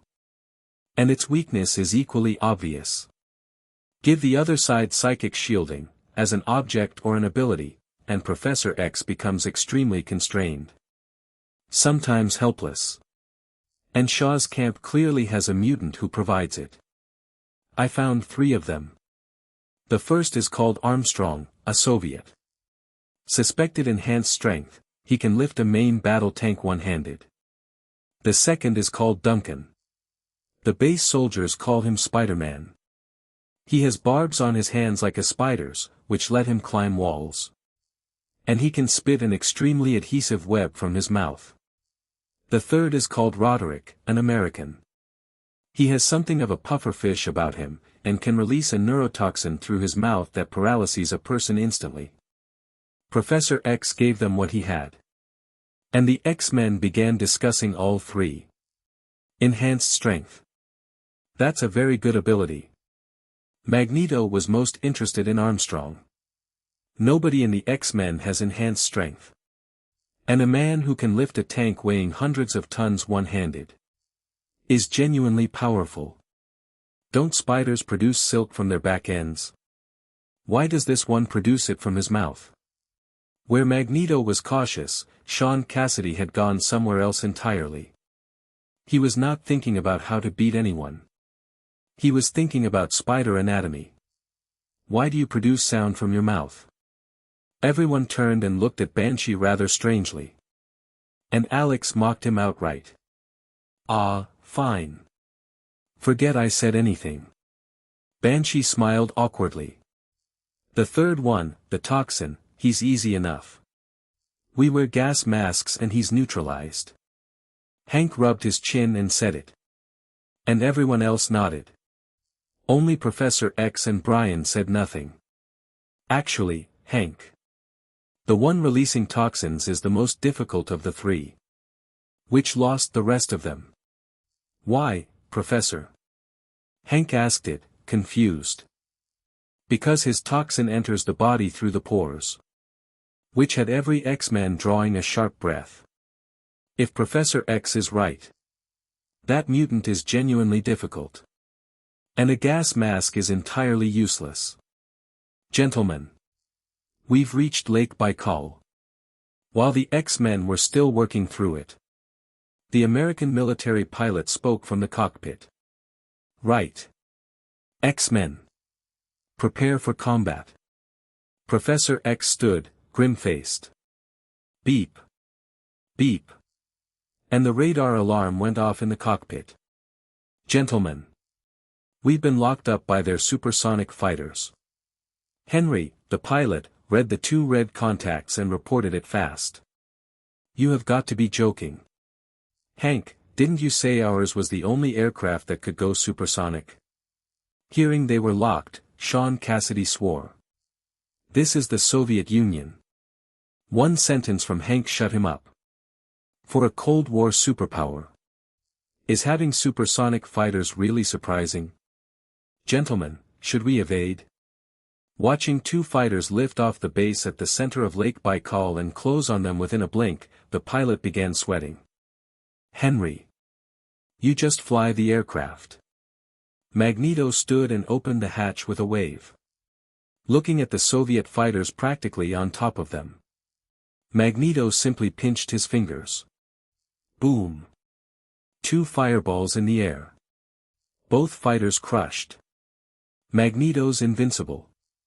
Henry couldn't stop himself shouting it. And hearing that enthusiasm, the corners of Magneto's mouth lifted. But before he could enjoy it, Lake Baikal's air defense came online. Whoosh. Whoosh. Whoosh. Missiles came at the aircraft in swarms. The Soviet steel torrent, in full. Faced with all of it, Magneto frowned slightly. He put both hands out. And every missile stopped. He may be a level 4 now. Saturation fire on that scale is still past what he can hold. Magneto pushed everything he had into it, veins standing out. And the missiles hanging in the air began, slowly, to move toward them again. Brian, hurry up, I can't hold this. Magneto strained at it. Magneto, you need more practice. Seeing he had reached his limit, Brian stopped watching. He stood, and flew out of the aircraft. And hung in the air, with the 5-star cape snapping behind him. Through Magneto's roaring, Brian raised a hand without ceremony. Telekinesis went out. And every missile turned and drove straight up. And detonated at 10,000 meters. Leaving a red cloud of fire above Brian's head. Professor X. Your turn. The air defense dealt with, Brian turned back to the aircraft. Professor X nodded calmly and put his right hand to his temple. An enormous psychic force covered the entire base. And every soldier on it went blank-eyed, dropped, and slept. 17,000 people on that base. And Professor X went through all of them at once. All right, Henry. You can land. Professor X nodded pleasantly to the cockpit. And the aircraft came down on the base's runway. And the X-Men came out one after another. Brian came down from the air and landed in front of them. The 5-star cape moving in the wind made Brian look extremely striking. Superman arriving, essentially. Behind him, Professor X and the others all had a slight twitch about the eye. Banshee. Find those mutants. Professor X ignored the display and gave the order. Yes, Professor X. Sean Cassidy was delighted. It was finally his turn. And Banshee opened his mouth and released infrasound, which spread out fast. And came back. His ears moved, and a confident smile arrived on his face. Found them, Professor. He said it seriously. 400 meters from here. Brian's mouth twitched slightly. A perfectly good sound ability. And Banshee uses it for bat echolocation. And is pleased with himself about it. Baffling, frankly. Well done, Banshee. Professor X praised him at exactly the right moment, and led them off toward the mutants. Inside one of the buildings. 10 mutants looked at each other. Looking out at Soviet soldiers who had simply dropped where they stood. With no idea, for the moment, what had happened. Has Shaw recruited another powerful mutant? A Soviet, 1 meter 90 and built like a bodybuilder, offered it optimistically. Armstrong, do you have anything at all between your ears? Obviously the enemy is here. A Southeast Asian man with spiked hair, a cold face and a distinctive tattoo along his jaw sneered at him. You have got to be kidding me. Quill, are you looking to die? Armstrong closed his fist angrily and started toward the man they call Quill. Faced with the shouting, Quill was thoroughly contemptuous, and spines rose fast across his face. Well. Come on, then. Quill was entirely confident, as though he could kill Armstrong in a second, which made Armstrong take 2 steps back without meaning to. Quill's confidence took Armstrong's away. Weakling. Quill sneered. Facing a man with enhanced strength, Quill had won. Siberia. Lake Baikal military base. Inside one of the buildings. 10 mutants were looking outside, uncertain. Every human being on the Soviet base had just dropped to the ground. And the 10 of them looked at each other. Most of them frightened and unsettled. And all of them looking at Quill, who had spoken earlier. Before these mutants joined Shaw's camp. Their lives had been wretched. As mutants, they were despised and hated by humans. They had abilities, certainly, and humans could still beat them and abuse them and call for them to be killed. Which is why they had spent their lives hiding. And why they startle like birds. So when Quill showed that kind of confidence, every one of them was impressed by it. And began treating him as their leader without discussing it. Under all those eyes, Quill frowned. He looked round at the panic and his eyes were full of contempt. These mutants plainly control powerful abilities. And are as timid as mice. Quill is ashamed to be counted among them. If they weren't all in Shaw's camp, he wouldn't give any of them the time of day. There's only one explanation for this. We're under attack.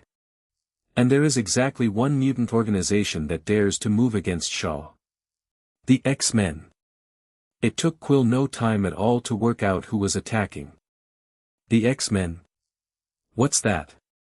The mutant with something of a pufferfish about him was lost. Roderick. Do you not own a television? Quill's eye twitched, and then he looked round and found the same confusion on every other face. And Quill briefly regretted joining Shaw's camp at all. He is fairly sure this lot will get him killed eventually. The X-Men are America's superhero team. There are 6 of them. Professor X, Magneto, Homelander, Beast, Havoc and Banshee. You don't need to worry about Professor X. With our psychic shielding, we have already beaten him. He's useless. Quill ran through it quickly. Since joining Shaw's camp, Quill has followed the X-Men closely. He has a sharp mind and is good at analysis. And reading an opponent in advance is where his confidence actually comes from. From what he has seen on television, he knows the X-Men's abilities thoroughly. And has worked out every member's weakness. Professor X is extremely powerful, and extremely fragile. Acquire psychic shielding and you beat Professor X easily. And they already have it. So before his side has even faced the X-Men, his side has won once. That is the first victory. Magneto controls magnetic fields. But by Quill's analysis he can probably only manipulate certain metals. So as long as they carry no metal and stand near none. Magneto is beaten too. That is the second victory. As for Homelander, Quill has not identified a weakness, so he set that one aside. Beast is reportedly a scientist and not much of a fighter. And Armstrong, with enhanced strength, can handle him. That is the third victory. As for Havoc, they have Cecilia, who produces energy shields. That is the fourth victory. Banshee doesn't appear often. Banshee produces sound from his mouth. And their own Spider-Man can seal that mouth with web. Which leaves the rest of them free to concentrate on Homelander. Quill is confident he can beat the X-Men without a single casualty. A complete victory. Having explained every X-Man's ability, Quill assigned the corresponding tactics. And then deployed them. Sandy. Locate the X-Men. At his order, a woman with dreadlocks stood up. Sandy, from Kenya, is a rare level 4 perception mutant. Her ability is perception. She can sense every mutant within several kilometers. And read their abilities and their levels. And she can pass the images she perceives to other people. Found them. Sandy closed her eyes, and every mutant within kilometers surfaced in her mind. And then an image appeared in the minds of all of them. The runway of the Lake Baikal base. A supersonic aircraft coming in fast. And the X-Men filing out of it. Where's Homelander? Quill frowned slightly. Through Sandy's perception he could not see Brian. Nor could he see Beast. Instead there was an X-Man he didn't recognize. Sandy shut her perception down, wiped her forehead, and said. Among the X-Men there are 2 level 4s and 3 level 3s. Which made Quill frown again. He was beginning to feel this slipping out of his hands. Neeson. Go up and look. Quill gave the order to a man in a suit dressed like a politician. And the mutant called Neeson shot into the sky. Neeson's ability is flight. At speeds up to Mach 12. At altitude, Neeson looked down at the base. I count 7 mutants. Neeson came down and reported it. Quill's heart sank, and he held on to his confidence regardless. It doesn't matter. Follow the plan. Cecilia, be ready to shield.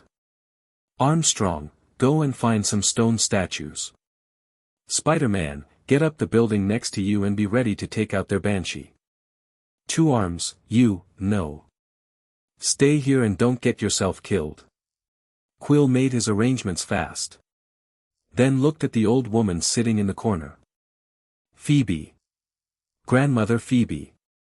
Can you still see our deaths? Quill's voice was extremely confident. He is certain he has already beaten the X-Men.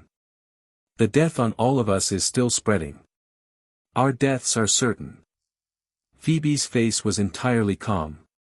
She is 72, and stopped caring about living or dying a long time ago.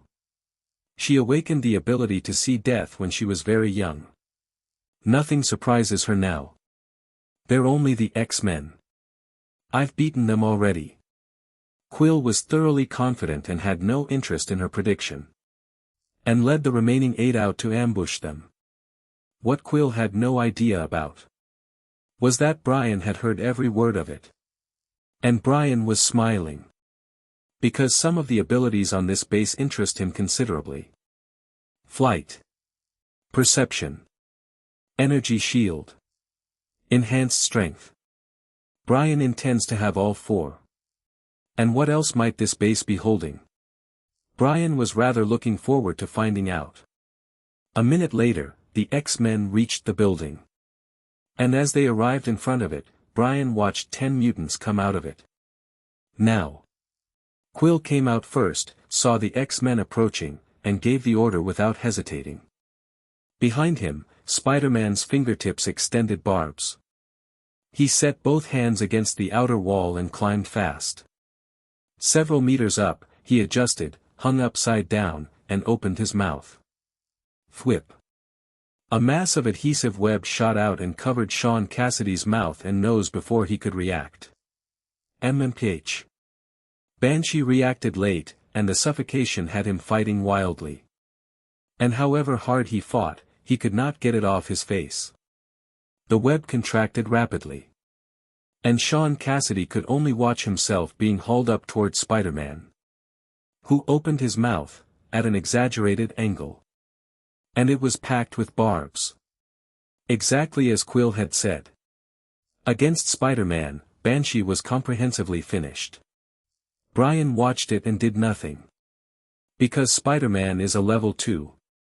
And Banshee is already a level 3.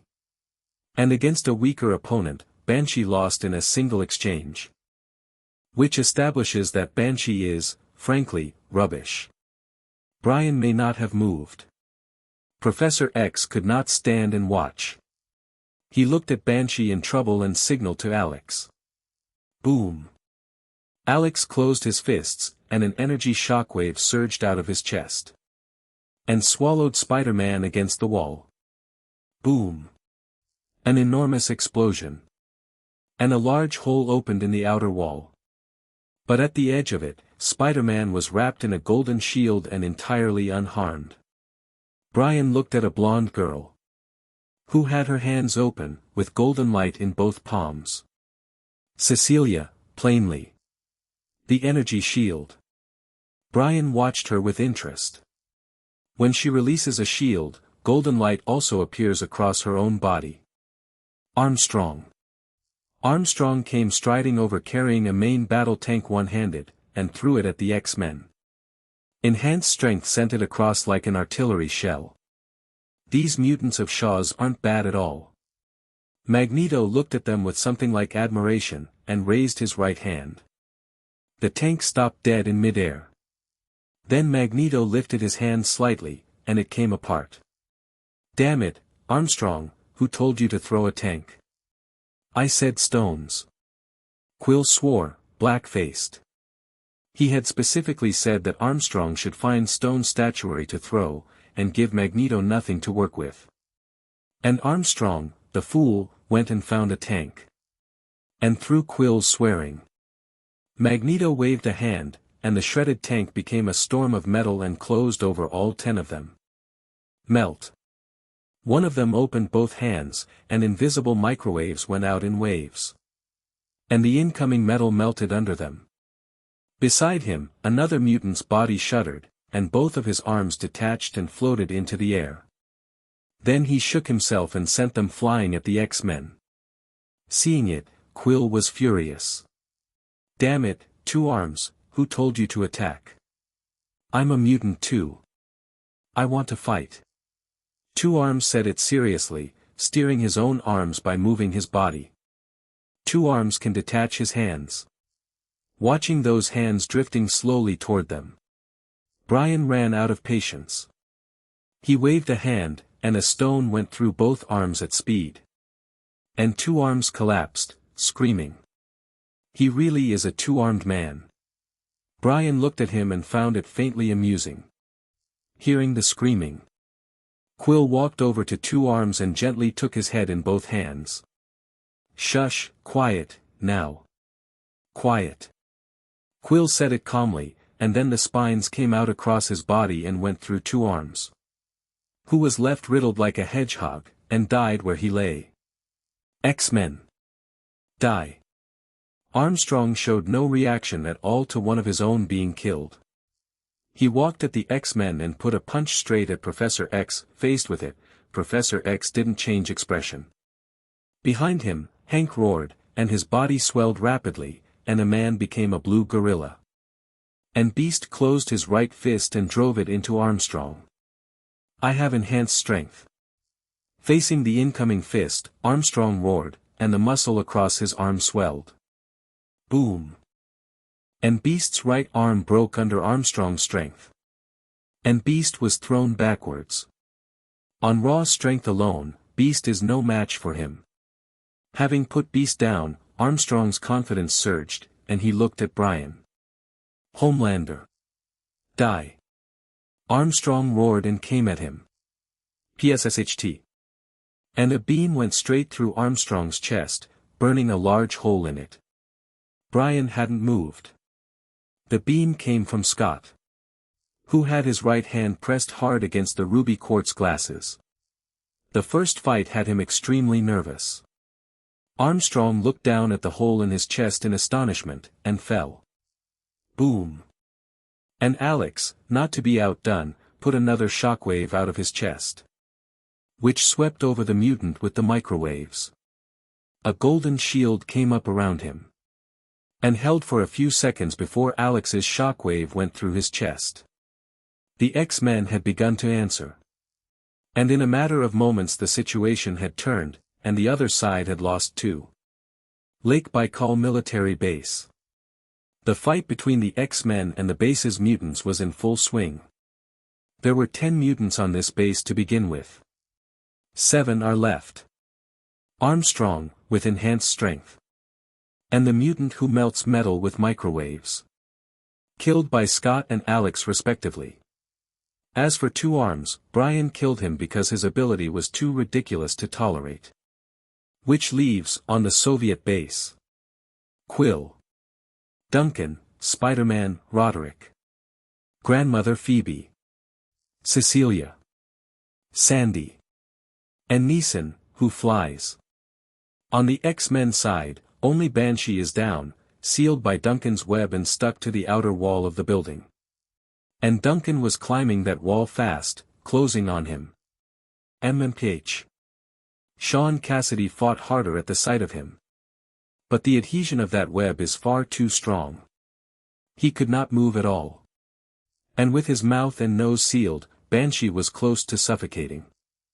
All he could do was pray his teammates dealt with the enemy in time. Brian. Get Banshee out. Professor X sensed his situation telepathically and gave the order. Understood, Professor X. Brian, who had been watching the show, judged the timing about right. He raised a hand, and telekinesis closed over Duncan. PSSHT, Duncan had no time to react. His whole body was crushed. Whoosh. And Brian's eyes fired. The beam melted the web off Sean Cassidy's body without touching him at all. Brian's control of the beam is now absolute. And Banshee dropped off the wall. And then let out a long-suppressed scream. He threw his arms wide, and the sound blanketed the ground and drove him up into the air. Bang! Banshee did not get long to enjoy it. A figure came down out of the sky and kicked him back down. He had time to howl once and use sound to slow himself. Then hit the ground hard and passed out. That's the one who flies. Professor X's eye twitched, and he was distinctly disappointed in Banshee. His combat instincts are genuinely poor. So Professor X put his right hand to his temple and moved part of his own consciousness into Banshee's brain. And an unconscious Banshee opened his eyes. Then opened his mouth and released a piercing note, which shook the air and drove him up at supersonic speed, and knocked Neeson backwards in mid-flight. And Banshee came straight back to his feet and put out another. A harsh, overdriven wave that covered every mutant on the base. All of whom clapped their hands over their ears. And whose heads swam regardless, and who lost their fighting capability on the spot. 2 attacks, and the opposing mutants were badly hurt. This is not Banshee finally coming good after repeated humiliation. It is Professor X driving Banshee's body. Banshee's use of his own sound is frankly rubbish. In Professor X's hands, it performs like a level 4 ability. Bang! Neeson, knocked clear a moment ago, came back and drove at Banshee supersonically. Faced with it, Banshee opened his mouth and screamed again. And rode the sound up off the ground into supersonic flight himself. Seeing Banshee coming down at him, Neeson could only climb hard and evade. And 2 flying mutants began chasing each other across the sky. Brian ignored all of it. At present he was walking toward the base's mutants, who had lost their fighting capability to Banshee's sound. Homelander. Die. Quill, both hands over his ears, roared it and charged him without any fear at all. Swish. And faced with the charge, Brian narrowed his eyes, and a beam went straight through him. If you weren't here, I would have beaten the X-Men.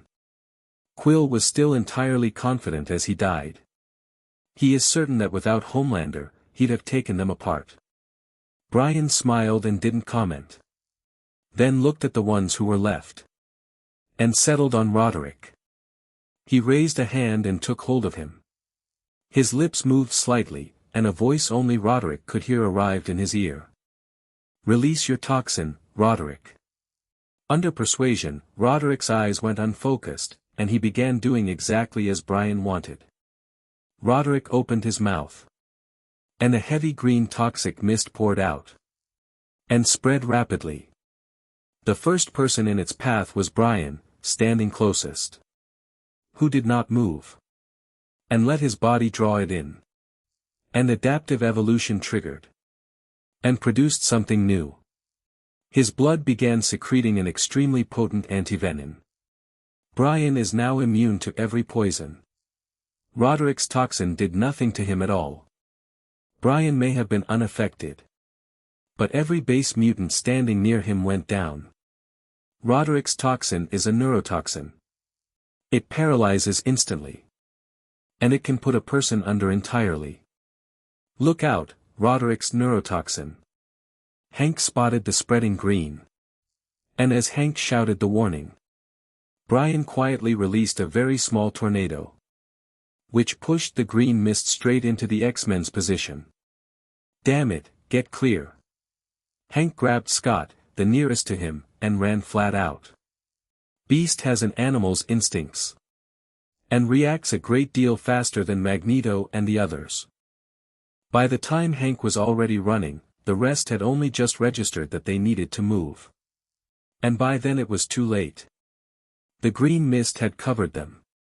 And though they clapped their hands over their mouths and noses without thinking, it went into them through the pores. Magneto and the others felt everything go weak and dropped where they stood. And as they took in more of it, their minds began to blur. And then they went under. Professor X included. Under the neurotoxin, his consciousness began coming apart. Hank saw it early and got away from the mist fast. And it spread faster than he could run. 10 meters, and it caught him, and he went down. Hank's constitution is very strong. And even so he held on for a little over 10 seconds before collapsing, unwilling to the last. With everyone down, Brian dropped Roderick. Now for the harvest. To stop the mist thinning if Roderick died, Brian left him alive for the moment. And walked to the unconscious Sandy. Raised his right index finger, and opened her skull with telekinesis. Because of the neurotoxin, Sandy felt nothing at all. 10 seconds or so later, Brian found her ability circuit. And took perception. Now, without relying on Professor X's brainwave amplifier at all, he can sense the position, ability, and level of every mutant within 15 kilometers. And transmit what he perceives into other people's minds, exactly as Sandy could. And with it maxed out, Brian can also mark any mutant he perceives. After which he can find that mutant at any time, from any distance. Marked once, and they can run to the ends of the earth and still be found. Perception is only a level 4 ability, though. And has weaknesses. First, it senses mutants above ground only. Go high enough and you fall outside it. Second, it senses mutants. Which is why someone like Hank, using the gene inhibitor, is invisible to it. And why Sandy could not find Hank earlier. Perception taken, Brian wasted no time. He went to Cecilia. And 10 seconds later had her energy shield maxed out. Brian's shield withstands a detonation of up to 7,000 tons of TNT. For scale, the weapon dropped on Hiroshima ran to 13 to 16,000 tons. Which makes Brian's shield good for roughly half a nuclear detonation. Shield taken, Brian glanced at grandmother Phoebe beside him. He has no interest whatsoever in an ability that predicts death. He killed her with an optic blast. Then went to Armstrong, and to the mutant who melted metal. And took both abilities in turn. Enhanced strength. And microwave heating. Enhanced strength turned Brian's muscle to iron and copper. His body is now comparable to Superman's. And the strength lets him lift thousands of tons without difficulty. Maxed out, Brian's enhanced strength reaches level 5. Microwave heating only reaches level 4. It lets him release microwaves from his hands. Like a microwave oven. Which heats whatever they touch. At most, it melts metal. Which is exactly what that mutant used it for against Magneto. And that is all it does. Enhanced strength. Perception. Energy shield. Microwave heating. Brian stood up. For more abilities. Enhanced strength especially. Which makes him look more like the Kryptonian next door by the day. Which leaves only flight. Brian looked up at the sky. Where, because of the neurotoxin, Professor X's control had come apart. And Banshee was falling. Above him, Neeson was smiling in triumph and straightening his suit in midair. Then he took the falling Banshee in both hands and dived faster. Banshee can't die yet. Brian looked at him in trouble again, hesitated briefly, and decided to save him. Banshee's strength is rubbish. He is also perfectly serviceable cannon fodder. And this is only the X-Men's first operation. Losing a member would have the American public questioning how strong they are. So Brian raised a hand and put a golden shield around him. Boom! Banshee hit the ground. Throwing up an enormous cloud of dust. Out of which Neeson came away low and fast. And as Neeson came out, an invisible telekinetic hand closed around him. And under his horrified eyes, his body flew backwards toward Brian. Neeson was terrified, and felt a sting across his forehead, and blood ran down from it. And however much he begged, Brian was unmoved. A minute later, Brian had flight. Maxed out. Brian can move his body through the air at will. At a top speed, like Neeson's, of Mach 12. Which is somewhat short of Superman's. And still fulfills the human dream of flying under your own power. Abilities taken. Brian walked over to Roderick. Please, don't kill me. Roderick was thoroughly terrified, having watched every skull opened. Which had frightened him badly. Don't worry. I'm not going to kill you. The X-Men's first superhero operation does need to produce results, after all. Brian grinned at him. Which frightened him considerably more. Seeing how frightened he was, Brian wasted no words and simply took hold of his head. And used Mind Seal to delete everything he had seen. That done, Brian knocked him unconscious. Then glanced at him. And frowned slightly. And walked back to Cecilia, cut his own right index finger, and let a drop of divine blood fall into her mouth. Red light passed across her body. And her injuries closed instantly. Brian looked at the bodies lying on the ground, then whistled, and every one of them came apart. That done. Brian went to the X-Men. He put out a hand and cut his palm, and blood ran. This is not divine blood. It is the blood his body produced when it adapted. Carrying a powerful antivenin. Which neutralizes the neurotoxin in the X-Men. And under it, the X-Men slowly came round. And looked at each other, still shaken. Roderick may only be a level 3. And his neurotoxin put their level 4s on the floor without difficulty. Brian. We owe you this one. Professor X got up off the ground and patted his shoulder. This time he was a spectator. If Brian hadn't been immune to Roderick's toxin, the X-Men would have lost. Professor X, we're a team. I've taken Roderick alive, and the woman with the energy shield. I've dealt with all the rest. Brian smiled at him, very brightly. Washington. The White House. A supersonic aircraft came down slowly in the square outside. The press, who had known for hours, were already in position. And waiting for it. As the hatch opened, the X-Men came out. And behind them, 2 bound mutants. And when the crowd saw Roderick's unusual appearance, they broke into enormous cheering. X-Men. Superheroes. Wave after wave of it went up over the White House. The X-Men had just concluded their first Soviet operation, and come home with the only 2 mutants left alive. Before returning, Brian had even sent video of the fight back to America by military satellite. In fact, from the moment the fighting began, Brian had been recording the whole thing telekinetically, using the finest camera Raven could supply. Brian has never studied cinematography.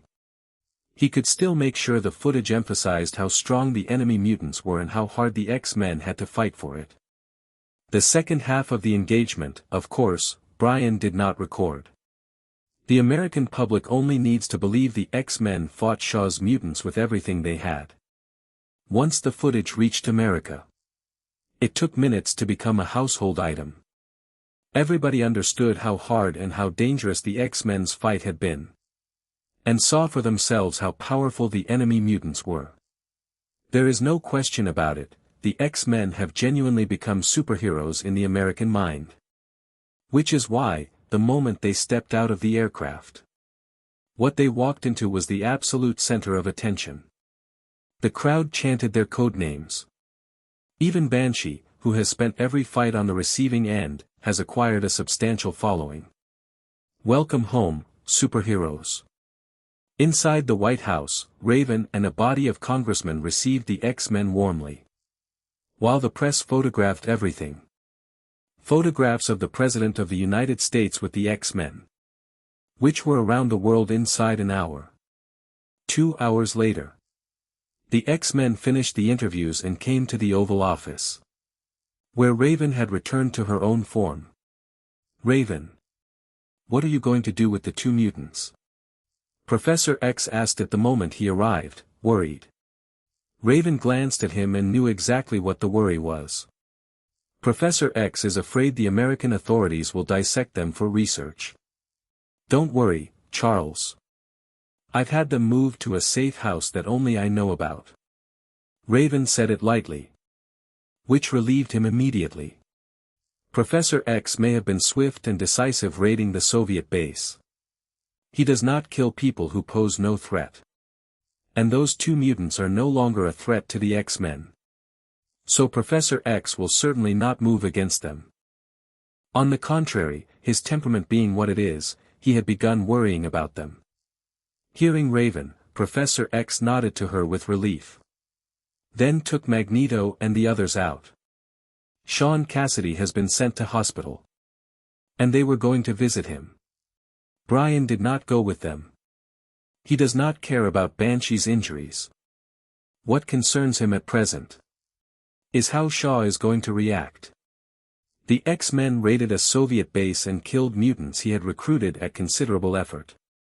Shaw is presumably furious. And might well come to New York personally. Snap. Brian snapped his fingers. And the television in the Oval Office came on. Still broadcasting the Soviet inauguration. Which, with the X-Men home, had finally concluded. Red Square. Shaw was delivering his inaugural address. The hour of revolution has come. The age of the Cold War is ending. I, Sebastian Shaw, President of the Soviet Union. On behalf of the Soviet government, formally declare war on the United States of America. Boom. His first act as president was to declare war on America. Which shook the world. Shaken by how insane it was. And understanding that the Third World War had arrived. The whole world went into war panic on the strength of one sentence. Heads of state began telephoning the Soviet president. And Shaw ignored every call.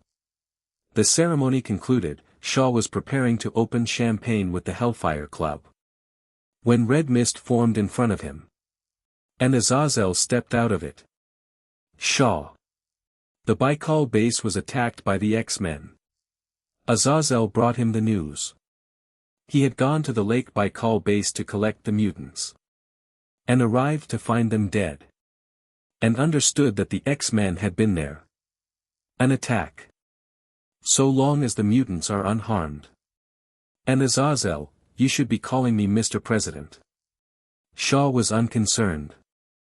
To Shaw, humans are a lower order of creature. Only mutants have worth. The lives of ordinary people do not register with him at all. In fact, every mutant at the Baikal base is dead. Which changed his face completely. The X-Men killed our mutants. Shaw's face went dark, and his voice went colder still. It appears so, Shaw. Azazel quietly increased the distance between them. He could see how angry Shaw was. Good. Good. Good. The X-Men. Very good indeed. There was fury burning in Shaw's eyes.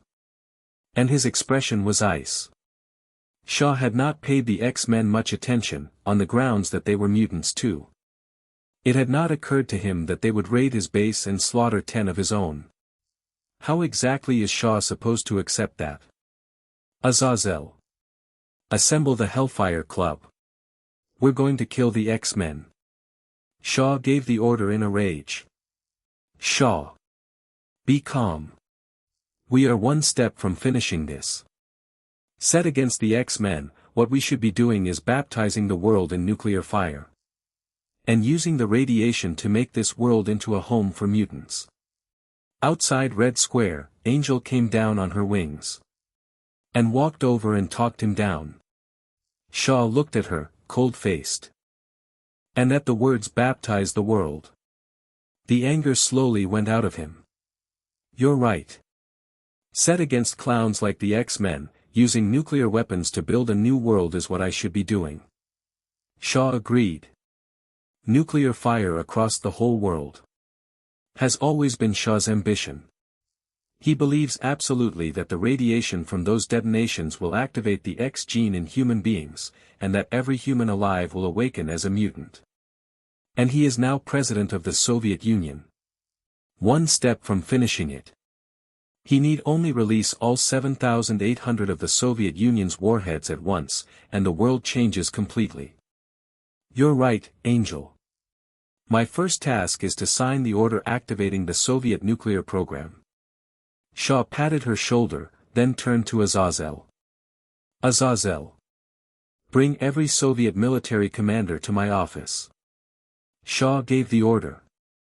Then took Angel back to the presidential office with him. Bang. Azazel watched him go, frowned slightly, and became red mist and dispersed. The Oval Office, in America. Red mist formed out of nowhere. And Raven, sitting in Brian's arms, was on her feet instantly. Azazel? Raven braced as though for a serious enemy. Red mist is the signature of Azazel's teleportation. Raven, relax. He's one of ours. Brian stood and patted her shoulder. Azazel. Anything new from Shaw? Comfort delivered, Brian turned to the man coming out of the mist. Shaw is going to activate every nuclear warhead in the Soviet Union. Azazel said it heavily. Azazel has never actually cared about Shaw's mutant empire. And he rather envies the X-Men. Who are now household name superheroes.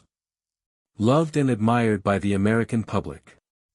Azazel no longer wants to be a mutant. He wants to be a superhero. And plans, once he has helped Brian deal with Shaw, to see whether he can join the X-Men and become one of the Seven himself. Shaw's going to activate every warhead in the Soviet Union. Brian frowned. Shaw genuinely intends to put the entire Soviet arsenal into the world. Bloody hell.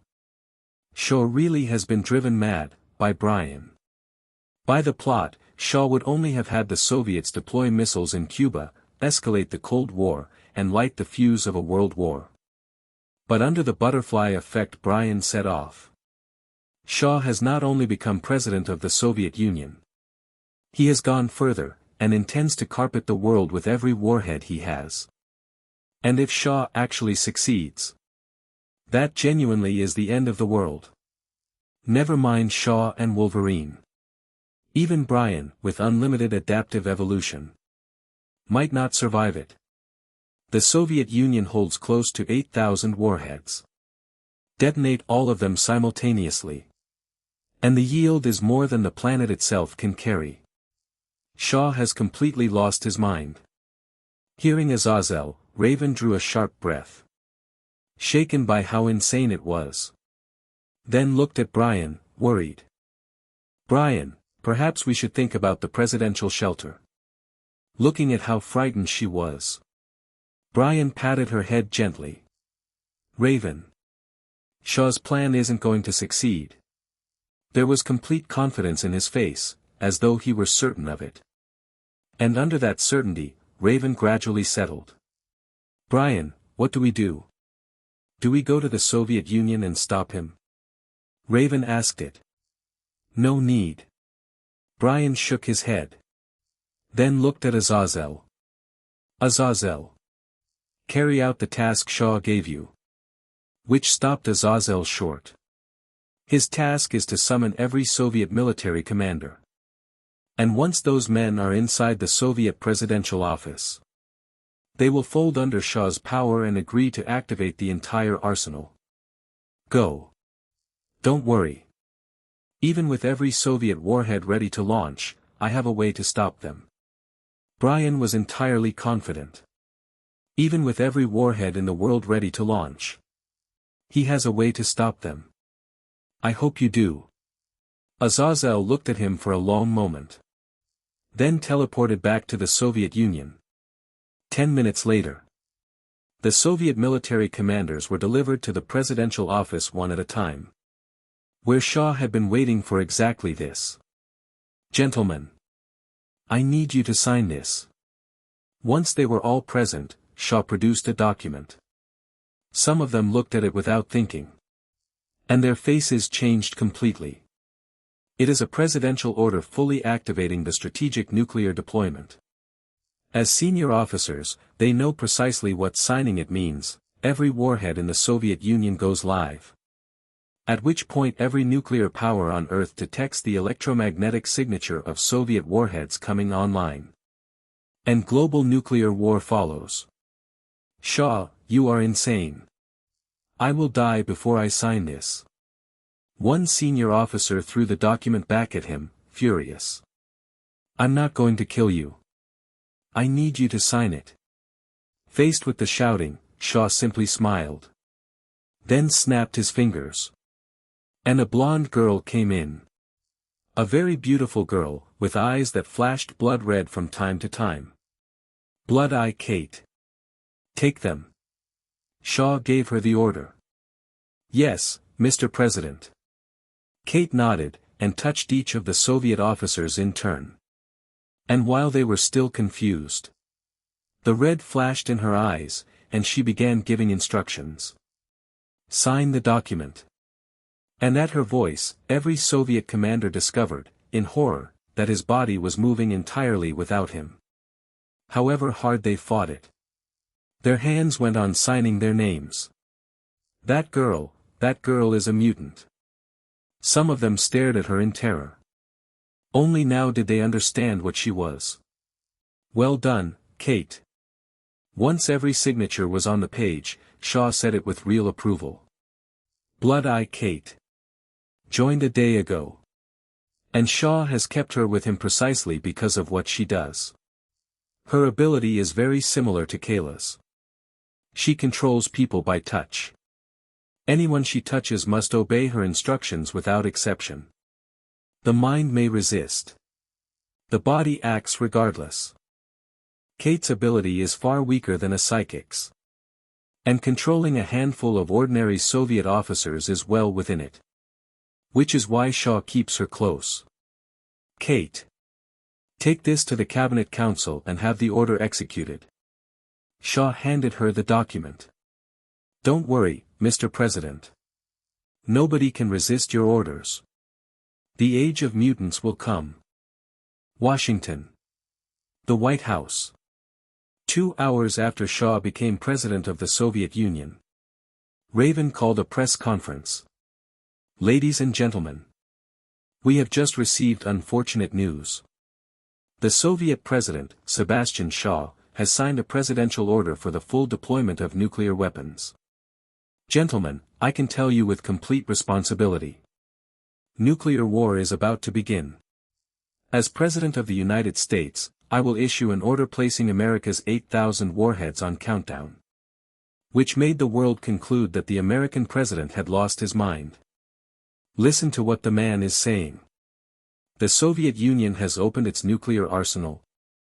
That is simply nonsense. The Soviet Union holds close to 8,000 warheads. Release all of them. And it is a catastrophe for the entire planet. So no country in the world took Raven's address seriously. They assumed the American president was using his own arsenal to deter Shah. And then what followed? Put the whole world into panic. 4 hours after Shah became president, every nuclear-armed nation detected Soviet warheads coming online. And everybody understood at once. The American president had not been lying. The Soviet Union really has activated its entire arsenal. At military installations everywhere, detection screens filled with red contacts. And everybody began to panic. Over the following hour, nuclear alerts sounded across the world. Sharp warning tones, heard by every human being alive. And every nuclear-armed state began issuing statements. To answer the nuclear strike now coming. Those countries brought their own arsenals fully online. Seen on a military radar screen. The whole display is nothing but red contacts. The world's total nuclear stockpile runs to more than 16,000 warheads. A number that large can destroy the planet humanity lives on several times over. And the world is at the edge of annihilation again. And humanity everywhere is in a panic. The alarms have frightened them badly. God, is this the end of the world? Somebody save us. All that any human being on earth can do at this moment is pray. Pray that it is a false alarm. And then the Red Square Declaration made it clear that this nuclear war is coming. Red Square. Shah stood at the podium in high spirits, arms spread, as though embracing the world. Humanity has hidden away more than 16,000 nuclear weapons. Which is genuinely ironic. I had thought the Soviet arsenal alone would not cover the world. Now, the moment war begins, every one of them launches together. And the entire human race enters a new world of evolution. Now, let us enjoy mankind's last glory together. X-Men. Don't you want to stop me? Don't you claim to be justice made flesh? Aren't you humanity's superheroes? As the maker of the new world, Sebastian Shaw, will give you 10 hours. X-Men. Heroes of mankind. Go and make your final struggle. And I will show you that I am not to be beaten. Behind Shaw, a countdown to detonation appeared. 10 hours, and the nuclear fire cannot be stopped. And Shaw had called the X-Men out by name. Giving them 10 hours to do everything they can to stop him. And with that declaration, every panicking human being turned to look at the X-Men. And placed every hope they had left on them. They wanted the X-Men to be Superman out of the comics. And stop Shaw's plan to burn the world. After Shaw's Red Square speech. Outside the White House, Brian issued the X-Men's declaration at the same hour. Sebastian Shaw intends to baptize the world in nuclear fire. The nuclear crisis is here. The world is in danger.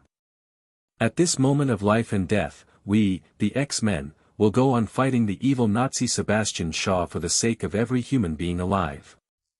We will hold to justice until we die. We will spend our own lives to win humanity at dawn. We will spare nothing to stop Shaw's conspiracy. We will not stop while we live. My heart is clear and my hands are clean. Everything I do is just. May God be with the X-Men. And may humanity be with the X-Men.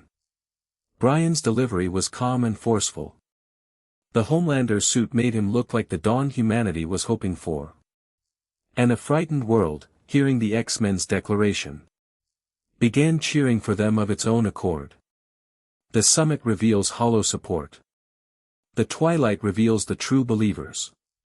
Faced with a global nuclear crisis, the human race has exactly one road left. Hoping the X-Men win. And people everywhere began praying for them. And enormous numbers of them became X-Men supporters. Convinced that the X-Men are humanity's saviors. And genuine superheroes. And certain that they will defeat the evil Shah's plan to destroy the world. And while the world panicked about nuclear fire, in the Oval Office of the White House, Brian was drinking a glass of milk at his leisure. This has gone cold. He took a mouthful and frowned slightly. The speech had let it cool. And Brian doesn't like cold milk. So his eyes turned red. And a beam went into the glass. And under precise control, the milk warmed through. Brian withdrew it, satisfied. He could have used the microwave heating he'd acquired. But he'd thought of that famous scene of Homelander heating a bottle with his eyes. So Brian heated his milk with an optic blast instead, out of pure mischief. Brian. Are you heating milk with an optic blast? In the Oval Office, Professor X had reached his limit. Watching that especially. Which shattered whatever composure he had. And he was not the only one. Scott, the newest member, was in considerably worse shape. He is racking his brains trying to control the power of his beam, and Brian, who has exactly the same ability, is warming milk with it. Which made Scott question his own life. Same ability. Same beam. Why is the gap that wide? Brian. Give me a light. Set against those two, Magneto was considerably calmer. He took a Cuban cigar out of his jacket, put it in his mouth, and set it. Brian put out a hand, and microwaves closed over the cigar. PFF. Which lit instantly.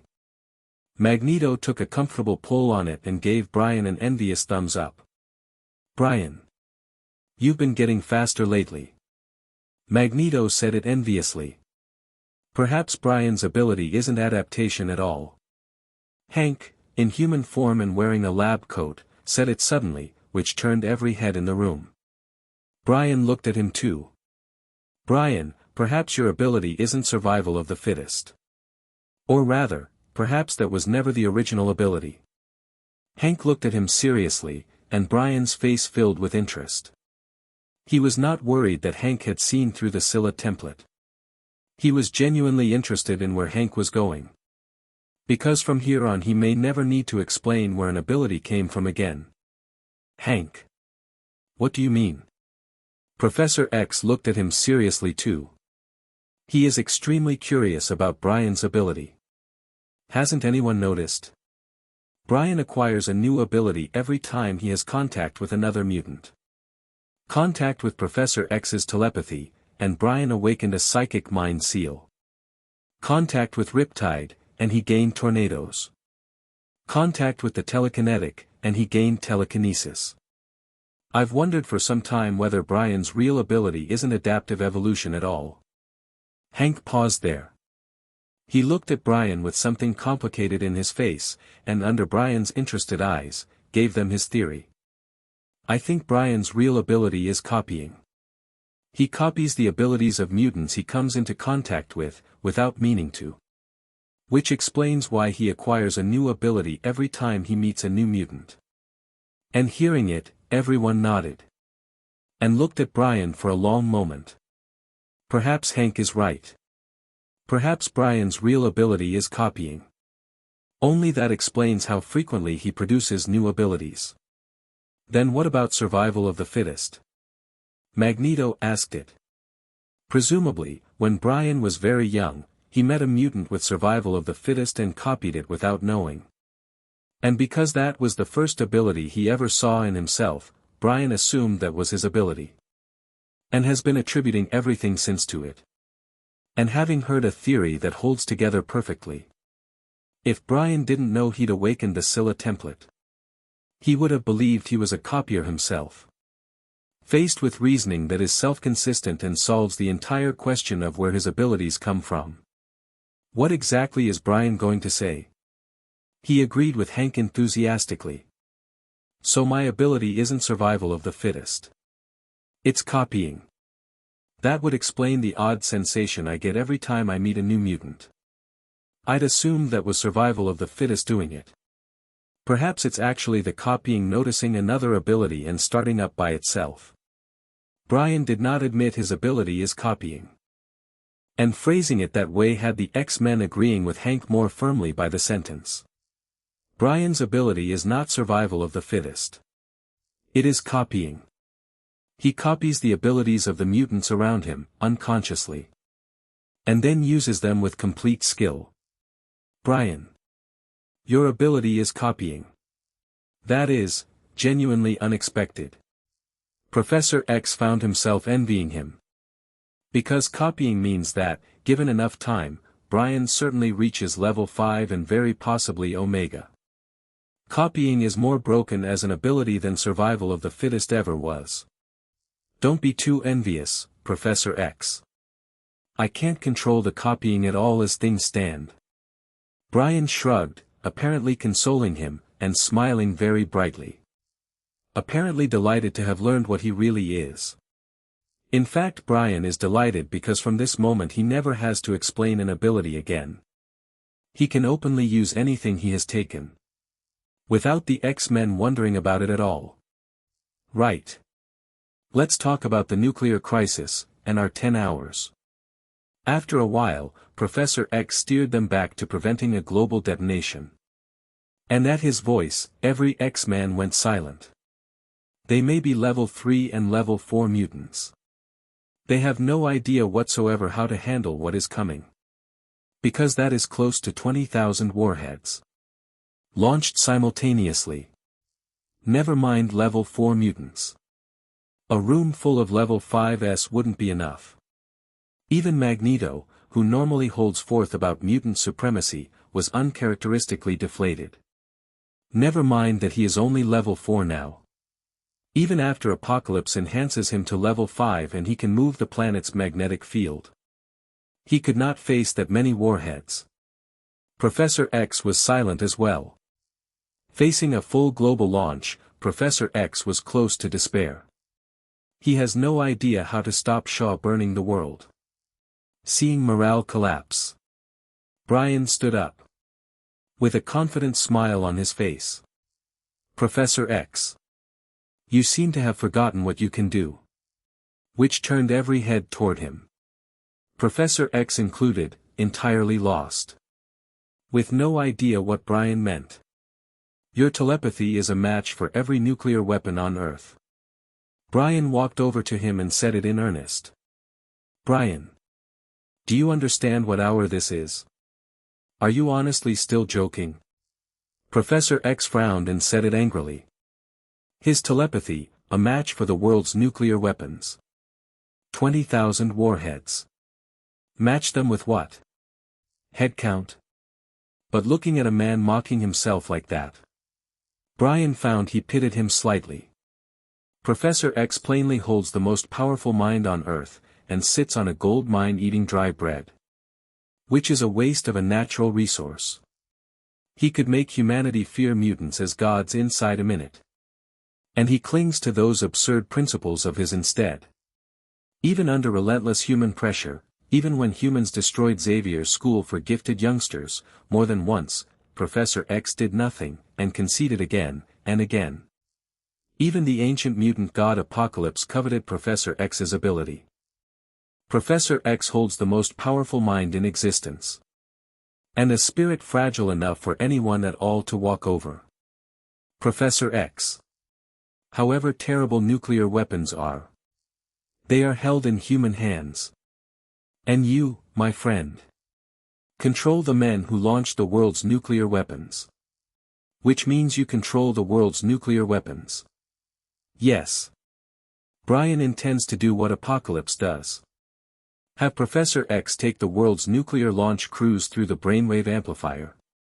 And then throw every nuclear weapon humanity has into space. Because humanity's nuclear weapons are a threat to Brian as well. New York. Xavier Manor. Every X-Man stood in front of the X-chamber. Even Raven had left the White House to be there. A scanning beam projected out of the center of the door and read Professor X's eyes. Verification accepted. Welcome, Professor X. The metal door opened. Professor X drew a deep breath and went in first. Brian and the rest followed. Before reaching the amplifier's console, Professor X looked back at Brian. Brian nodded to him, smiling, and raised the camera in his hand. Professor X smiled bitterly, then arranged his expression. And faced the lens directly. Hello to everyone in the world. I am Professor X, leader of the X-Men. At this moment of life and death for humanity, a leader should stand up. I will use everything I have to save this world and end this nuclear crisis. Justice will prevail. The X-Men will prevail. Professor X delivered it with total conviction and a gentle face, very much the Professor X of the future, wise and immovable. His voice was full of the certainty of winning. And his eyes were full of confidence, as though he genuinely were the one chosen to save the world. Click. Brian turned the camera off. And Professor X's expression collapsed immediately. He looked at Brian, with a great deal behind it, unable to understand why any of this theater was necessary. Brian. Why are you so devoted to this superhero business? After a moment he asked what he'd been thinking. Because this is a superhero universe. Brian shrugged and said it lightly. X-Men. Everyone looked at him, entirely lost as to what a superhero universe was meant to mean. All right. I simply want mutants to stop living like vermin in the gutters. I want to prove, by doing it, that mutants can be heroes too. That they can use their abilities in the open. And be admired and looked up to by humans. I want to tell every mutant living a wretched life that they can live in the daylight as well. Like heroes. In applause. Brian said it with real feeling, and it landed on every X-Man in the room. Because as X-Men, they have lived as superheroes. Which is how they know Brian is telling the truth. As superheroes they stand in daylight and receive applause. They are no longer mutants. They are superheroes. They are what humans look up to and believe in. Mutants living in the daylight. In applause. Professor X was deeply moved by it. When his own ambition was to use his ability to protect a handful of decent mutants. Brian was preparing to relabel the entire species as heroes. Professor X smiled at him with real admiration. Looking at that meaningful smile, Brian accepted it calmly. He does not, of course, have any such noble dream. The actual reason he is so devoted to the superhero business is that it prepares the ground for Vought. Only with the superhero label in place will Vaught's future superheroes be welcomed rather than feared. And only then will mutants come to Vought of their own accord. And become Brian's reserve library of abilities. Right. 7 hours until detonation. We need to move. Professor X checked the Rolex on his left wrist, then went to the console and picked up the amplifier helmet. Brian passed the camera to Raven. Who filmed the entire thing. This is first-hand footage of the world being saved. And the X-Men's chance to be canonized outright. To become genuine superhero saviors. Brian was certainly not letting that go. And with Raven filming, Raven's existence stays hidden. I'm beginning. Professor X picked up the helmet, grim-faced, and lowered it onto his head. Buzz. And with that, the amplifier came alive. And every light in the X chamber dimmed at once. Professor X's mind moved, and dense psychic projections filled the room. And as his consciousness connected to every human being alive, an enormous noise arrived in everyone's ears. God, please save us. Peter Griffin, why are you in bed with another woman? The world's ending. I should do the thing I've always wanted to do. That lunatic Shaw is going to kill everybody. Prayers, curses, and the sound of people coming apart, all of it arriving like a tsunami. Billions of voices, with the thoughts underneath them. Professor X frowned immediately. It is the first time he has connected to the whole of humanity with this much focus. And the sound of all those inner voices filled his head like a tide. And split it. And because his attention was so completely on humans. Every human being on Earth went dizzy and got a headache at the same moment. Ding. Ding. Ding. And the amplifier began sounding red alarms. The psychic safety Hank built had triggered. Because if Professor X kept projecting into all of mankind, the human race would very likely die on the spot without Shaw's warheads being needed at all. Ack. Professor X genuinely could not take the impact of all those voices. He pulled the helmet off roughly. The amplifier shut down. And the lights in the X chamber came back up. Professor X was breathing hard. No. I can't do it. Brian, I can't do it. I can't save the world. Professor X took his own hair in both hands, distressed. The despair and terror of the entire human race had gone into him. Watching him shake. The X-Men looked at each other. And Brian walked over and put his right hand gently on Professor X's shoulder. Persuasion. And Brian's voice became extremely convincing. Professor X. Be calm. Don't let humanity's collective emotion move you. And under it, a man trapped in fear and despair slowly settled. You're right, Brian. I shouldn't be moved by humanity's collective emotion. Professor X agreed. And used his own power to delete the fear and the despair out of his head. Then put the helmet back on. Boom. And the voices came in like a tide again. And the pain came back into his face. Professor X, relax. Relax. Brian stood beside him, low and steady. And under persuasion, Professor X gradually loosened. And the pain went out of his face. And, calm, Professor X could still feel humanity's panic and despair. And was able to shut it out of his mind quickly. And as his power grew used to blocking those voices, the chaos in them began to resolve. Professor X slowly closed his eyes. He was a level 4 psychic. And under the psychic pressure of the entire human race, and Brian's guidance, his power began growing rapidly again. And a smile spread across his face. Under the pressure of all humanity. Professor X was finally promoted to level 5. And Professor X discovered that he can now split his mind into countless pieces, which share the load of humanity's collective emotion between them. And which make Professor X feel as though he has been divided into innumerable parts. Present in every corner of the world simultaneously. A remarkable way to see. He felt that a single thought would let him take the minds of billions of people at once. That, of course, is an illusion produced by reaching level 5.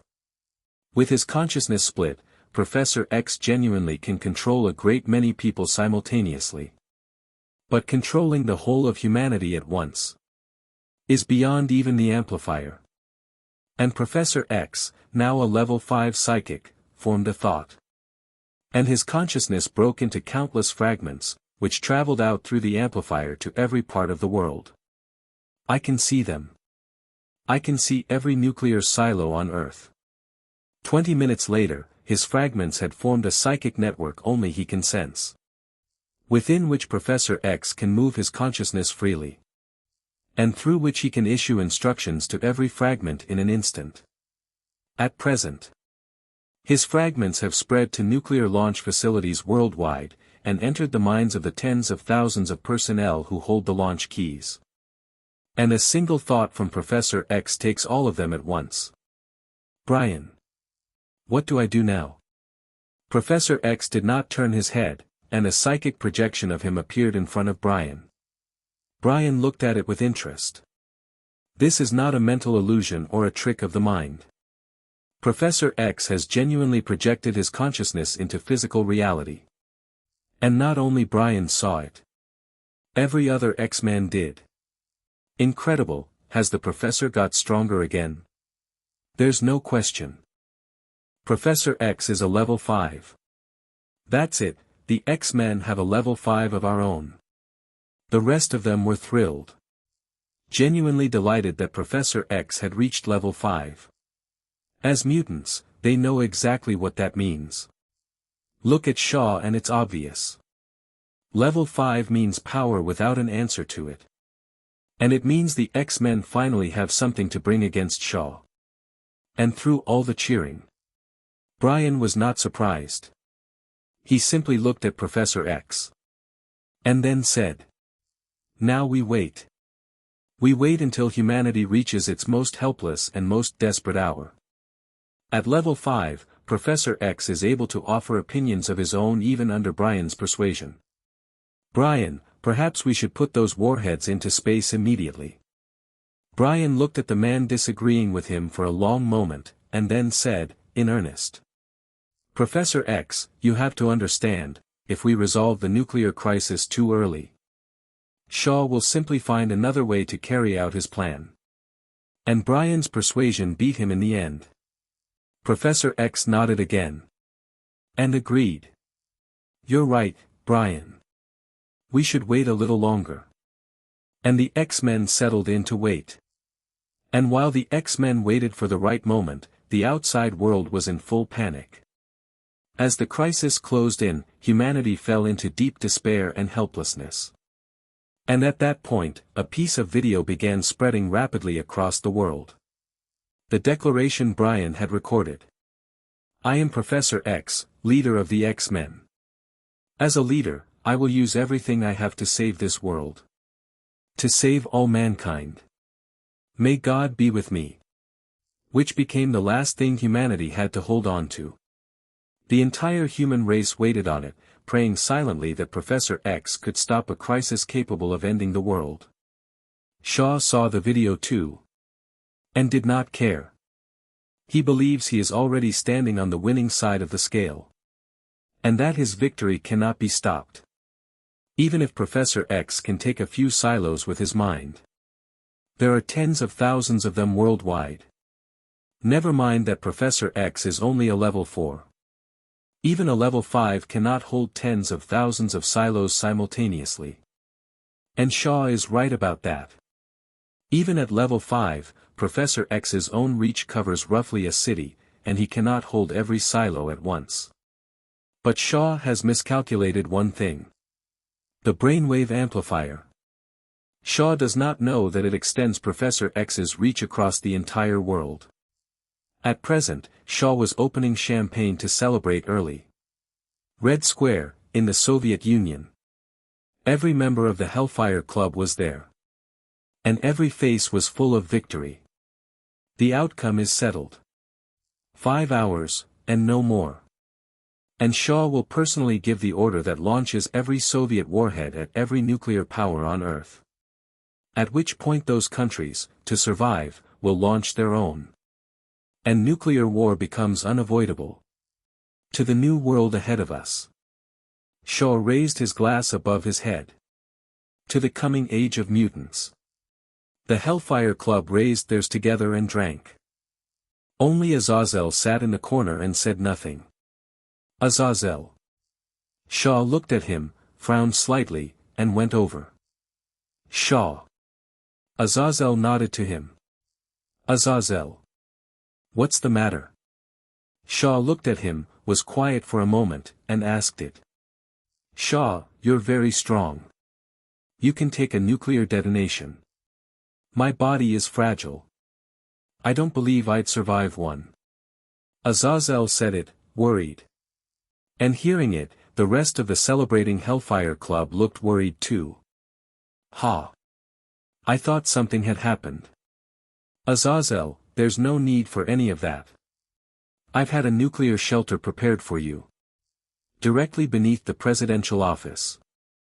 Shaw smiled again, patted his shoulder, and said it evenly. And at that, the whole Hellfire Club breathed out. And the party carried on. Time ran down, minute by minute. 15 minutes remained on the deadline Shaw had set. The end of the world was arriving. And the whole planet seemed to have stopped breathing. Despair, helplessness and fear had very nearly drowned the human race. Very nearly. Because they still have one thing left. The X-Men. And humanity everywhere was praying in silence. And waiting. Waiting for a miracle. A miracle worth entering the history books. And at that moment, in the square outside the White House, Raven, back in the president's face, was giving an address. Ladies and gentlemen, we have been waiting for a miracle. An American miracle. And I can tell you with complete responsibility that a miracle is coming to America. The X-Men have fought Sebastian Shaw from the first hour to this one. They have not stepped back and they never will. Justice will beat evil. And at this decisive hour, I, the President of the United States, will remain in the White House. Believe me, friends. I will be with you, and with all mankind. Which was, unquestionably, a shot in the arm for America. And it steadied the whole human race. They waited quietly, for superheroes to bring them a miracle. And immediately after Raven's address, a thoroughly drunk Shaw delivered one of his own from Red Square. People of the world. Let us celebrate the arrival of a new world together. I, Sebastian Shaw, will be the maker of that world. And I will now sign the decree. Every Soviet warhead releases immediately. I intend to put nuclear fire across the entire world. Shaw has made up his mind completely. He signed the decree at speed. And had Blood-Eye Kate order the Soviet commanders to bring the warheads live. Under her ability. Every Soviet commander issued the activation order. And thousands of Soviet launch facilities moved at once. Target all nuclear-armed states immediately. Adjust trajectories. Release the safeties on the launch consoles. Orders went out one after another. And with the Soviet Union moving, every nuclear-armed country on Earth mobilized. At an American launch facility. American commanders stared at a detection screen solid with red contacts, grim-faced, sweat running off them. General, the Soviets have signed the decree. What do we do? A colonel asked it. You're asking me? Who exactly am I supposed to ask? General Humphrey threw the satellite phone on the floor in frustration. He had just spoken to his own superior. Who had said only that someone would give them their orders. And hung up. Which left General Humphrey baffled and with nothing to do. He lit a cigarette, irritated, and his hands were shaking. Faced with the end of the world, nobody stays calm. Damn it. Wait for orders and the Russian Bear's warheads land on my head. General Humphrey threw the cigarette down, swearing, and prepared to issue the launch order himself. He understands the principle of striking first. And just as General Humphrey was about to disobey his orders and act on his own, a gentle voice arrived in his mind. Patience, General Humphrey. I am Professor X of the X-Men. And I am your immediate superior. The moment it spoke, the agitation went out of General Humphrey's face. Replaced by calm, and by recognition. Because from the instant that telepathic contact arrived, General Humphrey began obeying Professor X without thinking about it. In his own mind, Professor X's orders are orders that must be followed. Professor X. Your orders. General Humphrey saluted empty air and said it with total conviction. Set the trajectories of your warheads for outer space. Immediately. Professor X's voice, in his head. And General Humphrey went straight to his colonel and repeated it. Set the warhead trajectories for outer space. General, that leaves us nothing to answer the Soviets with. The colonel argued the point hard. Colonel. Follow your orders. General Humphrey said it coldly. Yes, sir. The colonel saluted, helplessly, and began coordinating the facility's staff to set the impact points in space. And this was not happening only at that base. It happened simultaneously at tens of thousands of launch facilities worldwide. Under Professor X's power, nobody could disobey him. At the Soviet facilities, it looked rather different. A launch facility in Siberia. A Soviet officer's eyes went blank, and he walked to the control panel and changed the impact point from New York to outer space. Lieutenant Lekhanev, what do you think you're doing? The base commander was furious. He drew his pistol and put it against Lekhanev's forehead. Sir. I'm doing the right thing. Lekhanev looked back at him calmly, without any fear at all. You're a remarkable man, Lieutenant. And you're a soldier disobeying an order without cause. Which means I have to shoot you. General Sergei looked at him with genuine admiration. This young man had done what Sergei had wanted to do and hadn't dared. And a soldier disobeying orders without cause cannot be permitted. And just as General Sergei was about to kill him, Lekhanev put his right hand to his own temple. And a psychic storm swept the entire facility. General Sergei, closest to it, went down instantly. And then the rest of the staff. A minute later, Lekhanev was the only man conscious on the base. And the same thing happened at Soviet launch facilities across the country. New York. Xavier Manor. The X chamber. Only Professor X, Brian and Magneto were left in it. Brian. Eric. I have every nuclear launch facility in the world. Professor X turned round and said it, smiling. Well done, Professor X. You'll be humanity's savior. Brian patted his shoulder and said it smiling. Quite right, Charles. After spectating for so long, you've finally been useful. Magneto nodded, and the praise made Professor X extremely uncomfortable. And he could not argue with it. Because Magneto is right. He has plainly held enormous psychic power throughout this period. And has spent it either checked by the White Queen. Or blocked by psychic shielding. Which has made every fight miserable for him. Like having his own power outlawed. And now Professor X finally has his answer. The strength of a level 5 psychic, on display. He, Professor X, is the most powerful mind alive. And humanity's savior. As low as Professor X had been before. That is how high he stands now. At level 5 his control has become considerably finer. The consciousness splitting he gained lets him produce up to 20,000 fragments. Which function as duplicates of his own mind. And as a kind of collective consciousness. Professor X can give each fragment awareness, memory and personality. Each carries his ability. And each can act independently to accomplish what he wants. And of course, Professor X can withdraw any of them with a thought. Lieutenant Lekhanev, of the Soviet base is one of those fragments, occupying Lekhanev's consciousness and becoming an independent psychic individual. And not only Lekhanev. Across the Soviet Union's thousands of launch facilities, there are dozens of Professor X. Professor X, Shaw has started the launch countdown. Hank came in holding an advanced tablet. Which does not, of course, exist in this era. Hank developed it using America's finest physics laboratory, in a little over 10 hours. Which says something about what Hank can build. Hank came over and set the tablet in front of the amplifier console. And worked it. And the three of them saw Shaw come up on the screen. The Soviet presidential office. Shaw sat drunk in the president's chair, tapping the desk with his right hand. Behind him, an enormous screen.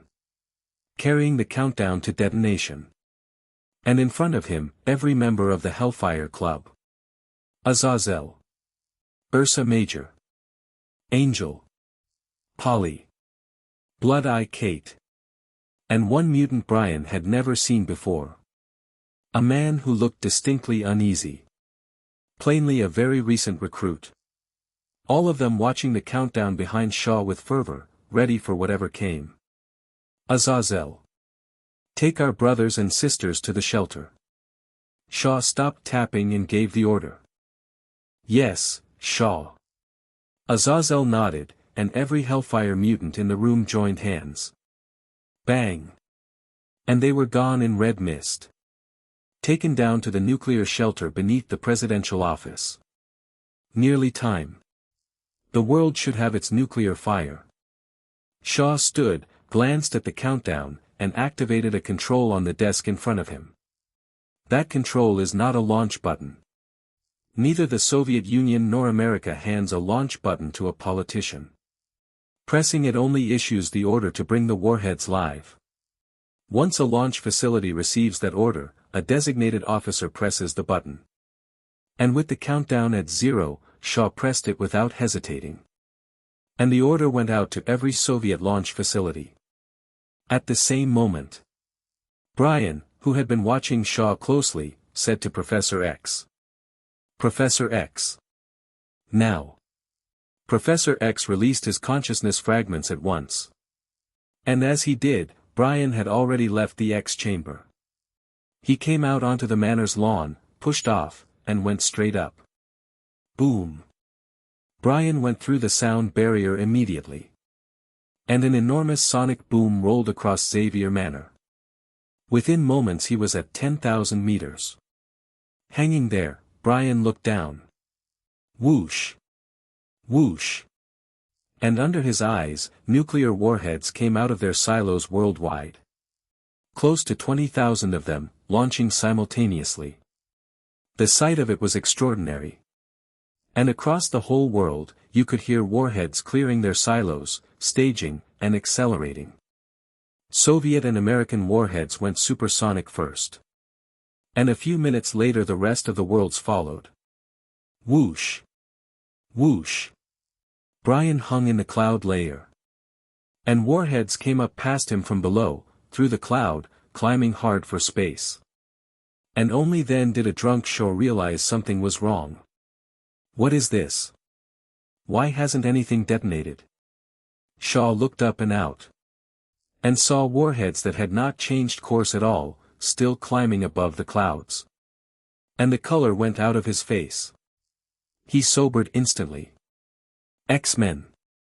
There was limitless fury in Shaw's eyes, and he closed his fists trying to hold it. Because at this point even a fool could see the launch had gone wrong. And that the X-Men had done it. Watching the warheads getting smaller. Shaw felt genuinely powerless. They were moving far too fast. Moments, and they would be out of the atmosphere. Boom. An energy burst out of Shaw. And destroyed the whole of Red Square instantly. Burying a great many Soviet officials in the rubble. And standing on that rubble, Shaw looked up at warheads he could no longer see. And began, suddenly, to laugh. Under enough anger, a man's control goes.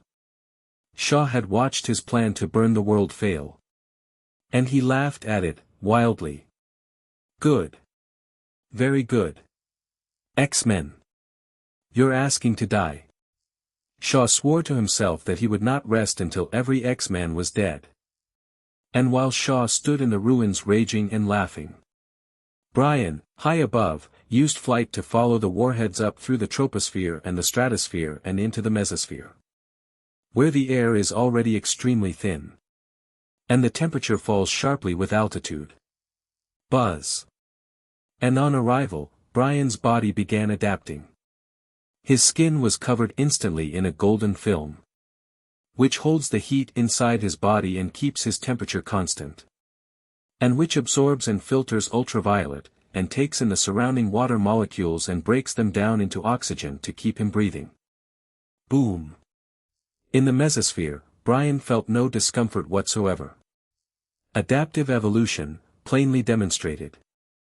And there Brian stopped, and did not climb further. He simply watched a dense field of warheads pass through the mesosphere, the thermosphere, and into the exosphere, which is the edge of the atmosphere. And as those warheads entered it, all of them lost their weight, and simply drifted, in the space beyond the Earth. As the warheads launched, the world fell into panic.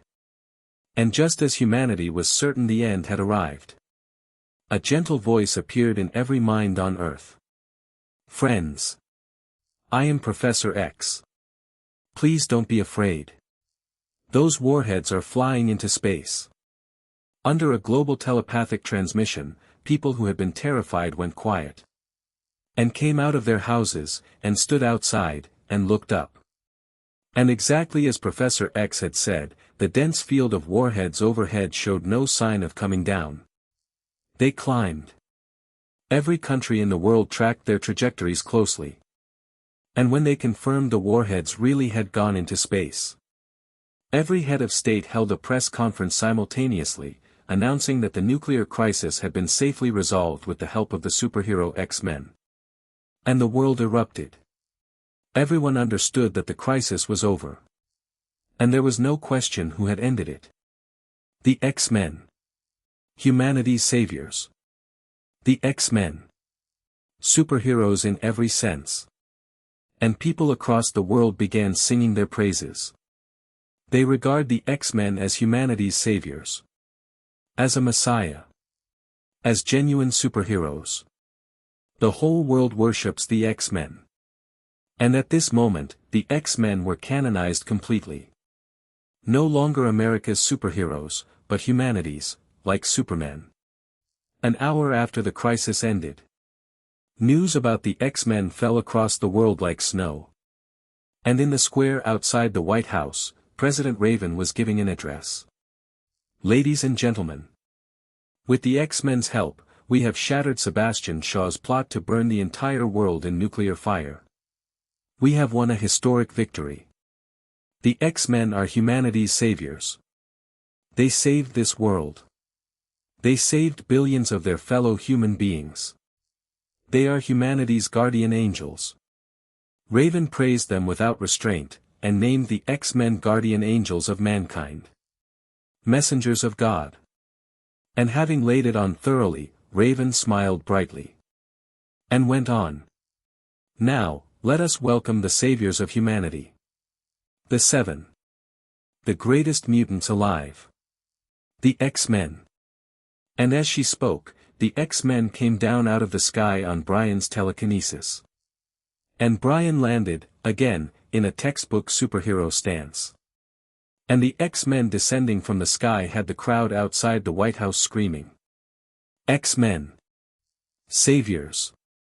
The greatest mutants in the world.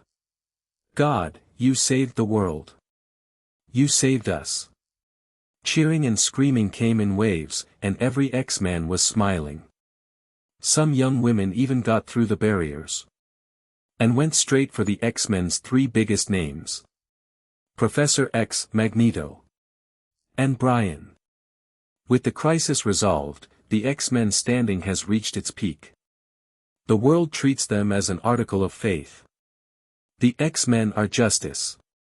My heart is clear and my hands are clean. Everything I do is just. Professor X came to Raven's side, caught up in the fervor in front of him, and couldn't stop himself saying it. Professor X. Savior. Which had the crowd roaring. Professor X looked at all of them and produced a gentle, kindly smile.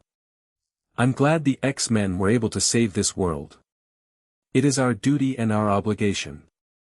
As superheroes, we will do everything we can to protect humanity. From evil, and from Sebastian Shaw. And to let human beings live in a world that is peaceful, stable and just.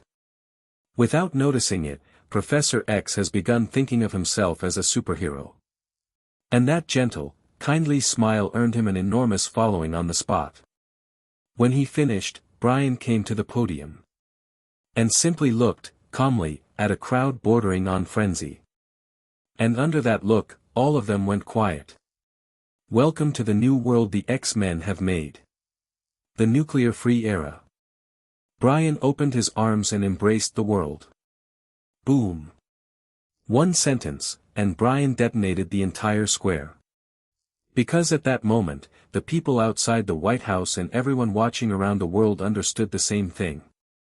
The world has entered a new age. An age without nuclear weapons. In this crisis, the X-Men put every nuclear arsenal on Earth into space. And with that, the age of superpower nuclear deterrence has ended. Every country will now develop rapidly. And the world moves toward peace. Homelander. Homelander. They could not stop themselves cheering. Having lived through a nuclear crisis, humanity's fear of those weapons has peaked. And learning that the world has formally entered a nuclear-free age. Humanity was grateful to the X-Men all over again. We will use every ounce of force we have to defeat Sebastian Shaw and break every conspiracy he has. After Brian, Magneto spoke, and spoke forcefully and convincingly. And acquired a body of fanatical supporters of his own. The press conference ran 2 hours. And even Scott, who joined days ago, came away with followers. Afterwards, the X-Men returned to Xavier Manor. We should hold a celebration. Saving the world has left Professor X somewhat pleased with himself. He brought several bottles of 18th century wine up from the cellar and started one. To the saviors of mankind. To justice made flesh. To the messengers of God. To the greatest mutants alive. Cheers. Professor X drank his glass off, thoroughly high-spirited. Even Magneto raised his and drank with a sunny expression. And Hank, Alex, Sean Cassidy and Scott took bottles and began drinking in earnest. Only Brian and Raven stayed out of it. The two of them sat on a sofa in the living room, watching Professor X and the others with something close to pity. When are Charles and the rest of them going to grow up? Raven said it with some regret. Raven, let them have it. This may be the only celebration they get. Brian shrugged, and then picked her up. And now we should celebrate too. Brian said it smiling, and the two of them left for the bedroom.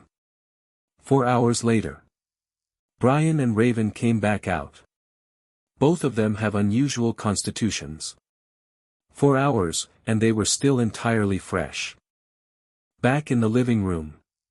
Brian found Hank and the others thoroughly drunk. Only Professor X and Magneto were still lucid. The two of them were drinking wine and playing chess in front of the sofa. Talking easily, and enjoying it. And at that moment Professor X and Magneto had something of their old friendship back. The two of them looked at each other the way close friends do. Brian came over and looked at the board. Brian knows nothing whatsoever about the game. So he waved a hand, and the pieces and the board went out of the window on telekinesis. That done, he raised his hand, and a glass of wine came to him from the garden. Brian, what are you doing? We've been at that game for 2 hours. Professor X frowned, he was plainly still inside it. Magneto was considerably more relaxed. He shrugged at the board being cleared and didn't care at all. All right, Mr. Savior.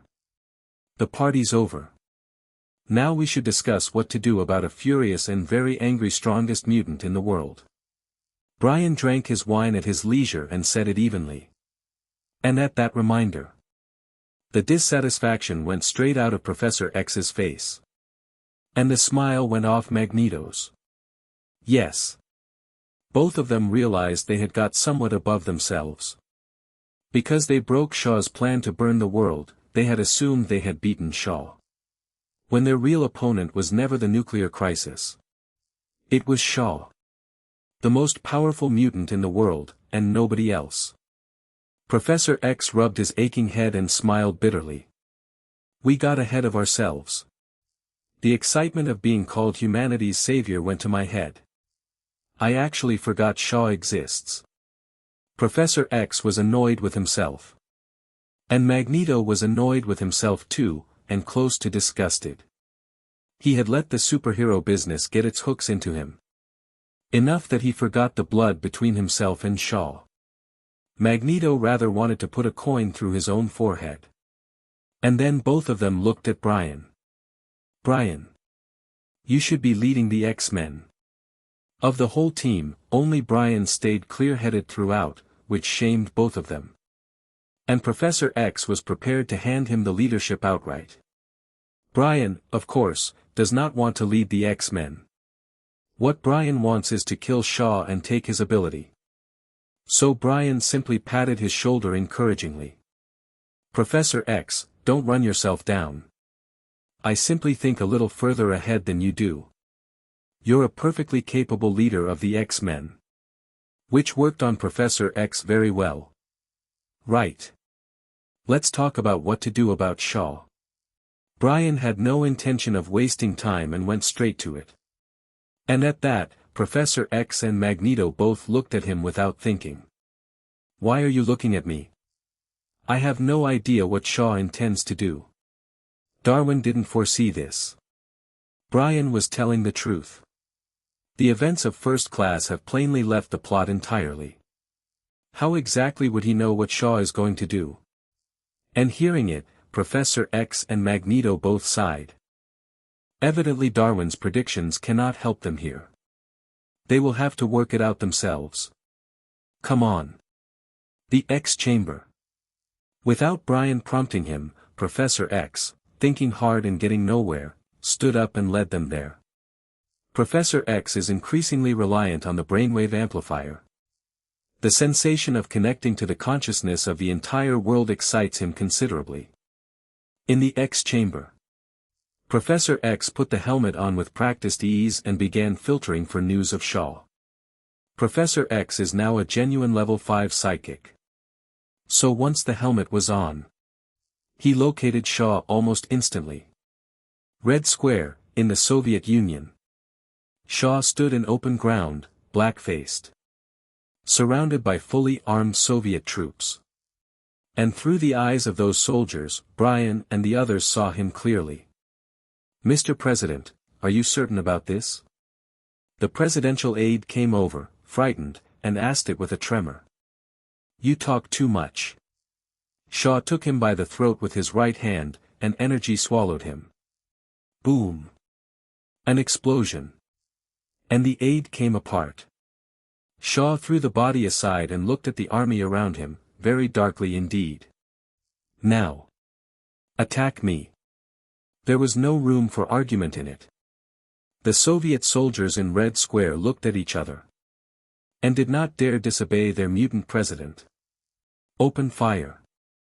One Soviet general set his teeth and gave the order.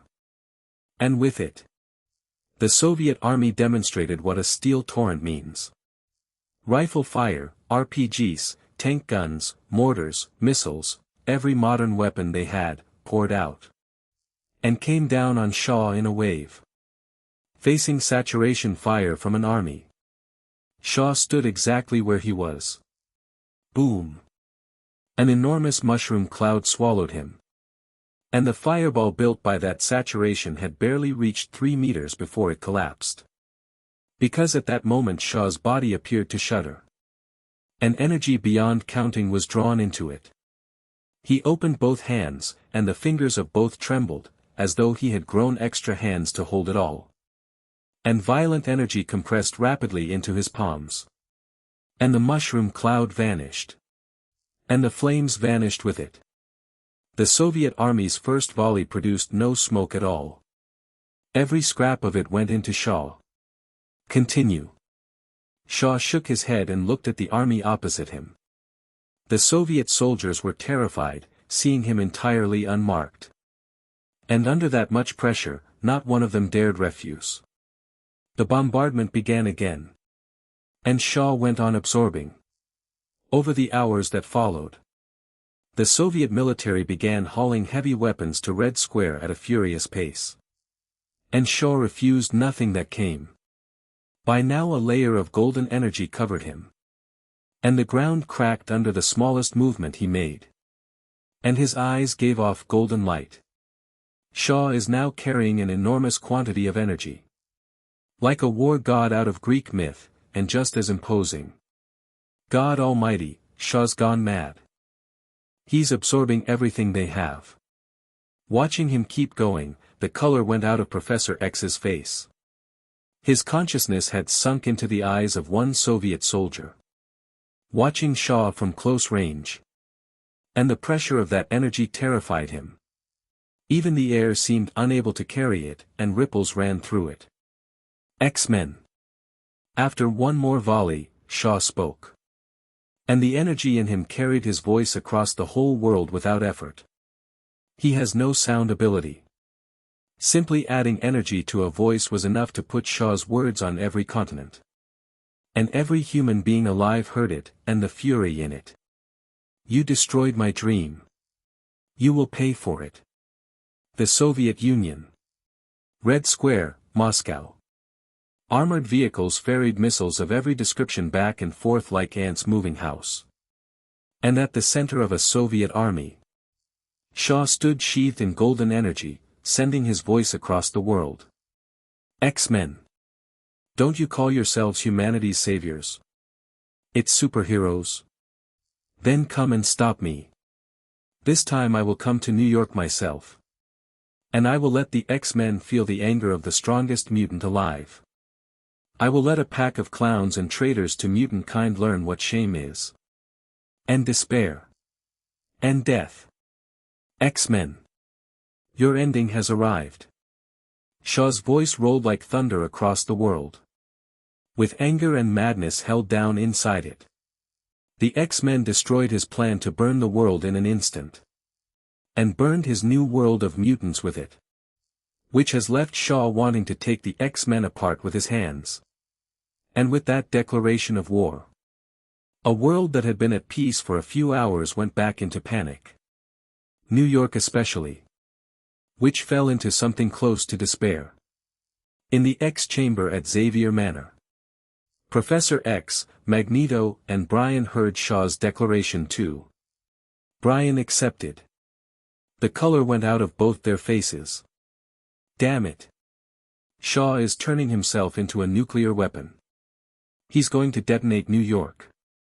Magneto, who has known Shaw since childhood, understood his intention instantly. Shaw is making himself into a warhead. And intends to release the energy inside him over New York exactly as a warhead would. And flatten the city with sheer force. Professor X drew a sharp breath. Shaken by how insane it was. Shaw genuinely intends to make himself a walking self-propelled nuclear weapon. And level the whole of New York. To vent his temper. Shaw has lost his mind. Professor X got it out with difficulty. Shaw had genuinely frightened him. Even Brian was briefly impressed. Who needs a warhead? As long as Shaw absorbs enough energy, he is one. And a reusable one at that. His ability lets him keep absorbing after detonating everything inside him. And detonate again. Indefinitely. Since that ability makes him wholly immune to the blast in any case. The strongest mutant in the world had just demonstrated enough power to break the planet. So how do we stop him? Professor X and Magneto looked at each other. Whatever joy there had been in saving the world was gone. There was nothing left in either of them but fear. Shaw has shaken them too badly. Which is why neither has any idea how to stop him. Brian. Do you have a way? Professor X turned to the one man who always looks calm, hoping he'd produce something. I'm sorry, Professor X. I don't have a way to beat Shaw. Brian spread his hands and told them the truth. As things stand, Shaw is very nearly untouchable. Absorbing energy in any form makes him immune to everything except psychic attack. Even Brian can only fight Shaw to a standstill. He cannot kill Shaw. And Shaw cannot kill him. The only two mutants in the world who genuinely cannot be killed are Brian and Shaw. Which is precisely why Brian worked so hard to get inside the X-Men. Because he cannot beat Shaw alone. He can only use Professor X and Magneto to pin him. And then look for an opening to get that telepathy-blocking helmet off him. And let Professor X take Shaw's mind, briefly. Because that is the only way Brian kills him. Against the strongest mutant in the world. We have exactly two choices. The first is to leave New York, hide what we are, and survive. The second is to face Shaw head-on and fight to the end. And perhaps win. Brian's calm delivery put resolve into both their faces. They are certainly not running. Neither Professor X nor Magneto is the sort to run at the last moment. Which leaves them one road. Fighting. This is the X-Men's first real battle. And it may well be our last. Professor X's tone was extremely heavy. Strictly speaking, this is the X-Men's first genuine engagement. Everything before it was skirmishing. And the three of them began working out how to fight Shaw. To keep the X-Men from fighting with their hands tied. The first task is evacuating New York. Which Professor X cared about a great deal. To move people as fast as possible, Professor X simply used the brainwave amplifier. He put the helmet on. And his mind connected to every person in New York. And Professor X began broadcasting. People of New York. I am Professor X, leader of the X-Men. I have bad news. Sebastian Shaw intends to destroy this city. For your own safety, leave New York as quickly as you can. Every person in New York received it. And learning that Shaw meant to turn himself into a warhead and detonate the city. The panic got considerably worse. Everyone began trying to leave at once. Which put the streets of New York into chaos. Buzz. Buzz. Buzz. And while they were milling about like ants on a hot plate, military helicopters arrived overhead. And the New York garrison began directing the evacuation. At the same time, in the Oval Office, Raven gave an address. Please leave New York in an orderly manner. Do not panic. Believe me, the military and the police are with you. And with New York. They will fight to the last moment, until Shaw is beaten. And with that address, the American government moved. And the evacuation began to organize itself. But New York holds millions of people. Clearing all of them takes 10 hours at minimum. And Shaw plainly will not wait that long. So, to buy those people time, Professor X used the amplifier again, and took the Soviet army. Outside Red Square. Explosions came one after another. Shaw stood with his hands open, letting the missiles come down on him. And the golden layer across him thickened. Until his eyes were entirely covered by it. And golden energy poured continuously off his hands, and the air around him churned. Continue. This is nothing like enough. Shaw's eyes were burning gold, and his voice carried across the whole army. Swish. And just as Shaw was waiting for the next volley, the Soviet army in front of him stopped firing. Every soldier stopped where he stood. Mind control. Looking at all of them frozen, Shaw understood at once. And there is exactly one psychic alive who can hold tens of thousands of Soviet soldiers simultaneously. Professor X. Shaw set his teeth and looked at the motionless soldiers. Shaw. Don't make the same mistake twice. Your plan is going to fail. And every frozen soldier dropped his weapon at once, and turned toward Shaw together, and delivered it in earnest. Be quiet, traitor. You disgrace us. The world is changing. The future belongs to genetic evolution. During the Second World War there were mutants in single figures. A dozen years later there are tens of thousands. That is natural evolution. And as time passes, mutant births will surge. We mutants are the inheritors of this world. We are what evolution produced. And humans are a backward species that evolution will discard. Professor X said nothing. Because he found that Shaw was right. As a psychic, he can feel it himself. More and more mutants have begun waking in recent years. That is a natural process. And mutants may genuinely replace humans in time. Shaw. Perhaps you're right. I still have to stop you. Professor X was quiet for a moment, then said it evenly. He admits Shaw may be right. And what Professor X believes makes it impossible for him to accept what Shaw does. Because to Professor X's mind, mutants exist on the back of an enormous human population. Remove humans, and mutants are not far behind them. Which is why, now and in the future, Professor X has always been forbearing toward humanity. Shaw very nearly laughed at him. Stop me? And how exactly do you intend to do that? Shaw was entirely confident. He believes nobody in the world except Brian is his match. Professor X didn't answer. He concentrated on the Soviet soldiers instead. And under Shaw's eyes, they began to withdraw. Even the armored vehicles carrying his missiles turned around. Because the best way to stop Shaw is to give Shaw nothing to absorb. And watching them pull back, Shaw's face turned very dark indeed. He has not absorbed enough.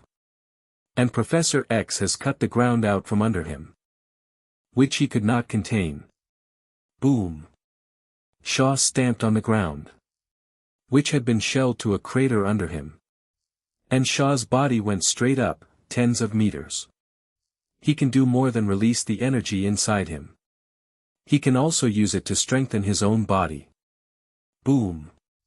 Shaw came down, and the moment his feet touched, the force of the landing spread outward. And dozens of Soviet soldiers were thrown clear.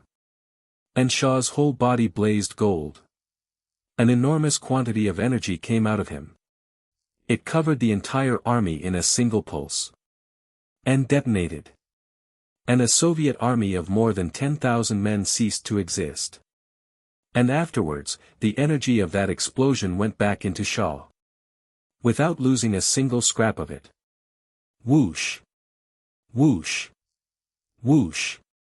And having erased an entire army as easily as cutting vegetables. Missiles went over Shaw's head. And out of his sight entirely. Shaw was quiet for a moment, and his face went darker still. You have got to be joking. The strongest mutant in the world had his composure comprehensively broken by Professor X. Because while Shaw was destroying an army, Professor X used the amplifier to launch every remaining missile in the Soviet Union. As for where they went, Professor X followed Brian's advice and sent that wave to Tokyo. Which leaves the Soviet Union without heavy weapons for Shaw to absorb. And his ambition of becoming a walking warhead died a second time. Good. Very good. Shaw closed his fists, and the golden layer gradually faded off him. Shaw still carries an enormous quantity of energy, roughly a third of a nuclear warhead. Which is a great deal, and nothing like enough to level New York. Azazel. Cuba. Shaw drew a breath and steadied himself. And whistled. And Azazel appeared in front of him. And Shaw gave the order coldly. Because in Cuba there is a nuclear submarine belonging to Shaw. And he intends to absorb the energy of its reactor directly. Bang. And Shaw and Azazel were gone from Red Square. Shaw has gone to Cuba. Professor X took the helmet off, out of options. He can control every military installation on Earth. He cannot control an empty nuclear submarine. Which is presumably why Shaw went back to the submarine in Cuba rather than to another base. The plot has wandered a long way, and come back to its own track regardless. Come on. Cuba. Brian stood and walked out of the X chamber first.